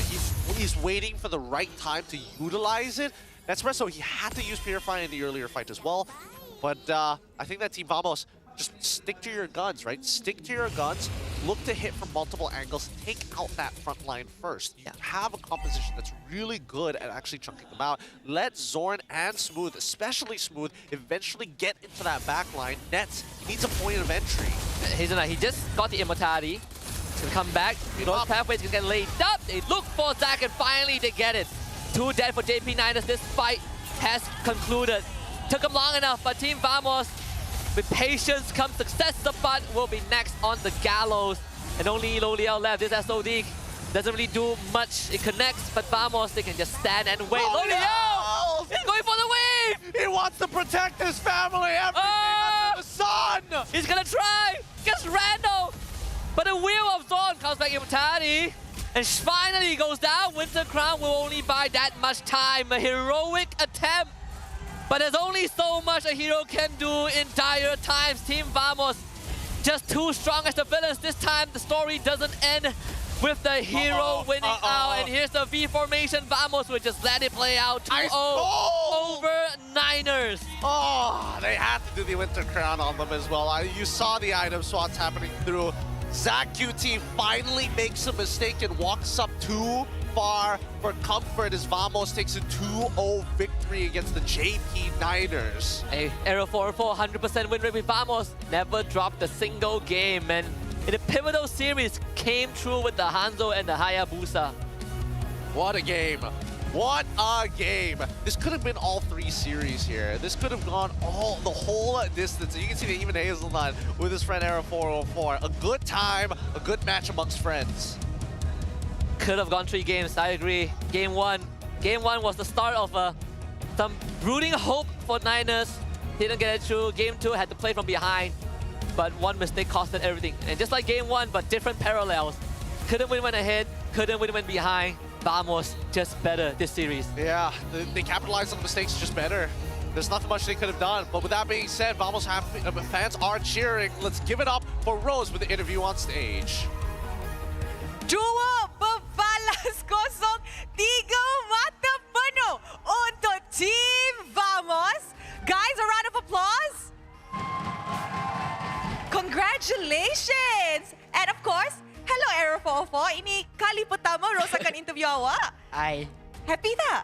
Happy. Nak tadi I nampak you tengah main-main dengan cepat, apa benda semua. Okay, first of all, you know what? Clean game and selepas beberapa kekalahan yang berlaku pada beberapa minggu lepas ni, Arrow 404 dapat bantu abang-abang untuk menang hari ini. Rasa proud of yourself tak? Rasa bangga diri tak? Bangga. Bangga. Kita main as a team. Main as a team.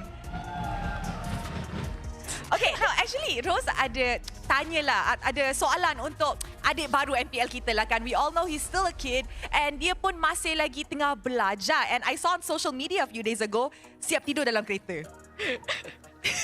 He laughs a lot. So, siap tidur dalam kereta. As a pro player and a student, macam mana awak balance your time? Lagi-lagi, musim exam kan?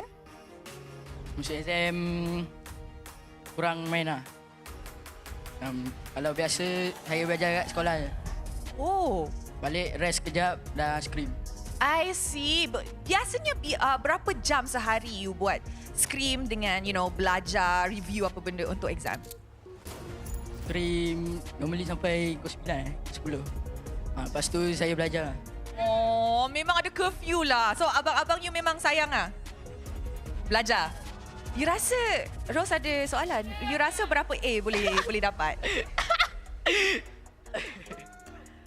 Berapa A? 10. 10 A? Yakin ke Zorn? Boleh. Talented. Okay, now Rose pun ada satu soalan. Setiap kali Vamos 404 turun kan, menang 2-0. Betul kan? 2-0 kan?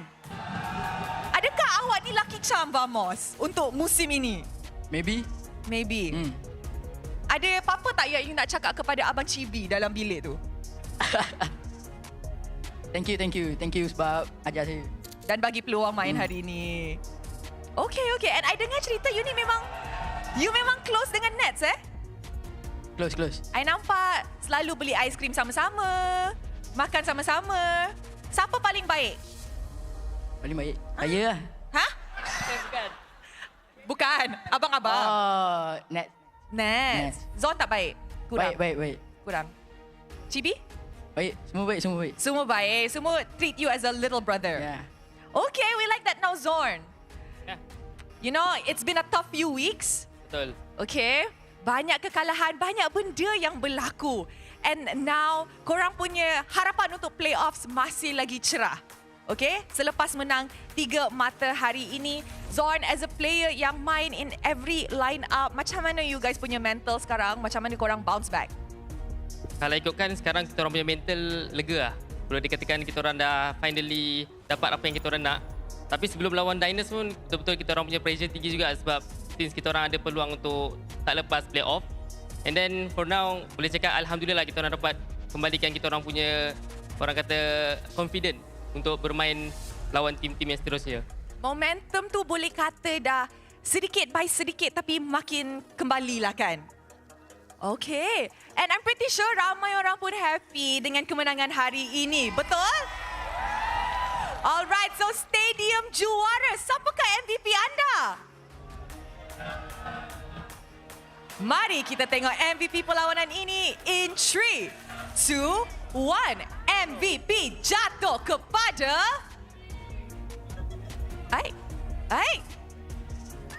Zord!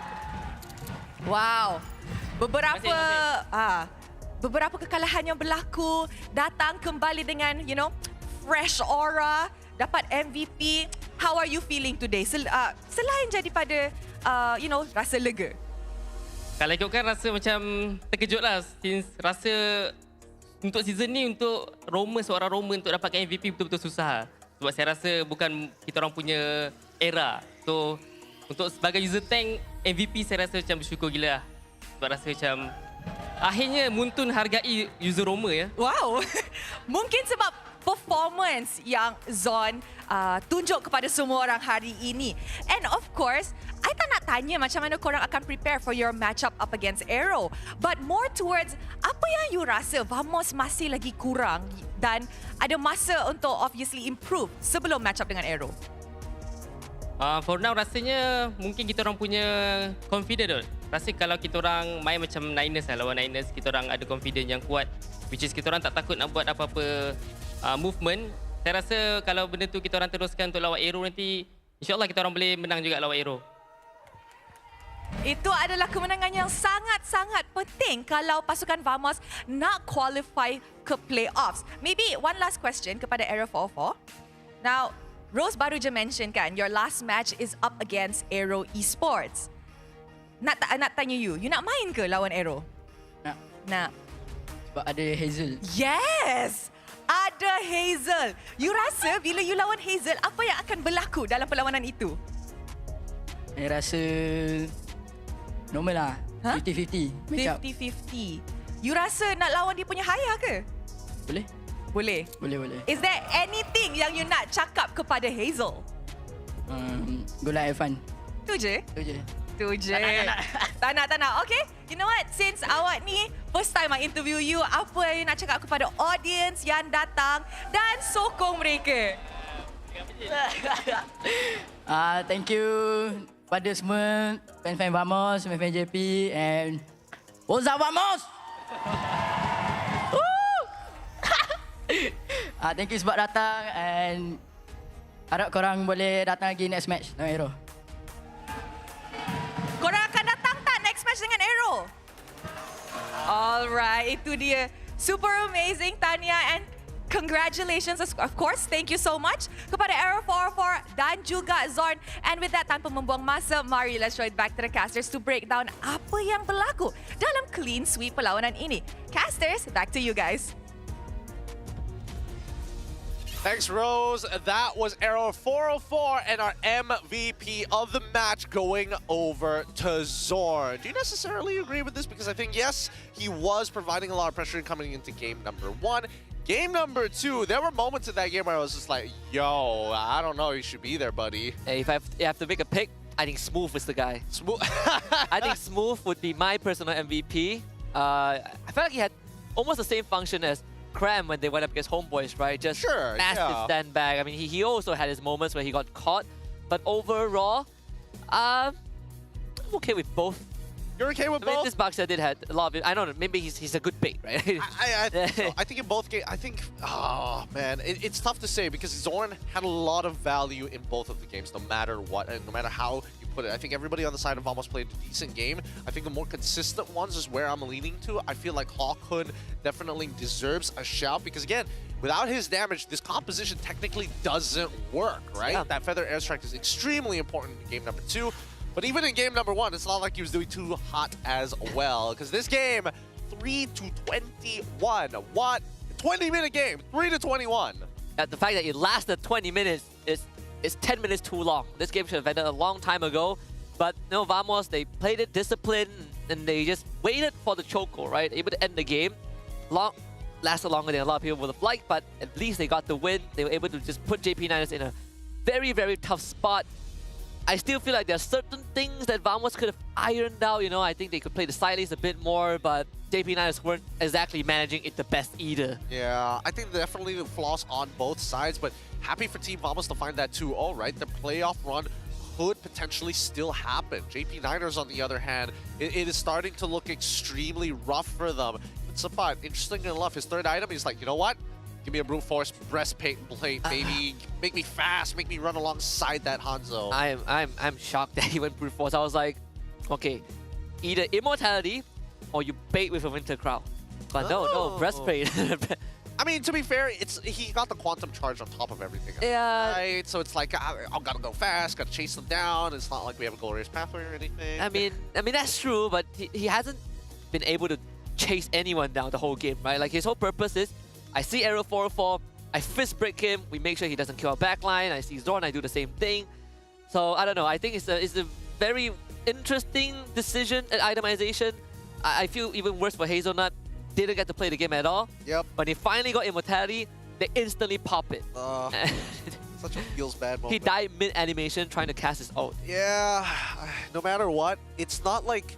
The problem here is that JP Niners, the way that this comp needs to work, the conditions need to be right. Again, Baxia, pretty good for the side of Team Vamos overall as a means to punish Hazelnut, but this was really a game of whether or not your support can find little cracks in the earlier stages of the game to create these advantages for your laners. Like even Sapa was having a pretty tough time against Smooth, having to take Quantum Charge. He can't sustain in the lane as much as he wants to in comparison to having something like Brave Smite. It's very hard when Team Vamos' draft just removes two of your heroes at the from the get-go, right? Like this Hylos rendered obsolete, and then Kimmy at one point was obsolete because of double blade mail. I still feel like something like a Jawhead maybe would have done more for Niners, although that means they would need to switch up the way they play, and with how that early game went, a Jawhead would have been a horrible pick anyways. Yeah, I mean, unless they wanted to lean more into like, let's get an early gank for Max, let's kind of put Max in a position where he can actually do something to maybe affect that mid lane. There's probably some more logic into that, because again, JP Niners is like, oh, how are you going to contest the lane? Lolios can try and walk up. Hazelnut shows up mid. He's going to get blasted down by Zorn as well as Claw could. That very first mistake costed them so much gold. And then we're just walking up to fight Zorn. I think and it spilled into ZaQT's lane the most, right? Like he didn't get to play the game at all. Some heroic moments, I think, from Loliao. He really tried, but some games just can't be safe. Yeah, some games really can't be safe. I think at that point, you might as well go into the Gatot instead. Try to at least deny the Feather Airstrike means to an end, I suppose. Not exactly the greatest peel. It doesn't really bring enough utility for the Kimmy, but it's something at least. But you have to put him in the XP lane, not the roam. Right? That's why I feel like putting this Hylos in the roam was a death sentence for Hazelnut. Oh, yeah. They essentially just sent him to die. Like, he just could not do anything this entire game. Help, sir. Yes. It's like, Pabz picks the Hylos. Hazelnut's like, I get the Badang, right? No, you get Hylos. It's like, what? You're crazy? What have you done to me? I am the sandbag this game. 201,000 damage received. Clawkun is going to be the carry. Rich Guy obviously going to fall into the gold laner from Vamos, but Zorn has done enough in this match. The fact that Niners attempted to kill Zorn 4 minutes in, it's very impressive. I appreciate the effort. It clearly didn't work out. Oh, look at him. Look at him. He's just absorbing shots like it's absolutely nothing. Absolutely nothing. Yeah, Smooth is just freestyling on all of them. I think, to be fair, even Smooth, as much as he had like a decent overall game, just goes to show that like sometimes you got to put a lot of practice, especially landing the Dark Wave and the Flicker. You have to do it so fast. You cannot like wait for the projectile to just about come out and then Flicker. It will just stay in the same spot. Yeah. You have to, as soon as he's about to lift that shield, instantly Flicker. Oh boy. I know, this is the highlight reel for Vamos. There's only 3 kills for Niners. There's only so much we can go through. Wow, we went through the whole list. Niners have no more. Oh, they've got no more. Unfortunately here, ZaQT just too far out of position. They could have waited for Sapat to come back forward, allowed Lolios to walk a little bit forward. But they again, if any component is missing for the side of JP Niners, this game becomes so difficult. And that's the thing I wonder, right? Like who's making these calls? I know that Max is the shot caller, or at least the team captain, but in these moments where you have staggered death timers, where you are behind and the enemy is getting objectives, who makes the call? Because it feels so weird for them to make decisions that makes no sense, right? Fighting when there's a Lord coming, fighting when the death timers are still staggered. It's I don't know, I mean, Niners, they're definitely not going playoffs, but they still have a chance to stay in out of relegation. Yeah, I don't know. The calls in this game, there's a point in the game where it becomes unplayable, right? And I think we saw it at that third minute where it's like there's nothing that you can do to really salvage the scenario until you see your opponent make a mistake. Then the question becomes, how do we force an error out of our opponents? We can't go to the bottom side of the map because it's basically impossible against that Phoveus. We know that Boxia rotates extremely fast. The only person they were hoping who makes a mistake was either Arrow 404, which he didn't, or Claw could. Again, Purifies was on the side of Harith this time round, so it's really difficult for Nets to technically make a mistake. And they invested everything into Lolia and Zach. They're like, we have to get you ahead, survive for an extra 15 minutes, only to fall in the end. Yep. A 2-0 victory regardless for Vamos. They're still in the playoff race. Final match is up against Aero Esports. It's going to be a tough competitor here, and we need to see them play a tighter game because Aero has been picking up the pace. If this is the current version of Vamos, I don't think it's good enough against Aero. I think Aero still is going to beat them. If we go 3 games, Aero is going to win 2-1. Vamos need to step up, and they have time to do so, right? They have 1 week before the most important match of the regular season. Hey, we might see Arrow 404 face off against Hazel. 2 young guns in the jungle, ready to battle it out. With that being said, we're going to be throwing it over to the mic check and going on a short break. When we come back, more MLBB action here at the MPL MY Season 15. We'll see you after this. Jom. Itu Franco. Masuk nih. Flicker. Aku tutup battery guys. Aman sih, Max. Pick up. Lagi boleh. Boleh. Gua low guys. Aman, Ton. Tinggal turn. Ayo buta. Lo. Nice. Baik sana guys. Ya, angkop KL. Nah, itu. Tutup baik sana. Boleh lagi Ham. Ya, kau Gigi. Aku OTW guys. Harit main. Harit sore ada sana. Jangan. Lagi. Okey, guys. Flicker Harit. Nice one. Mana? Mid. Sini. Hati. Aman. Tunggu Harit. Main dengan lot guys. Santai. Tolong mid. Nice game. Nice one. Boleh end. Nice. Orang lagi. Orang. Di kopi. Oh. Orang sini. Kopi. Jangan udah. Nice one tu. Nice. Alhamdulillah, nice bro. Oh, bisa button. Nice. Santai. Cantiklah. Okay, guys. Dia aku tapak terus. Tapak terus. Jam. Aku tak ada first kill. Nice kill. Hero. Tuju. You guys. Tabrak. Mati. Mid guys. Boleh mid guys ah. Kimi tak ada flicker. Tabrak merah guys. Kita ready yang? Perfect kita belum ready bang. Kita ready. Korang main 3 je. Boleh. Aku ready. Kalau ikut hero power kau menang. Aku buka. Depan ni Cil. Tapi kiting ah. Mati dah tuju dia. April. Kau buat. Jam pakai. Oh, dia buat tu. Mati coy ini. Jom hero guys. Jom hero, tabrak semua. Dia aku. Aku dapat Moskov to you. Bye. Ngapain? Oi, apa? Oi. Aman, sabar. Hidup, oi. Naik aja. Di kopi, standby. Winter di kopi. Kalah. Bi. Tengah. Sabar. Sini, Jong. Dah, Winter. 1, 2, 3. Oi! Alhamdulillah, mantap. Ini tak boleh buat apa.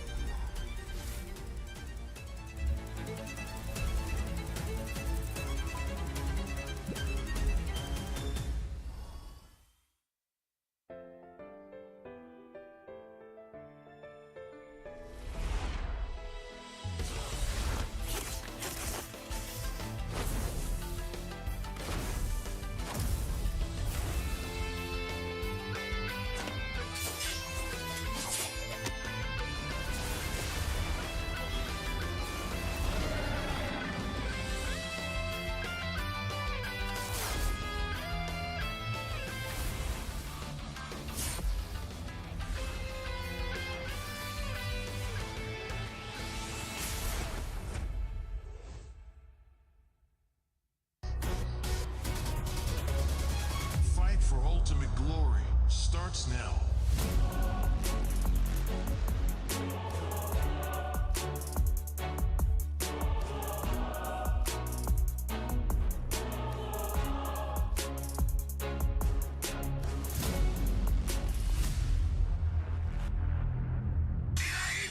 Mobile Legend M6 スイスウォッチ。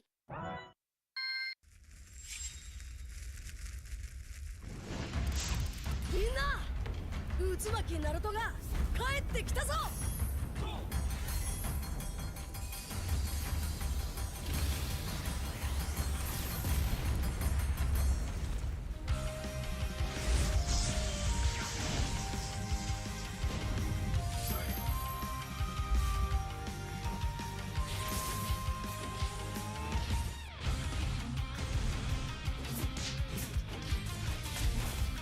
クラマ、力を貸してくれ。よ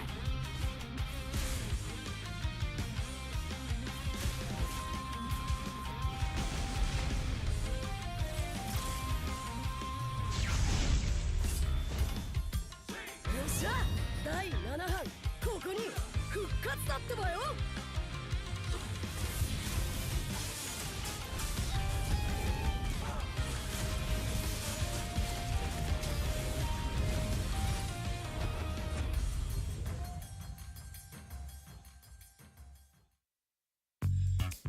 Kerap menggaru kulit kepala disebabkan keluh mumur, masalahnya lebih mendalam. Gunalah Head and Shoulders menembusi 5 lapisan untuk membasmi keluh mumur dan kegatalan. Bebas keluh mumur sehingga 100%. Head and Shoulders diuji secara dermatologi. 見せてやるよ。シャリンガンの本当の力をな。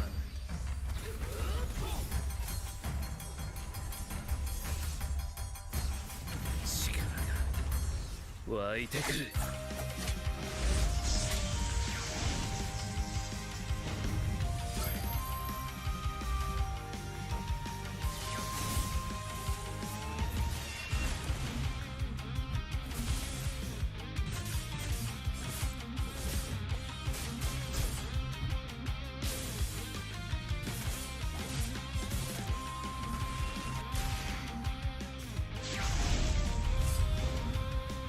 相変わらずやかましい奴らだ。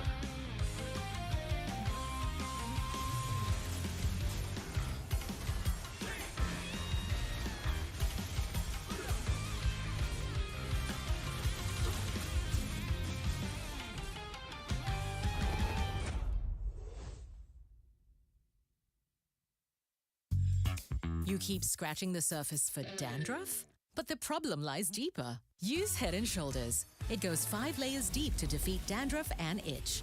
Be up to 100% dandruff-free. Head and Shoulders, dermatologically tested. みんなを守るために私はもっと強くなる。やっしゃなら。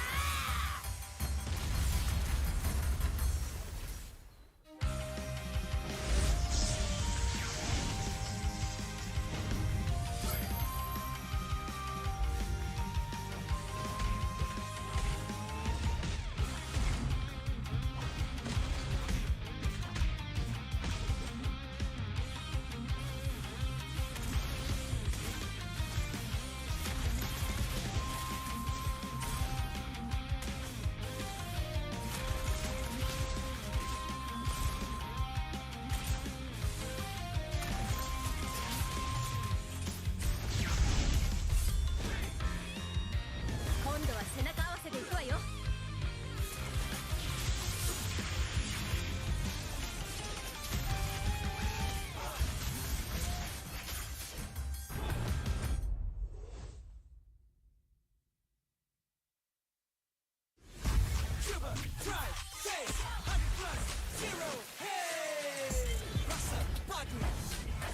Tanpa kalori, yo, tanpa kalori.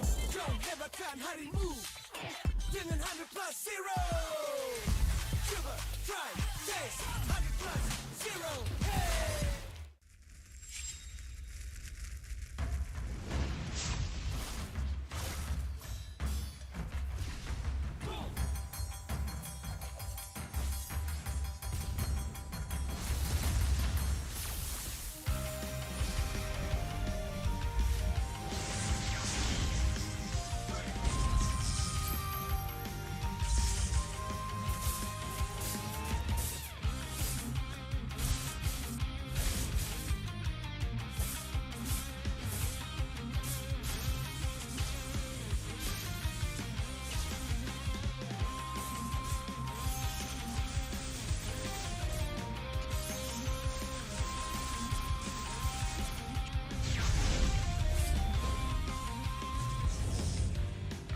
とは俺に任せてもらった。4代目他目を超える忍びはお前しかいないと俺はそう信じた。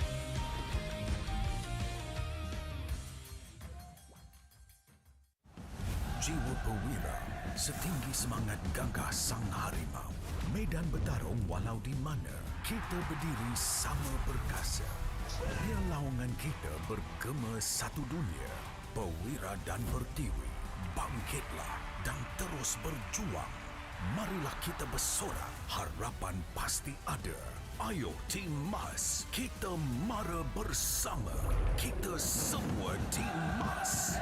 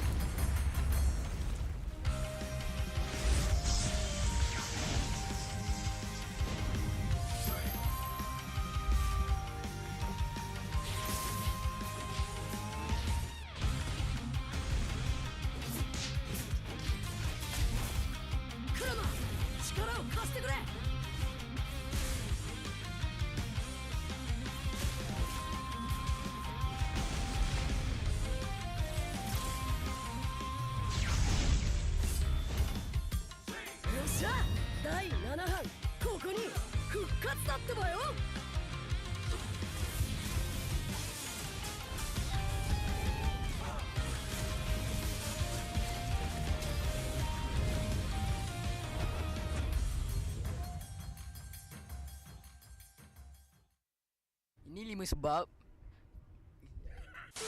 sebab kenapa korang kena datang tengok MPL MY di Stadium Juara. Pertama, korang dapat tengok kita orang main dan tim MPL lain main secara langsung. Kedua, boleh jumpa player depan-depan. Bruh. Yang ketiga, sebab ada booth Vamos. Keempat, tiket murah, RM10 je. Last sekali, yang penting sebab ada saya lah. Jom datang Stadium Juara setiap minggu untuk tonton semua tim MPL MY bertanding. And paling penting, jangan lupa beli tiket guys kat Ticket to You atau tekan link di bio. Jangan lupa follow MPL MY.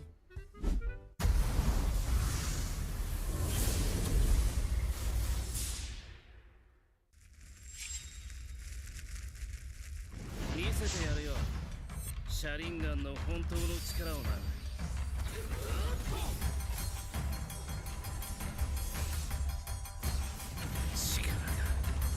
湧いてくる。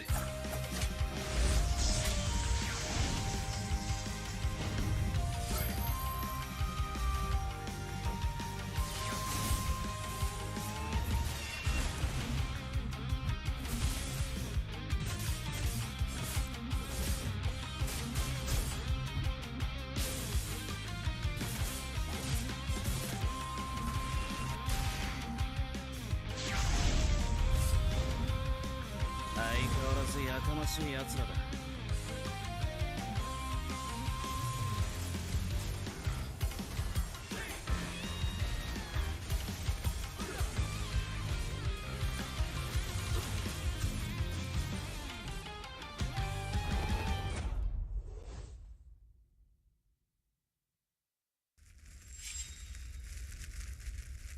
みんなを守るために私はもっと強くなる。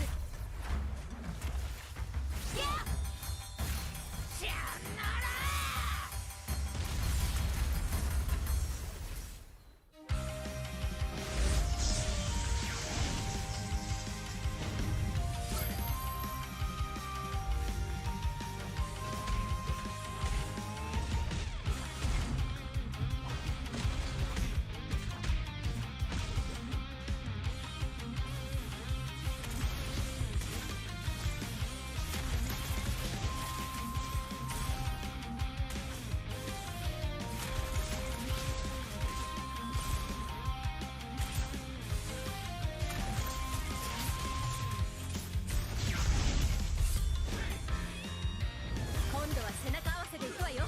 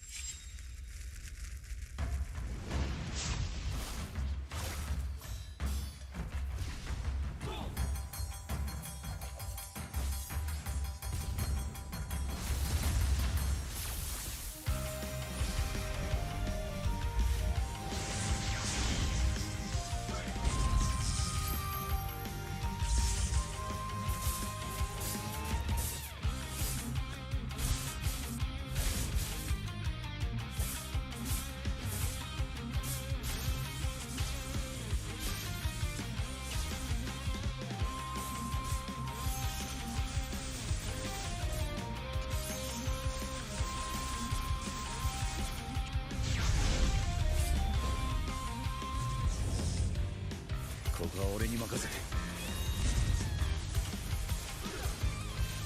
もらった。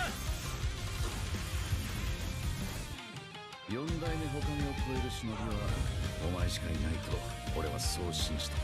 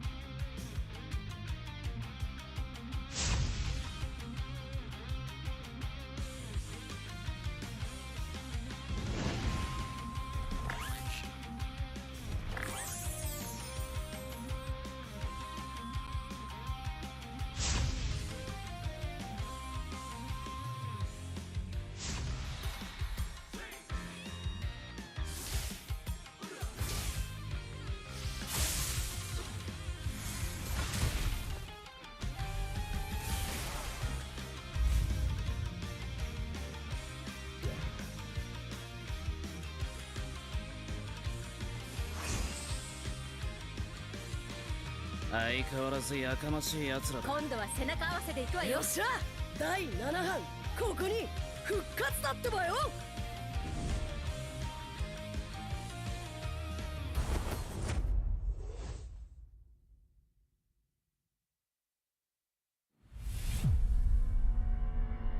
Trofi MPL Malaysia, dia adalah simbol untuk tunjuk kejayaan satu pasukan. Dia membina legasi. Mana-mana gaming house I pergi, they proudly display their trophy because they know what that trophy means to them as a team. There's quite a few champion moments that I can't forget for sure. When HomeBois won their very first championship, that was a very pivotal moment because HomeBois has never really gotten to that length of the tournament. Rasanya trofi season 12 tu betul-betul bermakna untuk saya lah. Last saya dapat trofi tu season 3. So saya tunggu lama lah untuk pegang trofi tu. Season 3 saya menang atas usaha yang kuat. So bila first kemenangan tu rasa macam tak percaya. But then bila season 12 tu menunjukkan konsistensi kot saya dalam scene ni. Saya cuba banyak kali. Cuma fail juga. But then tiba-tiba season 12 miracle happen lah.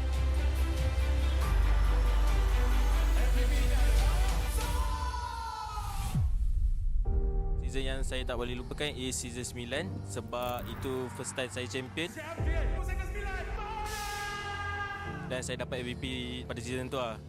Masa Grand Final season 9, saya ada teman Momo sebab dia gunakan sniper. Tapi sekarang saya baru sedar yang kita orang dua tak communicate dan saya pun nervous jugalah. So yeah, sorry Momo. SRG did it so handedly as well.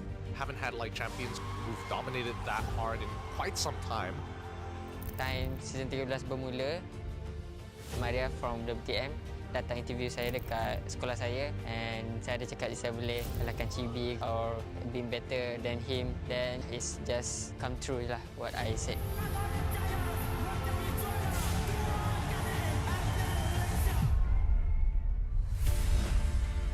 Honestly, I nampak the new design for the trophy is very nice.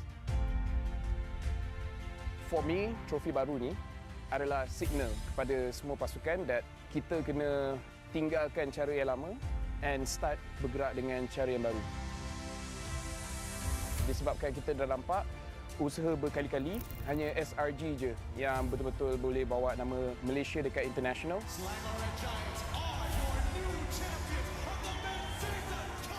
So pastikan you come very prepared. Hopefully dengan trofi baru kita pun akan nampak banyak player baru ataupun organisation baru yang boleh step up and wakil Malaysia dekat international.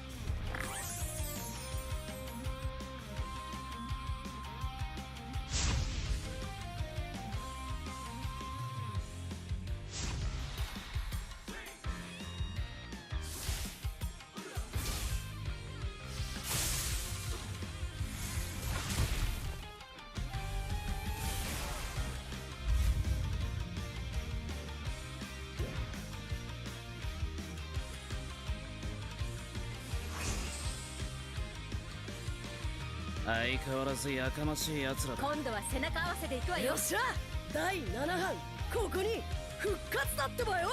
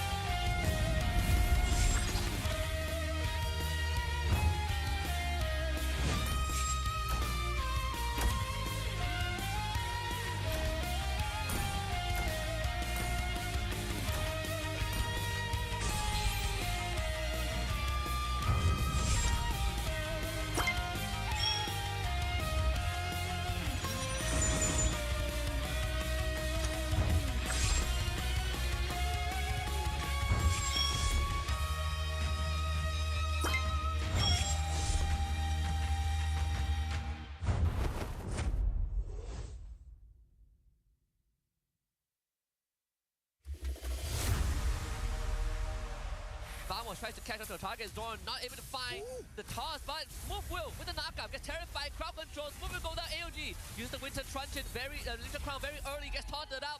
That was supposed to be safe for SkyZ, but he doesn't have the option. And now Nespresso goes in. SkyZ, dealt damage. So everyone else dealt damage, but Siska, man. Get the punish Zorn. Winter Crown delay it. Menace Rage blows up Keyman. SkyZ gotta make it fast. Storm is gonna sacrifice his life. Rossi back in the base. Storm will buy time with the Winter Crown. Lord over the DXO. Storm will eventually go down. Iden Storm into Immortality just to delay his death. The Eternal God blocks the shot as Storm gets away, and they will find Zorn. Under control. EV, he's gone.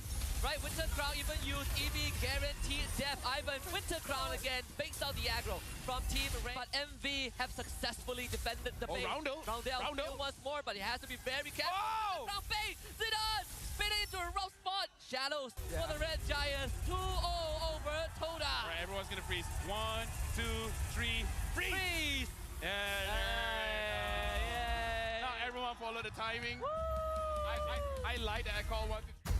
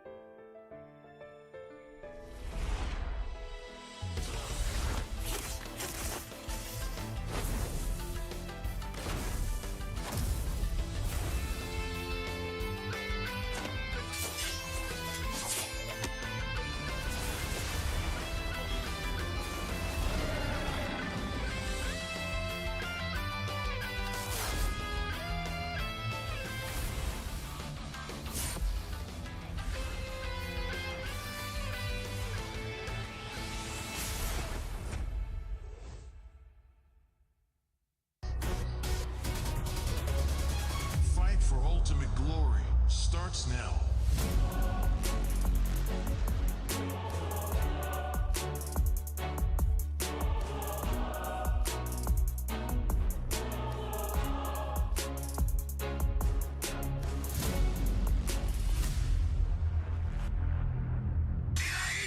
Mobile Legend M6 スイスウォッチ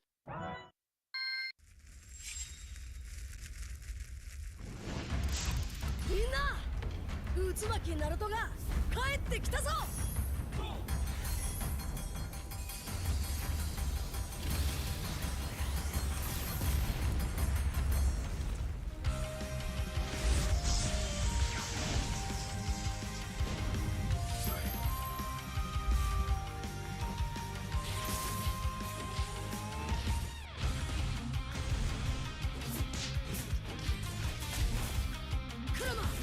力を貸してくれ。よ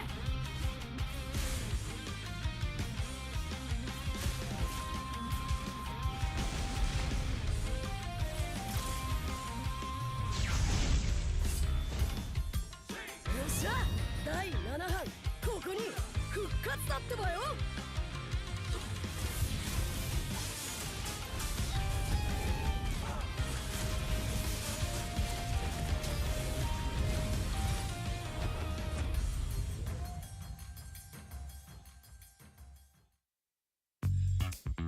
Kerap menggaru kulit kepala disebabkan kelumumur? Masalahnya lebih mendalam. Gunalah Head and Shoulders menembusi 5 lapisan untuk membasmi kelumumur dan kegatalan. Bebas kelumumur sehingga 100%.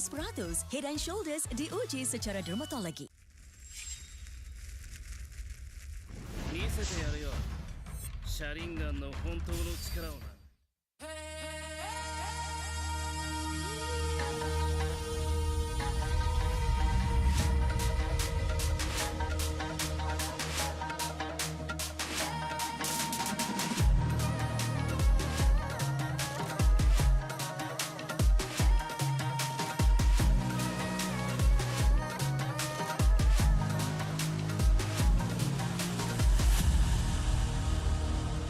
Aku hembus kata rematch. Bila terjatuh aku beringat. Jalan dah jauh cari titik bermula. Krak krak krak krak. Jangan patah semangat. Semarak api bukan calon cadangan. Biar apa menghalang aku sambut datang. 1000 daya 1000 alasan. Harungi semua sampai di akhir garisan. Eo eo. Kami tak senang mengalah.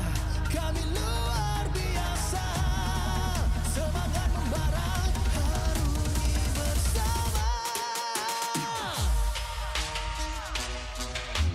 Lakukanlah sama-sama lakukan.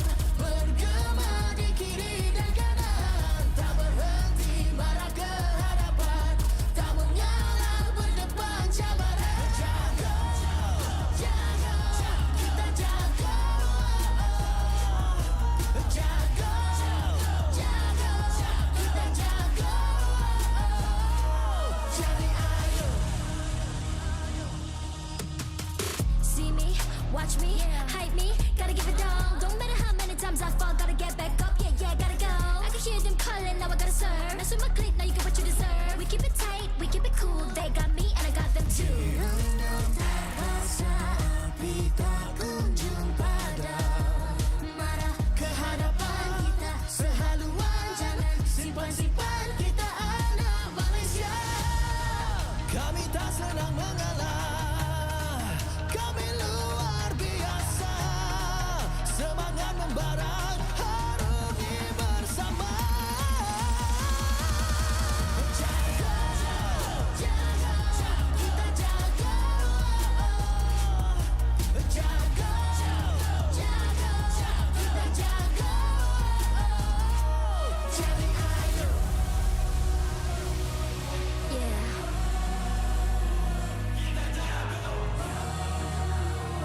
Are you ready?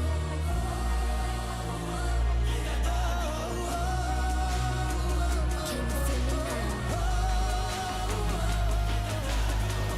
Yeah, yeah, yeah, yeah. Let me hear you say.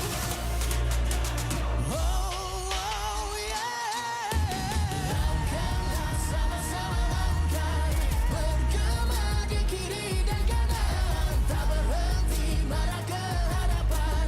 Tak mengalah berdepan cabaran. Jaga, jaga, kita jaga. Jaga, jaga, kita jaga. Jadi ayo.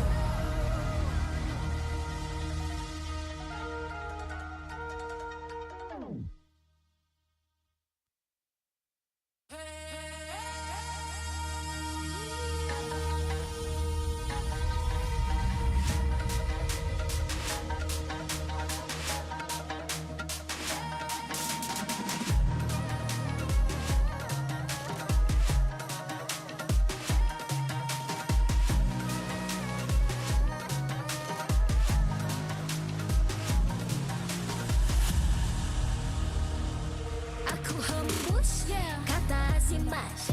Bila terjatuh aku beringat. Jalan dah jauh cari titik bermula. Krak krak krak krak. Jangan patah semangat.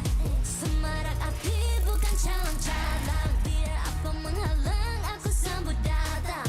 1000 daya 1000 alasan. Harungi semua sampai di akhir garisan. Eo eo. Kami tak senang mengalah. Kami luar biasa. Semangat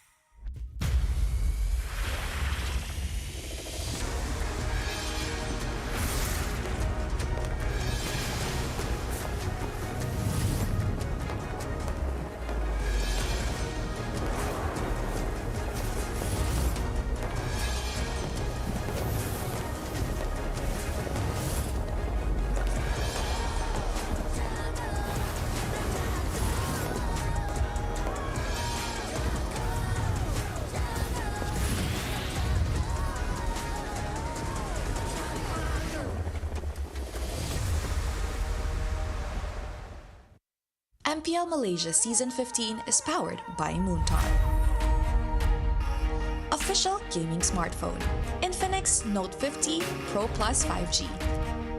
Powered by the MediaTek Dimensity 8350 Ultimate 5.5 gig processor for smooth performance. Equipped with 144Hz refresh rate for buttery smooth gaming visuals. JBL tuned speakers for solid sound and a more immersive experience. Also equipped with 100-watt fast charge and 5200 mAh battery for less downtime and more playtime. Fairy Watch, the official Mobile Legends esports watch made in Switzerland with genuine dragon leather. Comes in 3 colorways, green, black, and blue. Our esports partners, Head & Shoulders, up to 100% dandruff-free and itch protection. Head & Shoulders is dermatologically tested, penetrates 5 layers deep to eliminate dandruff. Get yours now. And thank you to all our strategic partners. 100 Plus, Playas, Astro Arena, MPL Merchandise, MPL Ticketing, supported by KBS, PSI, Rafamuda, MESF, PSM. Welcome back, everybody. MPL MY Season 15 continues with the very final game to close out the week. We've already seen 2 best-of-3s conclude, and a lot of the positionings are getting tougher and tougher. Some predetermined, others must be decided next week. And our final game of today going over to MV versus Team Ray. My name is Getting Q. This is Husky here at the desk. Yeah, this one was the most important series. I think it's the most important series after Vamos JP9ers, because Team Ray, they're fighting to still try to get into playoffs. There is an opportunity for that to happen, but for MV, they're on a mission to make that deep run to take away a potential second spot that is currently held by HomeBois. Yeah, I mean, they're looking for that 2-0 against Team Ray. Team Ray's odds so far, and when looking at the statistics, they need that 2-0 on the opposite end. And if HomeBois wins 2-0 against OB, they must lose 2-0, so on and so forth. So, generally, Team Ray, their odds not looking very good, having a majority of their games played early on in the season. I feel like they've set the benchmark by week 3. Afterwards, man, it was rough. I think by the halfway point, we already can kind of see that Team Ray might not make it to the upper echelon, but now it's the fight to stay alive. And, you know, all these actions has been broadcasted everywhere, but it's broadcasted on one of my favorite plays. Yep, of course. Don't miss a single moment of the MPL MY Season 15 now, as you can catch all the live action on your TV screens. It's Astro Arena. From epic clashes to highlight-worthy plays, experience the thrill of esports like never before, right from your living room. Hello to everybody watching for Astro Arena. If you're watching from across the world, also, good morning, maybe even good afternoon to you guys, depending on your time zones. Either way, the MPL MY has given us some pretty interesting drafts thus far, if not interesting plays. From some of the bigger throws to some of the bigger plays, we're hoping that MV can keep the standard up. Yeah, we have a lot of concepts, I think, in terms of draft, right? A lot of theories being crafted by some of these teams. A lot of them didn't really work out the way we wanted it to, but we saw the potential, right? Like even JP9ers that had some good ideas, OB as well. Didn't work out, but SRG and HomeBois, their theories have been on point so far. MV also have some party tricks up their sleeves. Esmeralda was a surprise pick that they've been able to make it work. Yeah, no, I still don't necessarily agree with the Esme. I think there are certain scenarios where you could possibly fit it in, and the times that they did use it was against the Matilda. Other than that, we have seen that Esme unfortunately isn't as raw sustainable as some of the other tanks in the meta thus far, and especially with Phobius available, that's even like, I mean, that's not even a comparison. Yeah, and I think, you know, for Team Ray and Monster Vicious, for MV, this team really has been a long time coming. They came so close last season, right? Just a bit of stage jitters and up against an experiencing like Todak. They dropped out of the upper bracket and the rest, they dropped out of the play-ins and the rest was history. There was a moment in time that MV could have really ended Todak's run way before the historical lower bracket finals, but here they are draped in new colors, yellow and white, looking stronger than ever and having a chance to go for upper bracket. This is one of the few Tier 2 teams that have been refining their game over multiple seasons, if not an entire year, 2 years in a matter of fact, with a lot of their players having been loaned out from the Tier 2 scene to fill in Tier 1 spots. So they got more and more experience as time goes by. But with the help of Haru, they've been able to kind of mold this squad. On the opposite end, Team Ray, it gets a little tougher, right? Because this team has always been in the middle of the pack. They've been trying to claw their way out, and I think this particular iteration is looking closer to molding themselves, or at least having the right setup to eventually become a Tier 1 team. I agree. I think you compare them to last season, I would definitely say that this season is a better season for Team Ray, but it's still not good enough to push them into the top 6, right? To put them on the same pedestal as all the other teams that have already qualified into playoffs. The least they can do right now is to give MV a fight. I think Team Ray have shown really good potential. They've went the full distance with team like Vamos, like Todak, but closing the series out has been the toughest challenge for them. It's always been a struggle, mainly because they're playing around 1 or 2 win cons, right? They have Lazier and as well as Trap being the 2 main pushers of those win cons, and Eevee has to sacrifice a lot to make that happen. Even their post 4 is struggling to make ends meet, right? And I think that's the difficult decision that they have to go with. Either they go for an all-for-one strategy, or they start splitting their win cons. So far, I feel like Lazier is a little bit more reliable on that win con compared to Trap. But at the same time, we've seen teams really adjust better around the jungle picks and bans. Yeah, some teams, I think in the earlier stages of the league, they do target ban Trap a lot more, right? Force him into picks, but he still has that pocket 1-1, which MV also plays. Yeah, I mean, MV, a stellar lineup here. They've grown so much since the first time they debuted it individually or as a squad. Monster Vicious with a main lineup of Ruff, Nova X Kobar, Roundel, Uni, and as well as Xeno. This team has some real chemistry and a real chance if they can put some varnish. Because we've seen them overheat, but we've also seen them play from behind. And they have admitted that, right? Sometimes Star Syndrome is a cause for losing games, but they also demonstrated that they are very well versed when it comes to big team fights, right? They are very good in these team fights. They've slightly broken away for the full local lineup, the local lineup identity, bringing in Roundel. But Roundel has fit in very well, right? Even gaining that moment in time where he was the biggest enemy for DXS's jungler. Oh yeah, notoriety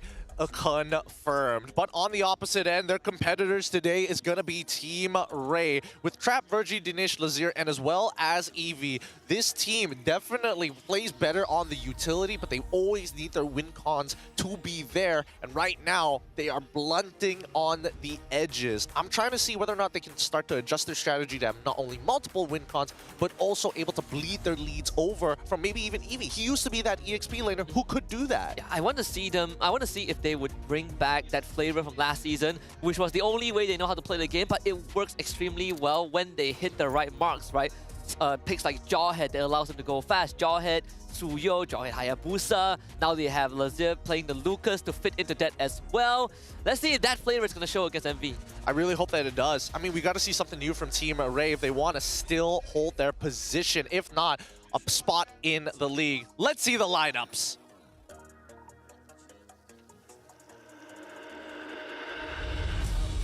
A full 3 points today will lock in their playoff slots. With 2 matches left, they still have a shot at the upper bracket. Please welcome, it's Monster Vicious!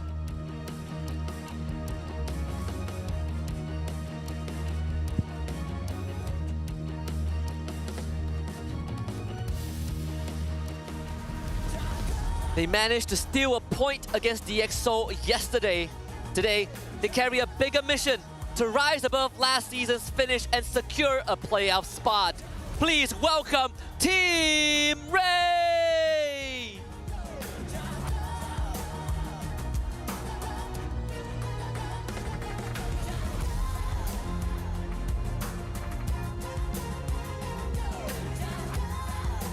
Introducing the coaching staff of the 2 teams and the head of League Ops, Franklin, that will ensure fair play and professional integrity in the matches. For the side of Monster Vicious, it's Haru and Sora. From Team Ray, it's Ars and Sinhai.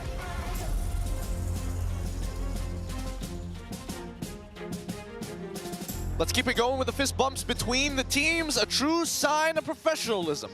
This is how we roll. This is Malaysian sportsmanship. Good luck to both our competitors. All right. There's some parallel to be drawn here. I think we can look at Team Ray and look at DxO, which was a team that did defeat them, right, in a 2-1 fashion. And then you look at the track record. Team Ray actually played quite some full series as well in the league, but compared to DXS, they've lost more, and that's why DXS is almost prime for playoff spot, and Team Ray are still struggling. Here, I mean, the thing is, Team Ray had a more refined way of playing team fights, and I think that's something that a lot of teams were trying to get more used to as they got on stage. But as time goes forward, let's first jump into a quote from Trap. Here is our MPL Insider. In the last fight against DX, we rushed to the end of the game. The Masha also hard to deal with. We got distracted even though we had agreed to ignore her. Against MV and SRG, realistically, they're tough opponents on paper, but we'll give it our best. This is a quote from Trap. Yeah, it's pretty scary, especially when you look at the last line, right? They are playing MV now. The final match is against SRG OG.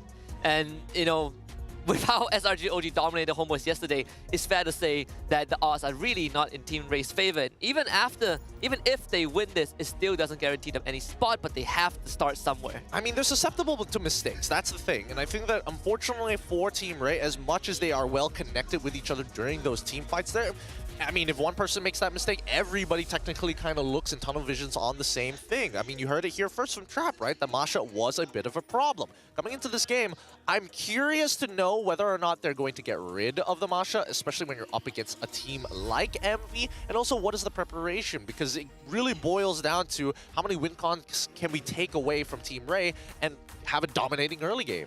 It's been 5 weeks and, you know, 8 series. This is an 8 series for MV, but you look at how MV have a chance to secure top 2, they have to 2-0 everything. and HomeBois have to lose to them, of course. It's a real tough one here. They got a 2-0 every single match from this point onwards against not only Team Ray, but Aero and as well as HomeBois. And they also need HomeBois to fall against them. If HomeBois is able to get a 2-0 against OB, that'd be great. But even so, I don't think that's I mean, it's already happened at this point. And the easiest way to call it is they have to beat HomeBois. Yeah, it puts them at 21 points while HomeBois is stuck at a maximum of 20, right? So that means that MV will overtake them and there's no aggregate to worry about, no head-to-head to worry about. It is a clean 1-point lead. Yeah, very straightforward for MV. You know, I think Team Ray is a good way to look at it's like a litmus test, right? Like Team Ray power level, Team Ray Aero, and then HomeBois. It's a boss rush for Monster Vicious, but for Team Ray, of all the gold laners in the league, most of them have standouts, right? Most of them either have a moniker or have memorable moments. You know, Noliel, Innocent, Akuse, recently MLQT. But Trap, we've said that he is a jack of all trades from week 1 onwards, some even from previous seasons, but even until now, I think we're still looking for more from this guy. Yeah, no, we're still looking for more because, again, he gets so close for making the super play and just falls short, like ever so shortly. Guys, if you're coming down to the MPL arena here at Stadium Juara, you can actually get your hands on the MPL MY Season 15 exclusive merchandise, which is now on sale. More designs available at the MPL MY Arena merchandise booth, and you can also check out their TikTok shop, so scan the QR code if you're interested in that. Yeah, I need to get my hands on one of these. I saw Cram, he also has one, acting as the referee in the SRG OG IV reel. So if Cram wears it, I think you should wear it. Yeah, I mean, it's an easy association, guys. Come on. We got to get on the ball faster. Who knows? Who knows? You might be seeing new faces up on that stage. Please don't. Please don't. You're going to have a tag. You need an ID as well. There's a lot of processes to be a marshal. Either way, this matchup is about to begin. 30 seconds left on the clock. Obviously, the odds are against Team Ray because Monster Vicious has just been looking like the better team in general. The games that they have lost, you can tell it is clearly their fault. The games that they have won, they've made teams really bend the knee. Yeah, MV's biggest enemy is themselves, right? Just as long as they don't overheat, as long as they don't start diving crystals and fountains, most of the time, they are going to close out games. But Team Ray, maybe exploiting some of those weaknesses, some of those, you know, holes in the armor is going to be the way to take down MV. All right, let's get right into it. The drafting phase begins for both our teams in this best-of-3 series. Let's jump right into it. I heard some bans before we hop into the draft. Yep, I heard a Hilda early on. So Haru banning it out, Hanzo first phase ban, and a Phobos to follow. Definitely a lot different from what we've seen in the previous two series, where we're looking a lot at like Kalea, Joy, I think with the Zusin ban also. I mean, if ours is willing to ban out the Hanzo, it does kind of indicate that they want to play a traditional front-to-back comp. Haru, however, also making sure they're getting rid of the global presence of Chip. No surprises there. The question is whether or not they're going to let Fanny through. I don't think Haru is going to let Fanny through, especially with so much on the line here. They need to have a clean draft. Yeah, I think it's a risk that isn't worth taking. And like, what's the trade that you want? Well, Team Ray solved that problem. Okay. It doesn't mean that they want to set up for first pick Kimmy. It just shows the priority list right now. It's Kimmy and Kalea up for grabs. We saw that exact exchange between HomeBois and SRG OG yesterday. SRG OG did opt for the Kalea first pick. Had a solution for the Kimmy. Backline divers like Ling, we see the Bakta, the Glue as well, were decent options. See if MV are willing to go for that trade, right? Or they just want to go straight for the Harif. But if that's the case, they do have to remember that there's no more Phobius +1. Yep, I think Haru, if I was in Haru's position, I think the easiest way to deal with it is just ban out the Kimmy, right? Let them have Kalea. We've seen them multiple times deal with the line where they have to deal with Kalea in general. Oh, they're going to take out Zushin. All right, they're going for the Gambit. So now we're 50-50. Is it going to be Kimmy? Is it going to be Kalea? Let's see what... I feel like, looking at Virgil's portfolio, I think Kalea is a great hero that fits him, right? He loves catches. Catch style heroes. Catch style heroes. Yeah, pick off zero. There we go. Thank you. That's what they want to do. Jawhead, Kalea. I totally agree with you. I think that the Jawhead is unfortunately a step above when it comes down to like power leashing your jungler, especially when you're going for that power farm route. Speed up that level 4 for the initial clear first rotation. But Kalea gonna be the lock-in for the side of TR. MV on the other hand, let's see how they respond. They can technically still go for Kimmy, take a Purify, and call it a day.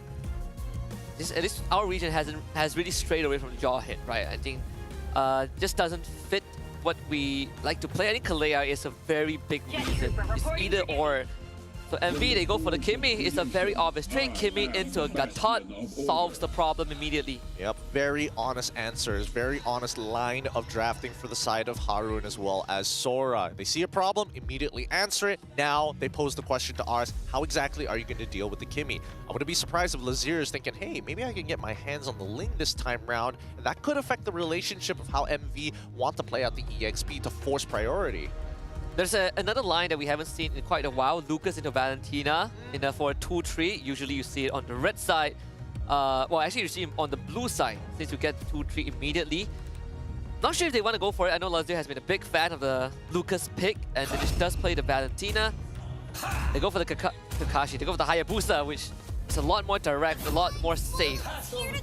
Very honest. Wow. They go for the Wan as well. They want to make sure that it's difficult for Kimmy to land any initial engages, whether it be the Tractor or whether the Starlium. Lucas gets locked in for the side of MV, and now Haru looking to protect the pick. Let's see if he bans out that Valentina this time around, or maybe they're okay with actually dealing with the Valentina, right? We've seen time and time again, as much as you have Valentina on your side, unless you have access to the backline, or, I mean, whoever presses the buttons first usually wins it out. You can stagger the opposing Lucas.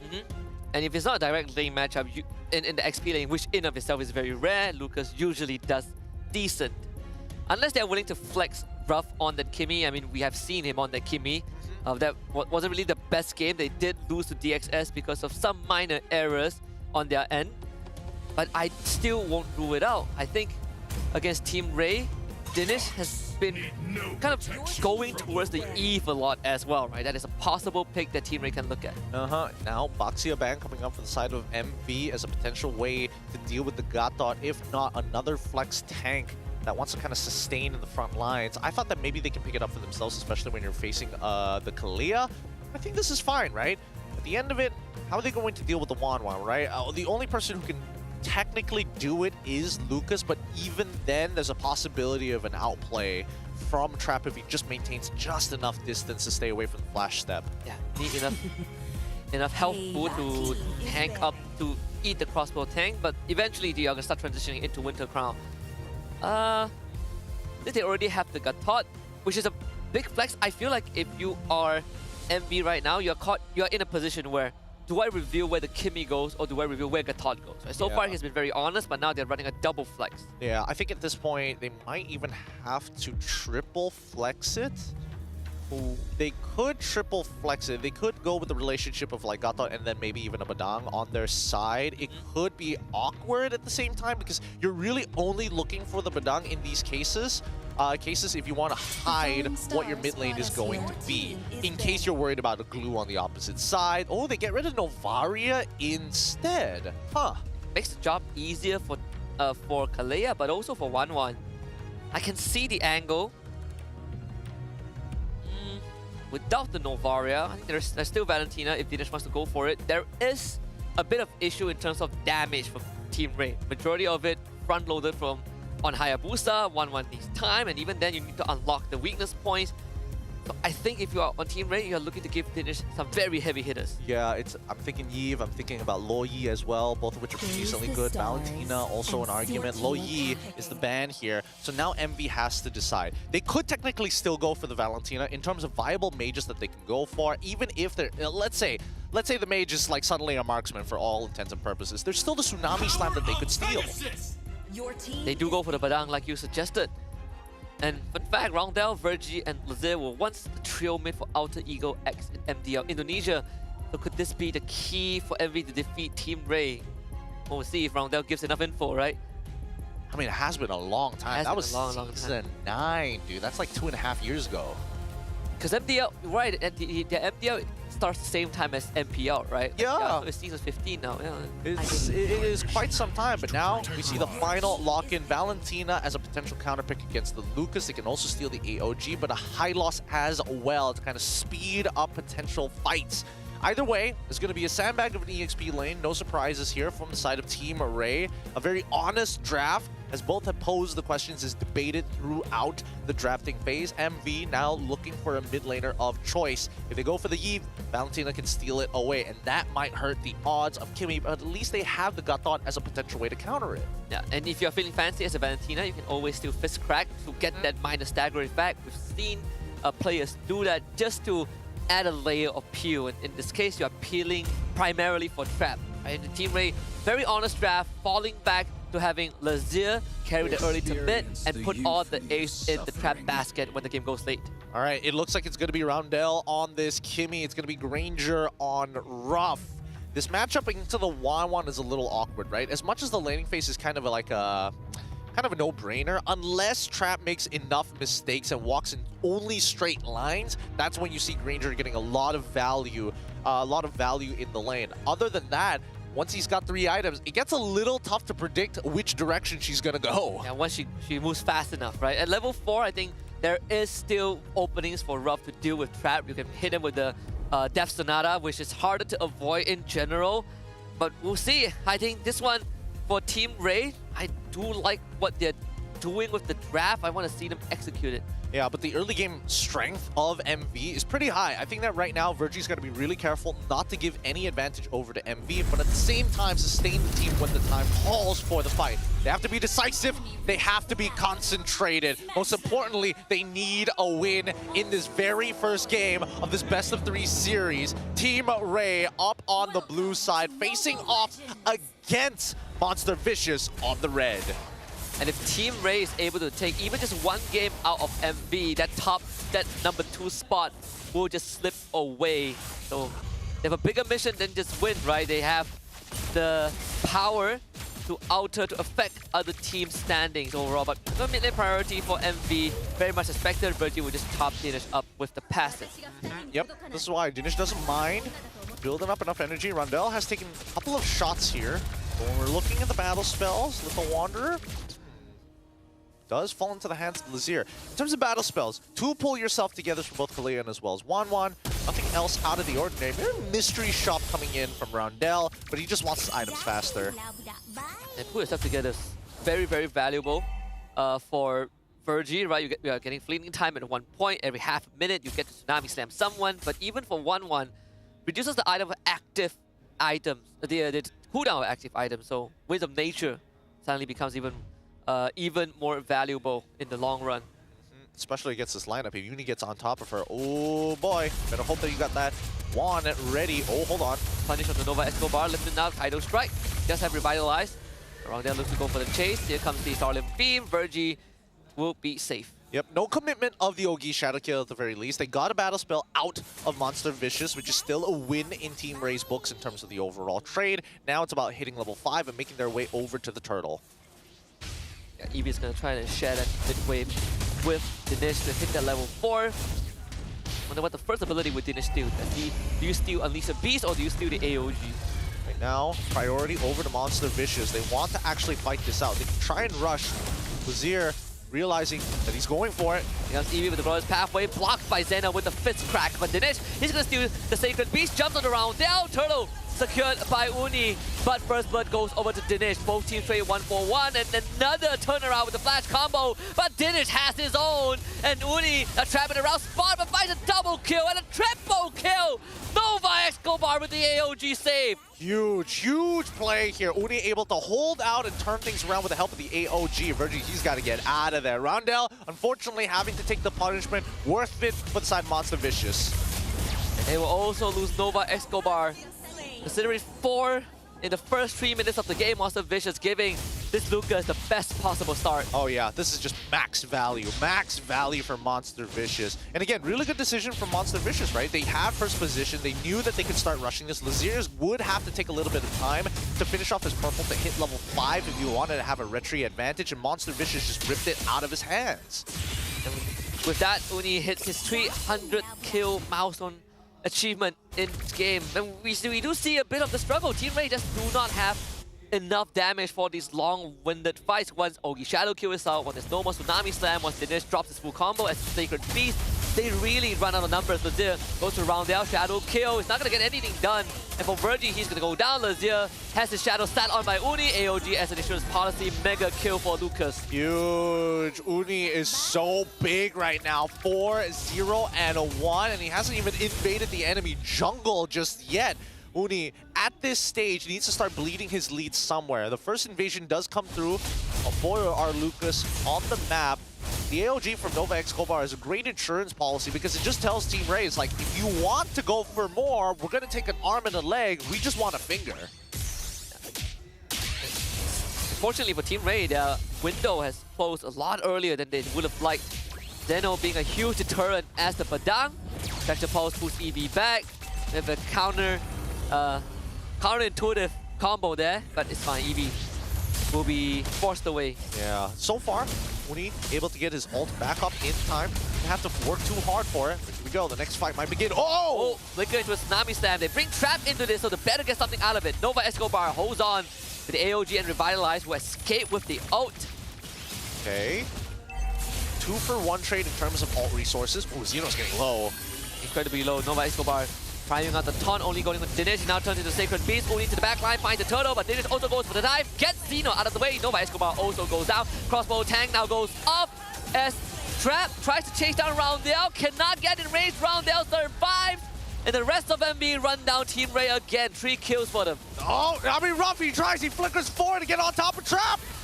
Gets it, triple kill for Monster Vicious. They are just winning out this war of attrition.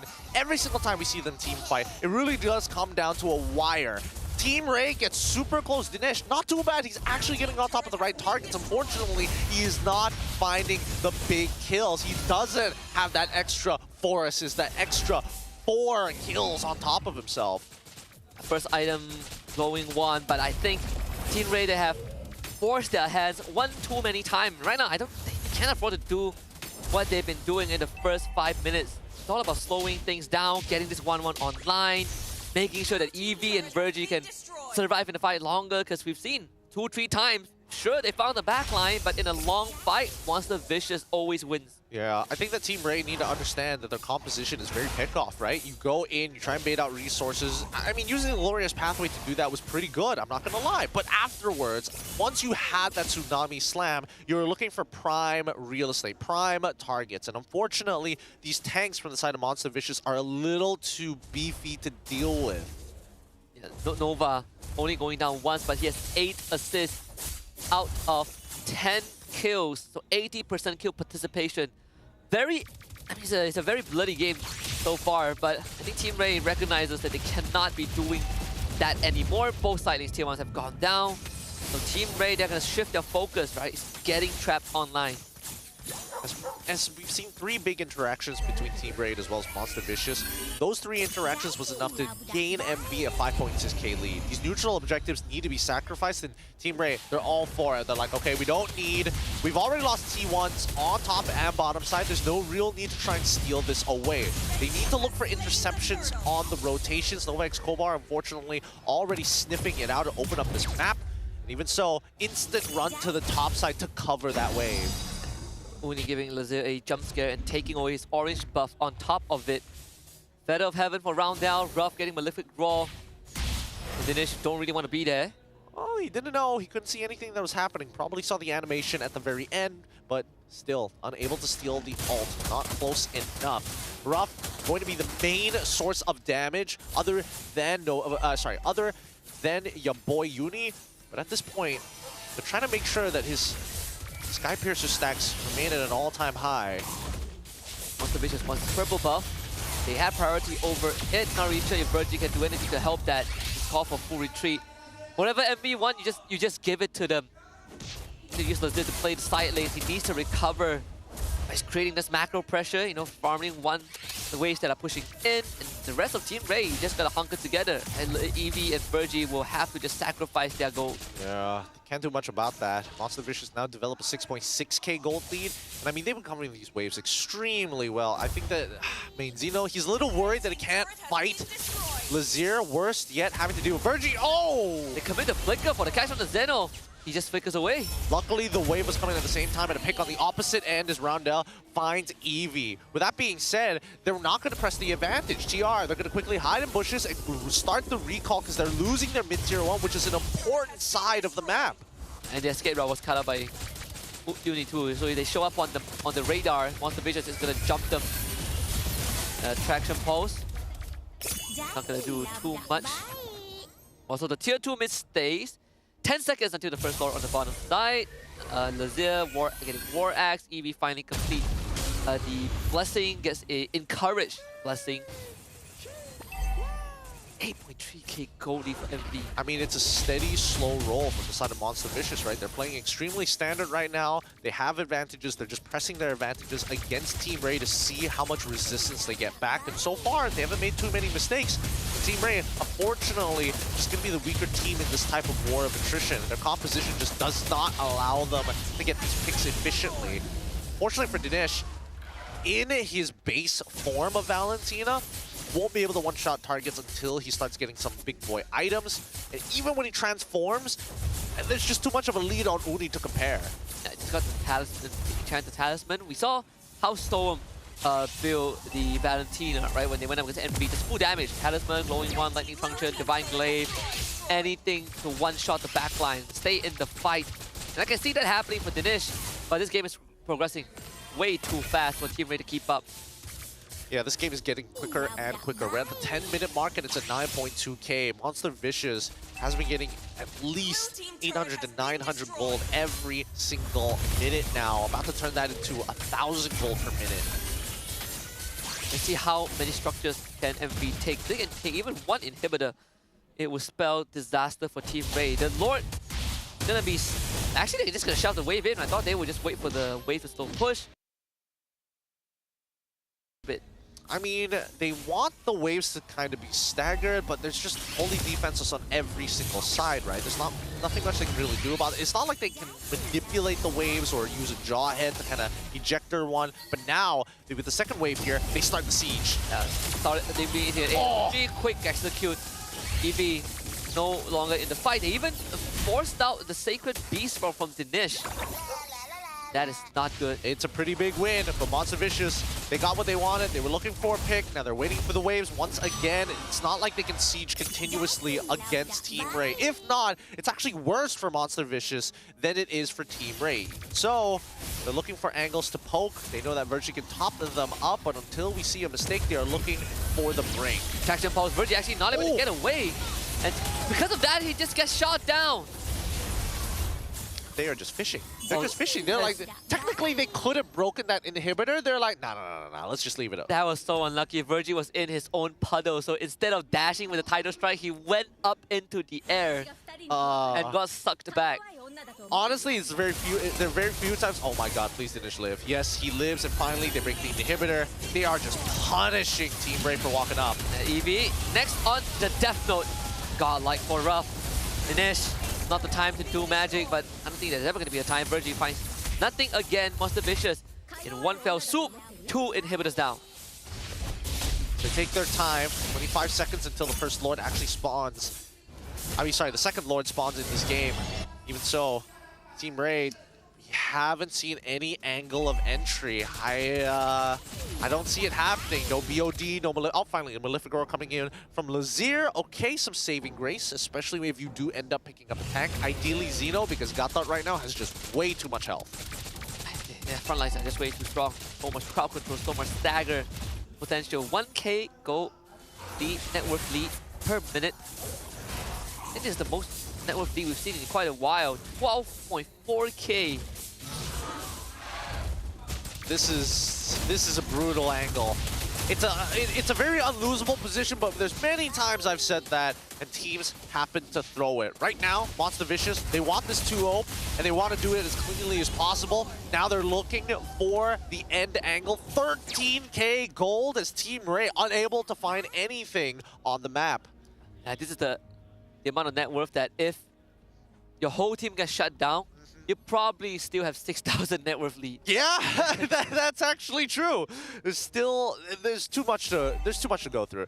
Monster Vicious, they're winning as a stat block, right? That's how they're just dealing with Team Ray, body blocking them in every area. And if it's like, oh, you have a mana advantage, don't worry, I have too many numbers to work with. Yeah, it's they're putting out the what color is your Bugatti thing. Yep. Now they're going to look for the end game here. They're going to start walking up first. Let's see how they play this out, because TR can technically pull the Lord. They will try to do so. EV in a very dangerous spot. One more shot is going to take him out. EV able to walk back to safety, but all inhibitors from Team Ray will be demolished. Monster Vicious will now force the issue, flicker into a fist crack. Zeno starts to engage. They try to go for a catch on the backline, but not able to do so. Wisdom of Nature protects them from the Hayabusa. EV is going to be next on the docket. Monster Vicious runs them down and takes game 1. And they were thinking about situational items. I mean, MV wanted a clean game. They got the clean game that they were looking for. For them, it's just another one in the books, but the second one is the most important. They can't afford to drop anything against TR. With honest drafts and a very easy outlook on the game, I think that Team Ray, they got to bring out something spicy. Yeah, this is Monster Vicious really putting out a statement. They know how important the 2-0s from this point onwards are, and you can see they might have broken Team Ray in this game 1, right? Every single movement did not work out. Team Ray had a good idea, they had the right concept, but they just did not have the stats. Yep. The early game did not go well for Team Ray. They got edged out every single time. If you get a pick, it's a 2-for-1. Every time you find 3 guys, it's a 4-for-3. It's just, they always one-up you. They just one-up you. I feel like after the first solo fight, when that Zeno, well, not that Nova AOG gave Uni the triple kill, I think that's where Team Ray calls it and be like, we can't do this.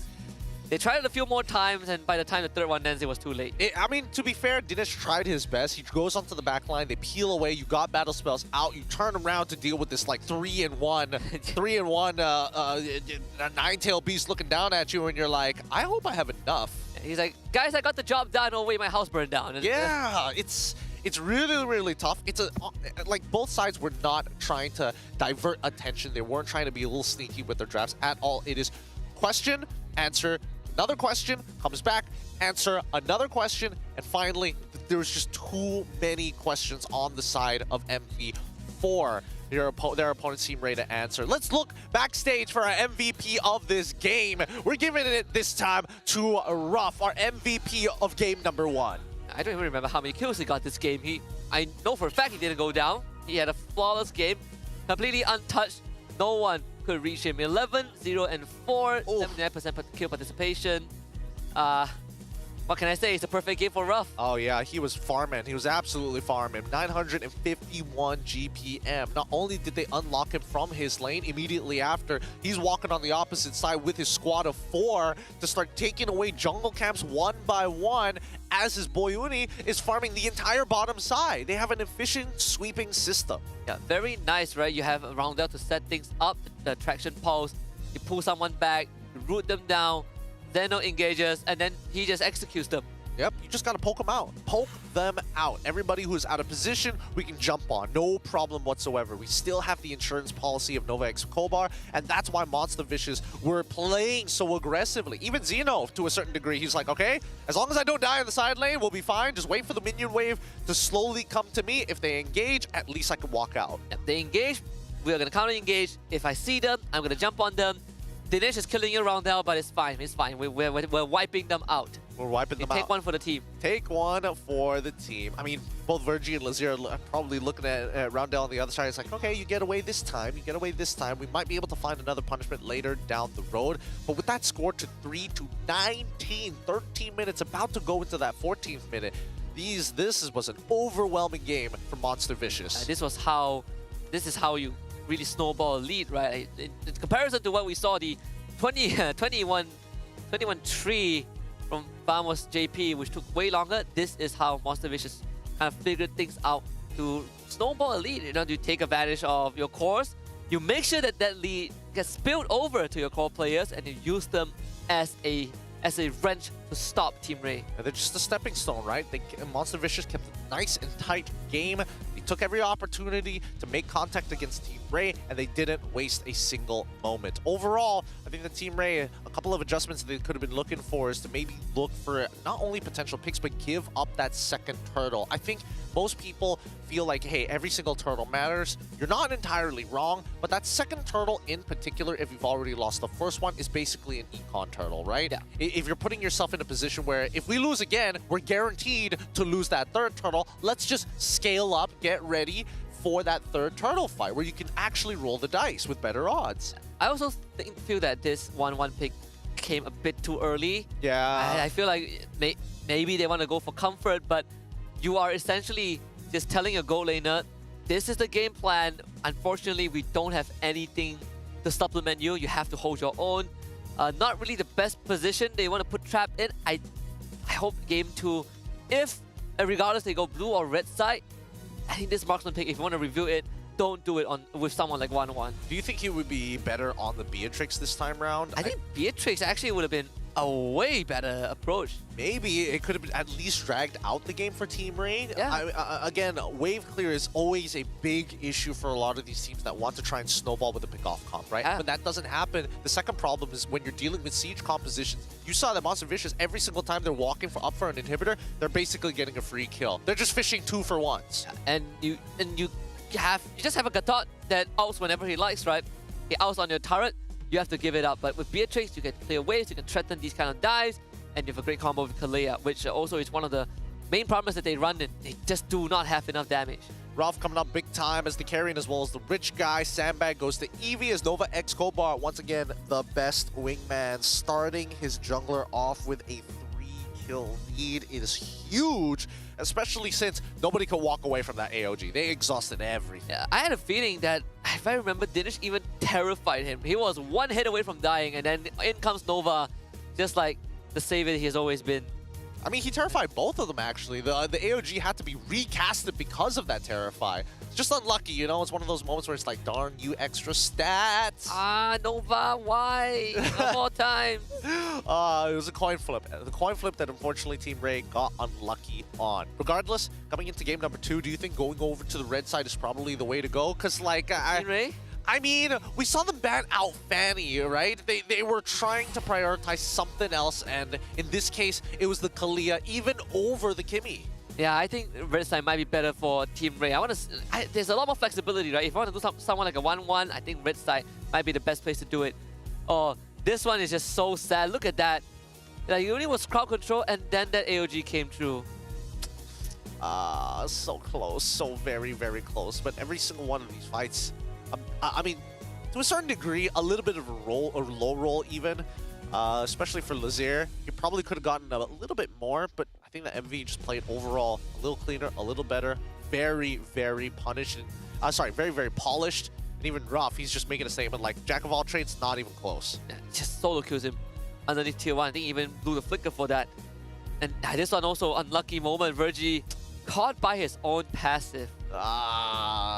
Very, very unlucky. Still fishing though. But this is one of the few games where Badang is just so happy to be like, oh, I jump on anybody, it doesn't matter who? Okay, I'm down for it. Yeah, you jump on us, sure. I stagger you, and then my tank goes to your backline, and there's nothing that you can do about it. Great game coming out from the side of Monster Vicious. They're walking away in that game with a 15k gold lead, and even a Maniac as well. No Savage, might I add. Not yet. But game number 2, I think the Team Ray, they've got to be careful. If they're going to play an early game composition again, then, well, I mean, best of luck, especially when you're up against MV. It's, again, their macro is very, very tight. Their micro is also extremely tight. Not a lot of holes in their game other than the draft. Yeah, if you want to play an early game comp, you got to fix the damage department, right? You got to have enough damage to actually carry forward whatever lead that you might get. And MV also got a pretty good read, right? They banned out the Hilda first phase, really stopping the potential of Team Ray trying to go fast. I think Haru and Sora did great homework. Team Ray still tried to play their usual playstyle, but I think they were missing on some of those beats. Yeah, I think that right now, especially since, hey, we had to ban out the fanning. We could have used it to ban something else out. It could have just been like a Kimmy at that stage of the game if you were already looking for the Kalia in the first place as your final ban.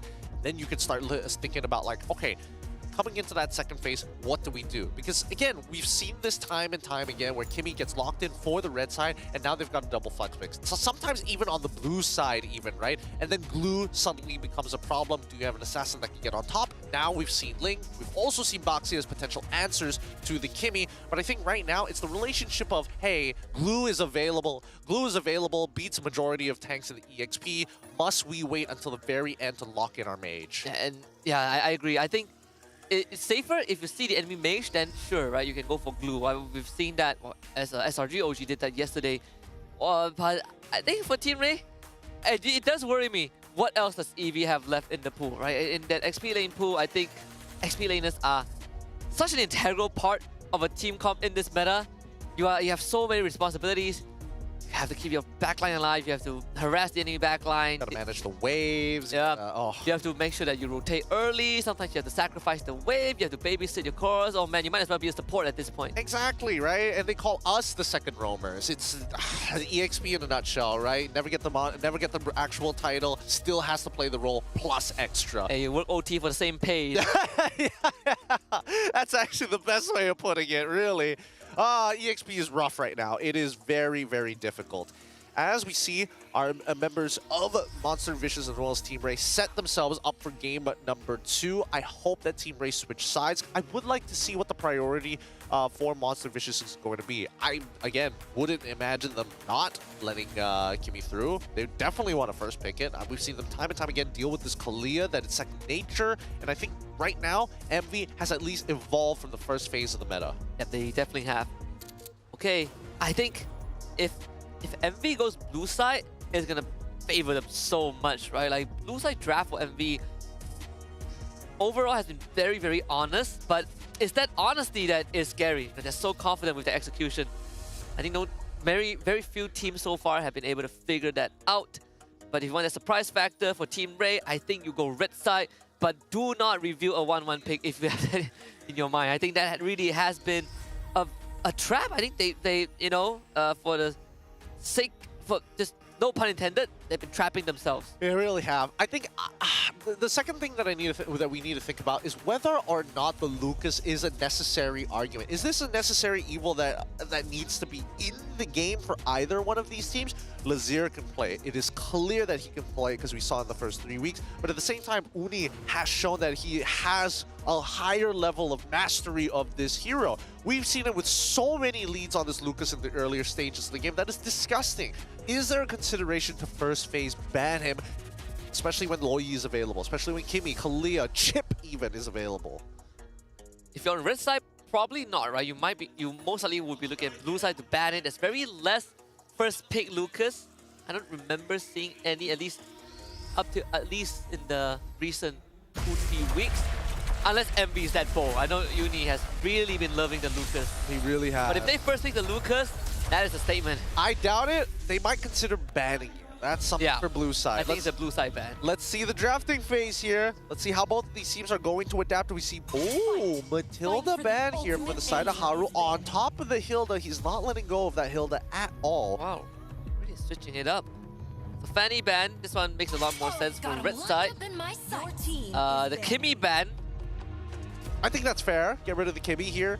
So far, Rundell has shown that he has some prowess on it. Obviously, there is a bit of a flex going in from Rough at the same time, but better get rid of the problem, you know? Get rid of the problem entirely. Let's have a better laning phase for the mid duo.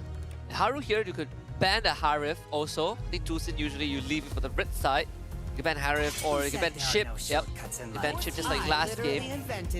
And now Team Ray, it's time to make a trade. Who are you willing to give up? Oh. It's Phobius, Harif, Tusin. I think Kalea. I think you leave Phobius? No. Or you ban Tusin, and you hope they take Kalea and you take Harif Phobius. Take Harif Phobius, ban Tusin. Then you give Hayabusa over to the other side, but then you don't mind Suyong. Do you need to ban Tusin? I feel like Zusin is kind of like okay. It's kind of like whatever to a certain degree, especially since TR are the ones who can play the Wanwan, right? So they banned out the Zusin, all right. Seems like they might switch off the Wanwan this time round. Usually we were expecting it early on, but here we go. MV, do you pick up the Kalia for yourself or say, whatever, we don't care about it, there are other things to play? Yeah, we don't care, Rough. Here we go, Harif. The Hanzo was also banned in game 1, right, by Team Ray. See, yeah, so Kalea is going to be the choice. I feel like at this point of time, it's sort of a no-brainer, right? Kalea open, you go for it, and then you build a draft that can really utilize it. Not just for single target pickups, but also some decent AoE control. Now, we look. Did you know that this game marks Eevee's 200th appearances, his debut in MPL MY Season 7? Wow! Congratulations! 200th appearance! My goodness! Man, I remember the times. I remember the times. Oh, Harith Gathot. Harith Gathot. Instant answer. Great scaling on that, Harith. Curious though, what is Lazier going to play? Because they will need diversity and damage. You go Phobius. I mean, there's still Phobius here for MB. If not, they could. Phobius pretty decent. They could. Granger, or they could. Or they could take Rondel's hero. Let's fight to our heart. Oh, I forgot. There's still the Lucas. Yeah. Okay, Lucas Valentina. Yep, blue side picks. Okay, this is starting to be a blue side pattern for the side of MV, right? Lucas Uni, very happy to play it. Still technically a flex depending on what we see from the other side. We see that the Phobius gets locked in for TR. Then, I mean, we know exactly where this Gathot's going to go. So last game, if I remember correctly, MV, they pick a Thought and then they ban Baxia. Does Team Ray want to do the same here? Right? Probably, right? I mean, you've already got the Gathot on your side. Kalia could technically... Actually, it depends what they're planning for that fourth pick. If they go for the Phobius, there's a possibility that Kalia goes into EXP to kind of manage that lane while having a more proactive roamer. But we'll see. Joy gets locked in for the side of TR. Now, Joy, we haven't seen this in a hot second. There has been a bit of a nerf to it, a hot fix, some may say. Not 100% scaling on a magic damage now, dropped down to 80. Some teams, I mean, people can definitely feel it, right? You're not one-shotting people, even with a Holy Crystal. Oh, yes. Banning out the carry to protect this Gathot. See, so ban a carry here. So it makes you want to... Also, it gives Trap a better matchup. Do you leave the Granger open? Do you pivot to a... What, Roma? Well, not Roma. XP laner ban or jungler ban? Wait, no. Jungle is technically already picked up. Yeah. So it's Roma... Either Roma slash XP laner and a gold laner. I think you double flex it, you hold off on what your mid laner is going to be unless you see a glue ban directly. Haru, he immediately starts to work on the Phobius. Ideally, he would have liked to pick it up, but I mean, red side's got first choice on the second phase.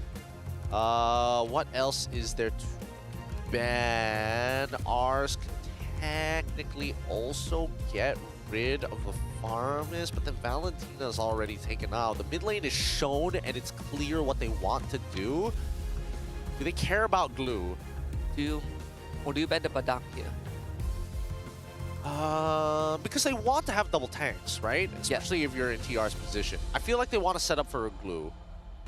But Valentina is already locked in. Are there any potential counters that I'm missing out on? Experience. No, I think glue makes a lot of sense. At this point, MV doesn't have enough damage to cut through the glue. And they already have Valentina, right? So there's no risk of a Fire Mist being picked up. Glue actually works pretty well. Okay. And they have a lot more damage with in the early game. Yeah, more so just like area denial, right? You're able to kind of slow down any kind of follow-up coming in from the other side. I think that I'm surprised that TR gets rid of the Granger rather than, well, never mind. I think considering that Ruff has been playing a majority of his games in MPL MY Season 15 on that Granger, it's like fair enough. It's targeted ban. Oh, they get rid of the CC this time. Okay, sure. So this should be pretty free, right? Should be a free glue. Yeah, they get rid of the CC to protect the Lucas, but I think if you are TR, you get the glue here. There really isn't much ways to stop the glue for now. No slot for Faramis and MV. There's no. I suppose Moskov is a decent way, right? Like Ranger is the next because you beat Sky Piercer and he easily goes through your Gobules. But that's not the case anymore here. Yeah, not to mention that like glue does okay into Lucas in general, even if Lucas does get flexed over to the EXP. We'll see. I mean, TR, they could go a completely different direction if they wanted to, right? They can still go for the traditional high loss. They've got double Leonins on their side. Instead, they lock in the Zask. Oh, all right. Okay, it's a pick that Monster Vicious themselves showed before. Let's have the best win rate, right? 33% out of 6 games. The Badang goes over the MV again, and now the Beatrix. Yep, that's the composition that we want to see. It looks like MV has taken what TR was trying to make, but instead, they've also taken the Valentina on top of the Beatrix to ensure that they have the damage to capitalize on the Kalia picks. Now that we see the full lineup here, how is TR going to respond? The Badang, mid lane, Farsa, Yi. I mean, they already have Zask at this point. Oh right? wait, yeah. So now it's like, what do we do? We either fight off against Lucas, sorry, the Kalia or the Badang. I think that I think glue is not bad. I think glue is pretty straightforward here, right? Yeah, the only person that can blow you up is the Beatrix.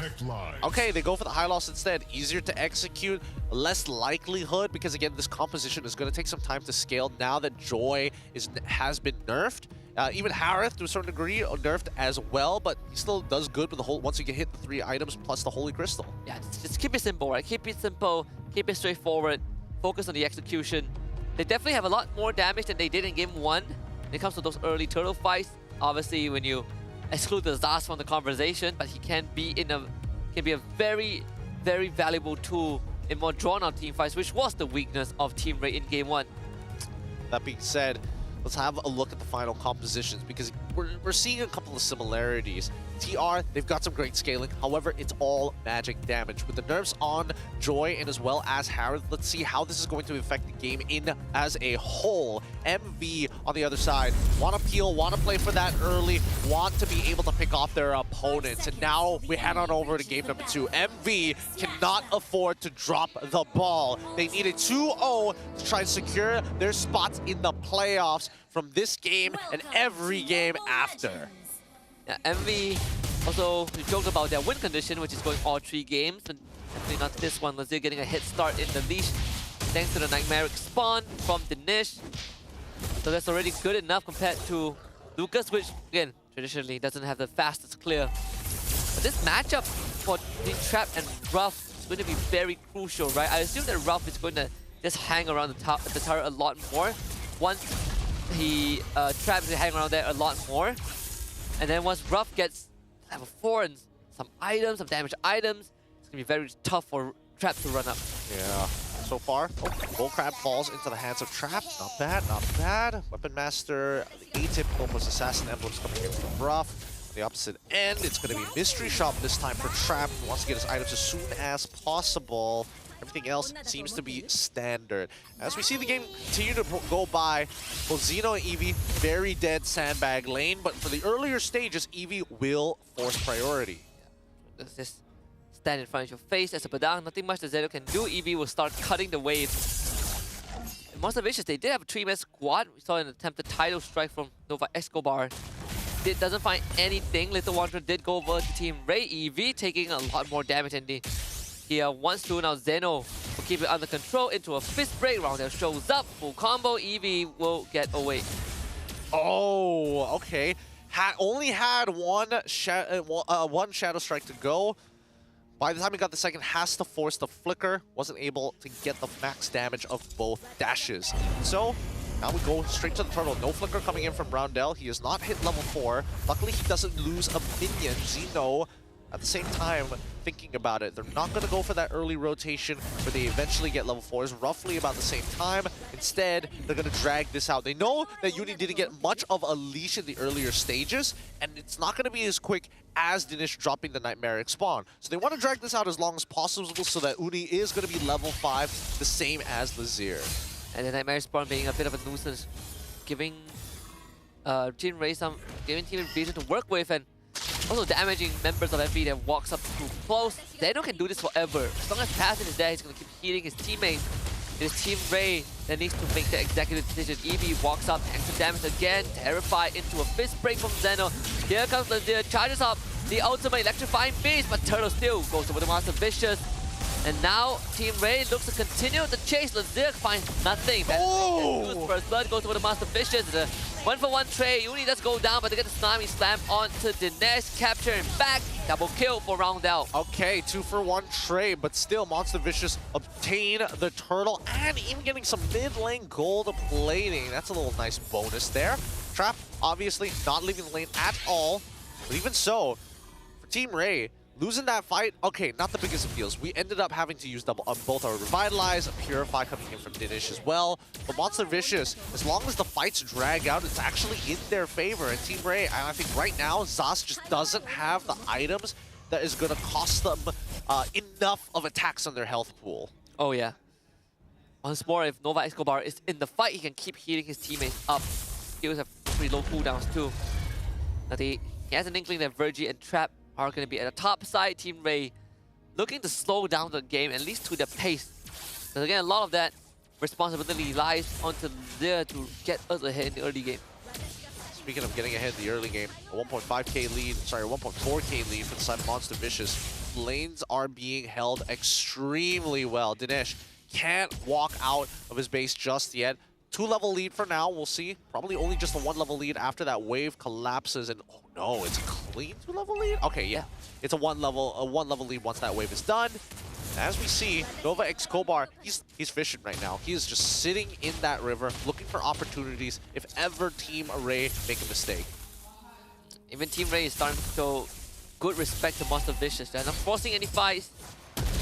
Play with their timings. Roundel stealing the Demonic Ascension tool. Second turtle spawning on top side, 5 seconds.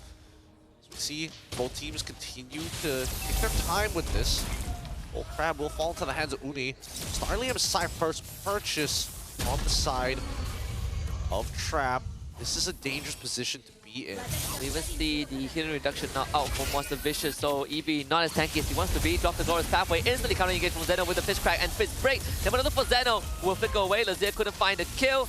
The Demonic Extension, unfortunately, from Dinesh, doing not enough damage. Tsunami Slam from Nova Escobar brings Eevee back, and now Uni shows up to the backline.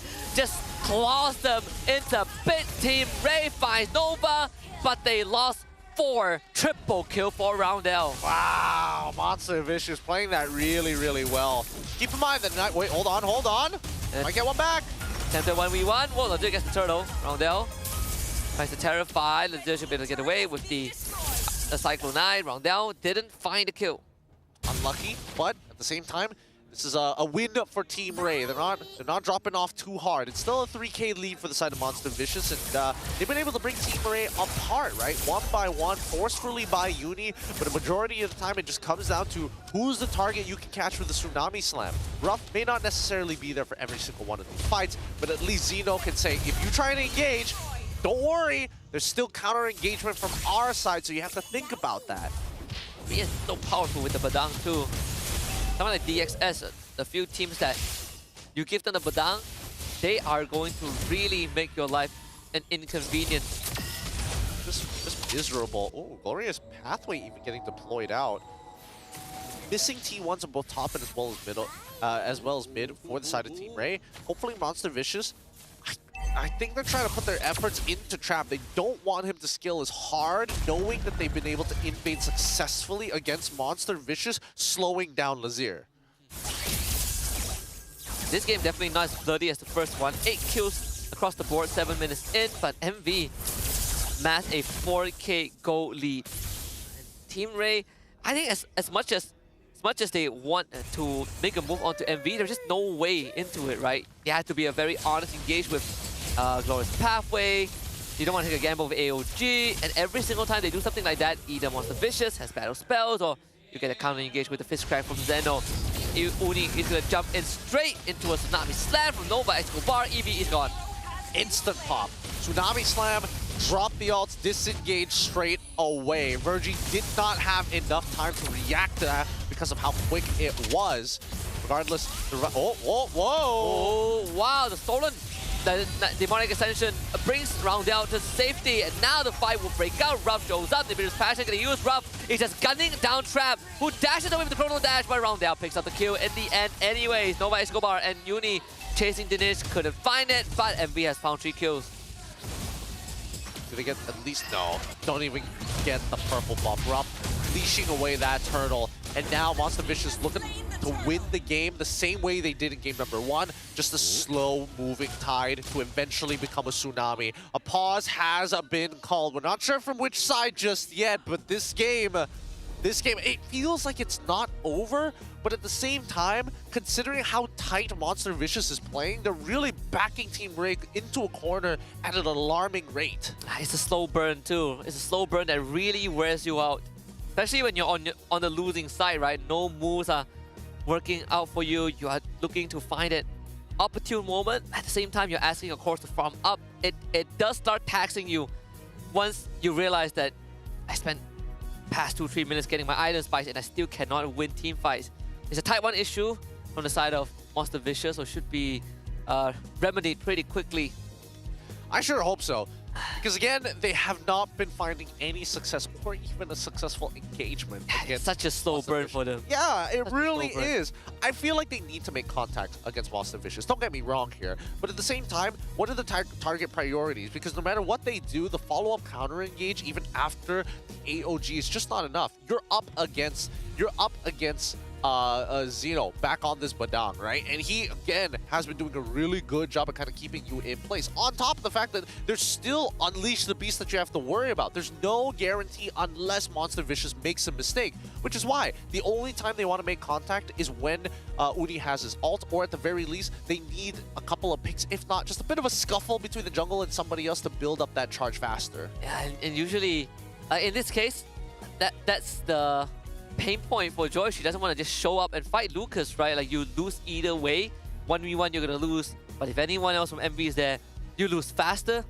Not only that, they picked the Gatot as an answer to the Kalea, but we haven't been able to see Virgie really utilize that, right? They've been doing a lot of Glorious Pathway first. Let's see what happens from the side of MV. They're going to turn around with a Fist Break into Fist Crack. But then Team Ray, they realize, I cannot re-engage. Such a tough position to be in. Until we see item power spikes come through, we need to see Trap get into that position. Looks like our Type 1 issue is done as we head back right into the game. And you can just see Monster Vicious, they know it as well. They're like, if we can deny Trap gold, then technically we're still winning because we're already invading these jungle camps. And Lazir, even with a Holy Crystal, might not be enough. Might be a 3-item jungler nowadays. But that is going to make sure that Monster Vicious continuously stays ahead. Even just to get to the backline itself is very tough. there's so less space for Team Ray to play around just because Huni's in their face. Yeah. Ooh, Queen's Wings. Now he definitely won't be going down anytime soon. This is, he's got the clutch items, not to mention the anti-heal was purchased by Ruff rather than sticking it onto the tanks. Goes Tsunami Slam and Kidnap Virgie. 3-man taunt to the backline. Maybe there's a chance for Team Ray. No Vice Combat getting jumped on. And AOG on the Ruff, who's gonna get control, but Trap couldn't find his way in. Zaman Force will expire the turnaround. And a triple kill for Ruff. Continues the chase. T2. Oh, even the Nightmare spawn being thrown into the face of Xeno. Interesting, interesting. Trying to make sure that the structure doesn't land on anything important as they try to siege. They're not going to get anything as their minions fall. And another T2 on the mid side this time going to collapse. Eevee, I think that holding these waves, and especially with the Holy defense, it's an interesting change because we've seen teams just start fishing against their opponents even after the Holy defense has broken. Which begs the question, is the Holy defense actually necessary, or is it something that Munster should consider reverting? I think it's not bad, right? Like we've seen teams win even though there's a Holy defense. And average games that are not this one-sided, usually we blow past the 12-minute mark where the Holy defense is going to expire. And most games end by the second or third Lord, so if you lose by the first Lord, you really messed up that game. I do enjoy this Holy defense. I think it does a lot more than the previous one we had. Oh yeah. The pushback adds a lot more value, especially when teams are starting to started snowballing with Lords. First Lord was doing a lot more damage than they intended with the previous Holy Shield. Yeah, I mean, it was pretty nasty how quick some of these games could potentially end. But at the same time, I think that at least with the Holy defense, it buys you time. It buys you time, especially in a meta that's so snowball heavy. Yeah, it's a good bailout card, right? Like, at least for one push, you get to hold back. The system helps you hold the wave back, the rest is up to you. In this case, this is just the first Lord of the game, and even without the Lord charging, bottom inhibitor is down. Not bad. I mean, doesn't look like they're done chunking through those HP bars, but notice that Uni nowhere close to where his team is. Team Ray not even capitalizing on that position because of his hard stat block. So they've been taking their time for a while, and Ruff getting so much value. Oh, okay. And you know that Nova is fishing for someone, and he finds an AOG counter engage. It's just too late. The front line has already collapsed. Virgie now. Around there is godlike, and Uni this time with some style points with the Winter Crown triple kill. The Monster Vicious looking for the end, just like game number 1. They clean up. Pabz Uni goes down, but this time the Star Syndrome is warranted. 2-0 for Monster Vicious. Yep. You see no smiles on their faces. Nobody is extra excited. Everybody's looking at each other with serious eyes. Just another day in the office for Monster Vicious. A 2-0 victory in an extremely fast fashion. They starve out Team Ray. They lock them out. Yeah. This is it's like getting waterboarded. You know that it's not going to end well, but you just have to wait for the inevitable end. The Monster Vicious, they've done step 1, 2 more series to go before they can lock in the second place. Of course, one of them including taking down HomeBois, but we talk about this boss rush, right? Start with Team Ray, next up, Aero. Oh, man, this is a Monster Vicious that everybody has been excited for. But they needed to be clean for some of the other games prior to this. With that being said, though, let's throw it over the Rose on stage and have a chit-chat with our winners, Monster Vicious. Selepas kemenangan 2 berbalas kosong, mendapatkan 3 mata penuh, Monster Vicious adalah pasukan ketiga untuk layak ke playoffs musim ini. Guys, congratulations.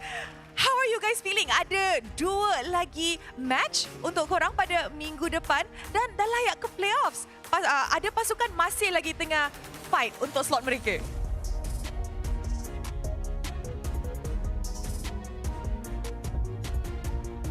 Guna mic Rose dulu. So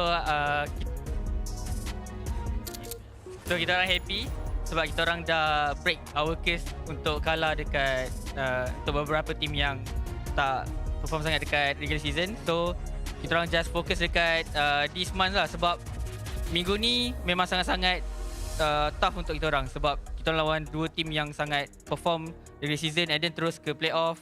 Dan playoff ada dua phase, dan it's a very tough month for us upcoming months lah. I see. Now, Sora baru je cakap, dorang dah break the curse. Now, I'm going to ask you back. Adakah itu curse ataupun was it like kurang daripada korang musim lepas? Is it discipline issue or you know anything like that? Curse ke memang pilot error lah orang kata? Because memang bila I first season masuk MV memang letakkan untuk diorang confident dan barbar je lah. So bila dah terlampau barbar sangat, susah nak ke display balik. So apa yang fans minta dan customer minta dan fans MV terutamanya, untuk kita orang konsisten balik dan kita orang buat, kita orang fokus dan kita orang berjaya lah, Alhamdulillah. Alright, now you mentioned masa you masuk Monster Vicious lah kan, team terlalu barbar. Macam mana as coach kan, as coaching staff, macam mana korang ask the players to be humble, santai, macam mana? Especially kalau rookie-rookie kan, diorang memang menang sekali dah macam menang tournament dah. So tu kita tak boleh stop kan, sebab memang tu diorang punya game style kan. Itu yang buatkan diorang menang dan tu yang buatkan diorang kuat. So apa yang coach boleh buat, just untuk maintainkan, stablekan, jangan memaksa sangat. Fokus apa yang buatkan diorang pede. Dan tu je lah, tak payah just control je lah.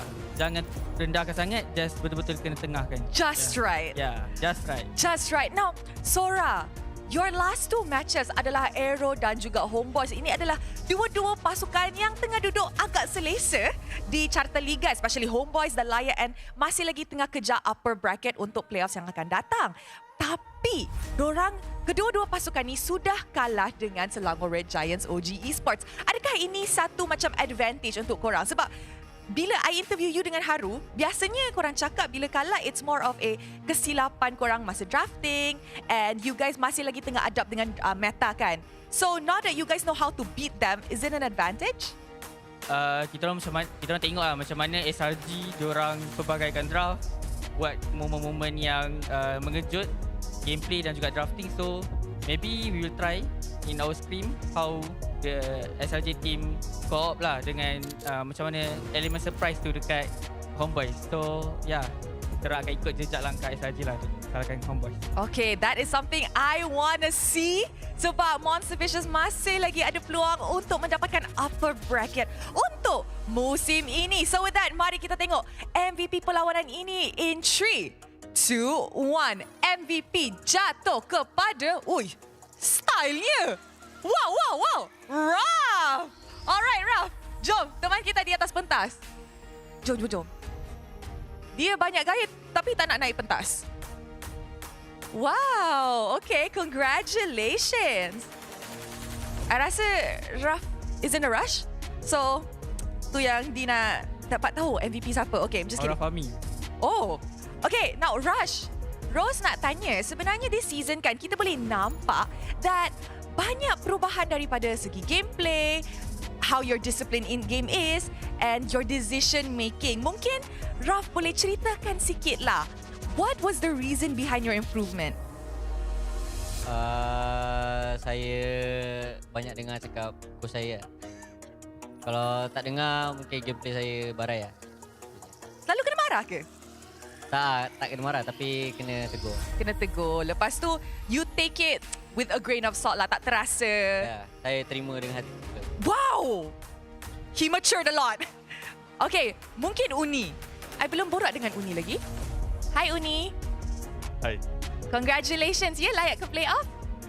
Okay, Uni. Your next two matches ialah HomeBois dan juga Aero Esports. Uni as we can say one of the most looked up to junglers untuk musim ini. You akan lawan juga kedua-dua jungler yang hebat. Sangat-sangat hebat dan sangat-sangat cemerlang. Which is Hazel and of course, Emal. You confident ke going up into the matchup? Yeah, just confident. Tu je? Yeah, confident. Just that. Excited ke dengan matchup? Excited lah. Lagi-lagi Hazel lah. Is there anything yang you nak cakap kepada Hazel ataupun ke Emal?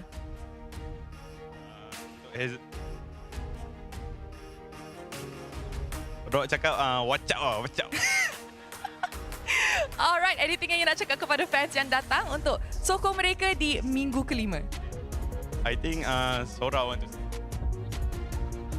So untuk fans, minggu ni kita dah bagi persembahan yang terbaik dari player, dari coaching staff and management. So it's going to be tough week minggu ni. Kalau menang, harap korang tetap support kita orang sampai ke playoff. Okay guys, thank you.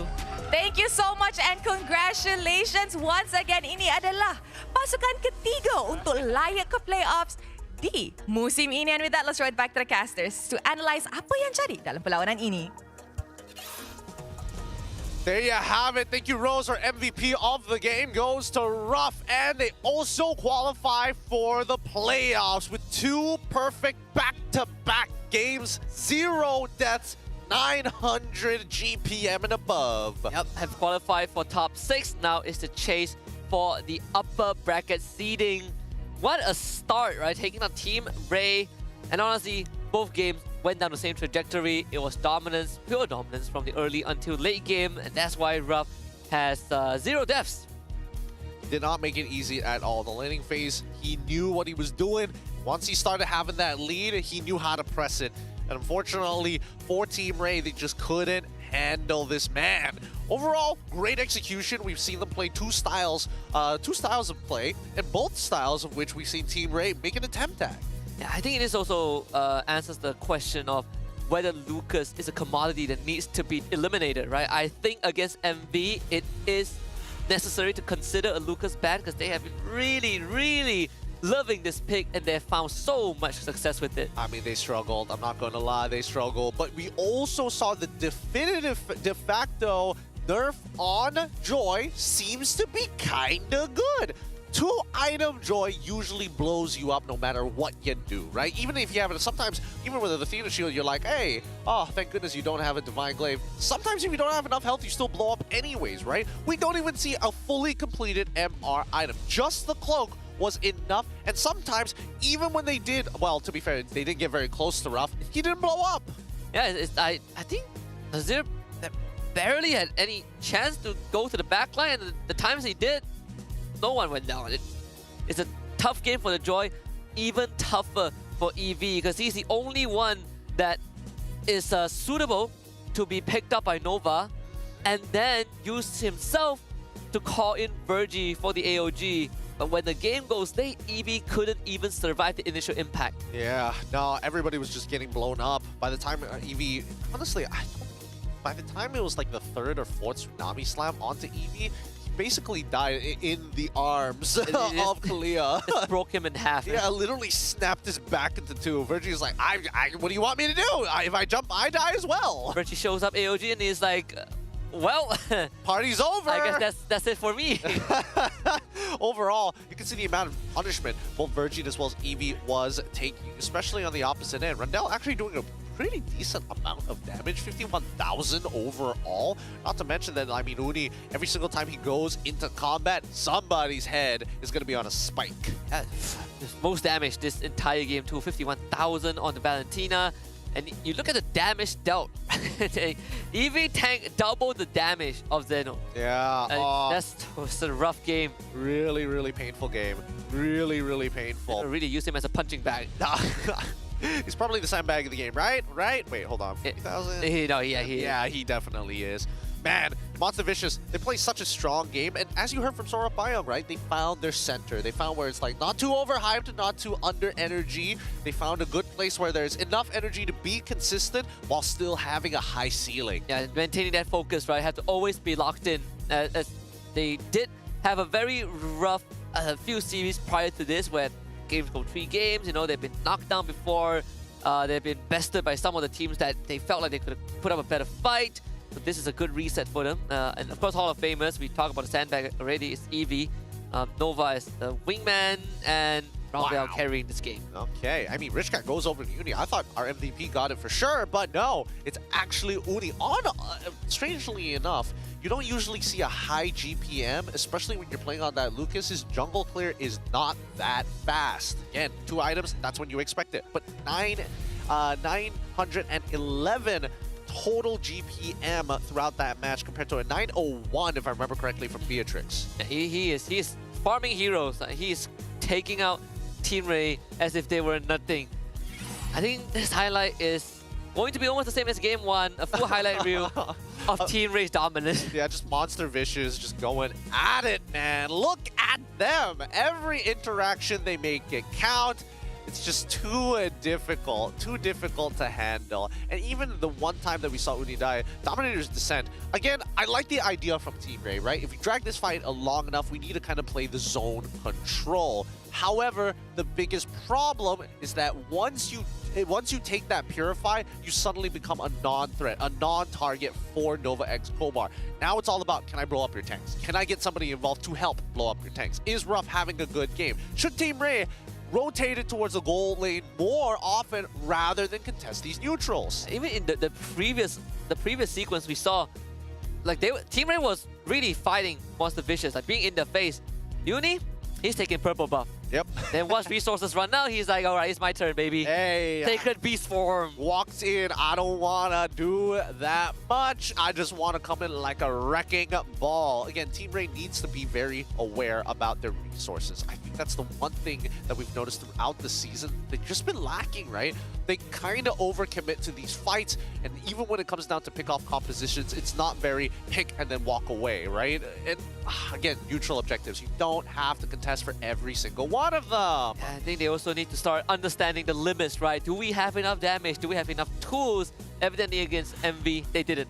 Yeah, man, it's unfortunate to say, but that just means at least Monster Vicious make it to the playoffs in 3rd place as they overtake Aero Esports. They will have to face off against Aero later to compete for a spot. And if they're able to 2-0 them, they might be able to contest HomeBois and that 2nd seed. This is actually incredibly scary, right? You look at the total standings, most teams have exhausted 90% of the games, right? Like, well, Monster Vicious and Aero have 2 more, but you look at Vamos, DXO, and Todak, they all have 1 more. Who do they have in common? Well, at least for Vamos and Todak, at least for Vamos, they gotta play Aero. Todak needs to play JP. DXO also 1 more game. We talk about the potential that the 3-way tie, they're all separated by 1 point. Yeah, I mean, I don't even want to get into the head-to-head because they still have some teams still have a game left in them, and that could really shake things up. For all intents and purposes, we'll see whether or not the middle of the pack is going to start breaking up. Vamos, they moved up to 5th place. Now, with 12 points, they're feeling a lot more comfortable, that's for sure. But they haven't secured their spot just yet. Yeah, it's either they beat Aero, then they will. But I think when we look at next week's schedule, it gives us a good idea of what we have. This is the tough one. Oh my goodness. Aero up against MV on Friday. SRG OG against OB. And then on Saturday, DXS face off against the JP Niners. JP just trying to make sure they get enough points to overtake Team Ray. Vamos against Aero as well. Aero have to play both their matches in that last week. And then finally, the one we've been waiting for, HomeBois versus MV. On Sunday, though, Todak will face off against the JP Niners. SRG OG Esports will deal with Team Ray. And then, just in case, we got a tiebreaker. Yeah, and it will be a BO1 format, right? Very rare that this has happened. Probably a 3-way tie between DX, Vamos, and Todak. But even then, you look at aggregate points, ain't looking good for Todak. It's not looking good. That's why 2 O's are the way to go. Yeah, in the deep negatives. Of course, JP Niners still technically the final boss. They could stop Todak from playoffs. They could stop DX from playoffs. Aero could stop Vamos. Possibilities are up in the air. Oh, it's stressful. It is stressful boy. As we are coming into the final weeks here. But I mean, so far the MPL MY, I mean, we shortened from 8 weeks to 6 weeks, and I think that at the very least it comes with its pros and cons. One, the action is snappy, the storylines are compressed, but at the same time, it doesn't give a lot of these teams time to adjust. However, coming into the playoffs, I think that might change entirely with such a long break between it. Yeah, at least the second phase, right? Like, teams are looking, get into top 3. You get into top 3, 2 weeks break. If you don't make it to top 3, you are going to get eliminated by the end of phase 1. So I think phase 1 is the toughest one. If you're not seeded in top 2, you play play-ins. The next day, you play upper and lower bracket. And phase 1 is rough. Phase 1 is pretty brutal overall. And that's not even including the fact that we still have a potential MAL team thinking about like, oh yeah, we can actually qualify for the MPL at this point. It's going to be a... Qualifications best of 5. Oh, hey, JP, get ready. JP, get ready.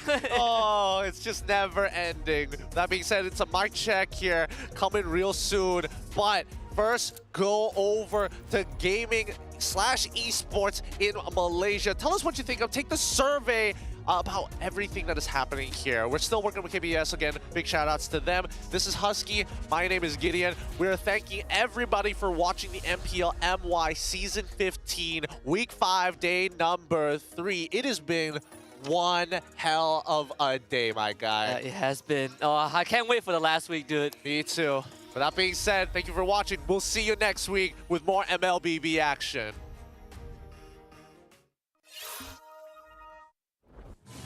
Tengok highlight. Aku dapat 2 guys, Sisi ayah, Ayah guys. Ayah guys. Paling nak ke gua. Mati ayah. Nice. Aku ada Elos, Paling enggak ada ulti ya. Ya, aku 2 orang ni. Ya. Main bot. Aku ulti 2. Kena 3. Nice. Mati guys. Nice. Sekali Guys. Boleh tengok highlight. Nih, Hylos go ulti guys. Let's go. Lihat nih, Hylos. Ya, Hylos. Nah. Tawar. Aku nak. Okay, chill. Dia konsil. Aman. Mati, cok. Mana aja. Nice, bro. Maniac, bro. Pop.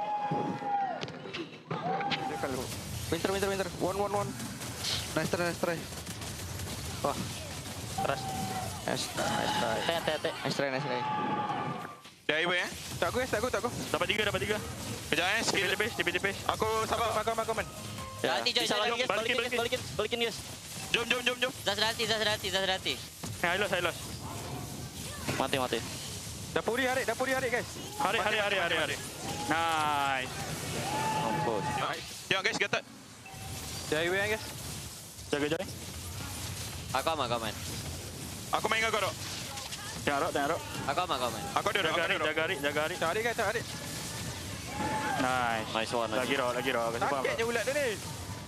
Aman, Rok. Aku main dengan kau. Udah, jangan ngejar guys. Aku si Halbert Asklau. Bagi letak, Rok. Ni. Aku psycho kat atas. Highlight. Goldie. Gata. Belakangnya gua zoning. Boleh lagi, guys. Kasih tahu. Nice. Tower mid. Ya, boleh. Yuk, Ana. Tak gerak kau, oi. Nice one, guys.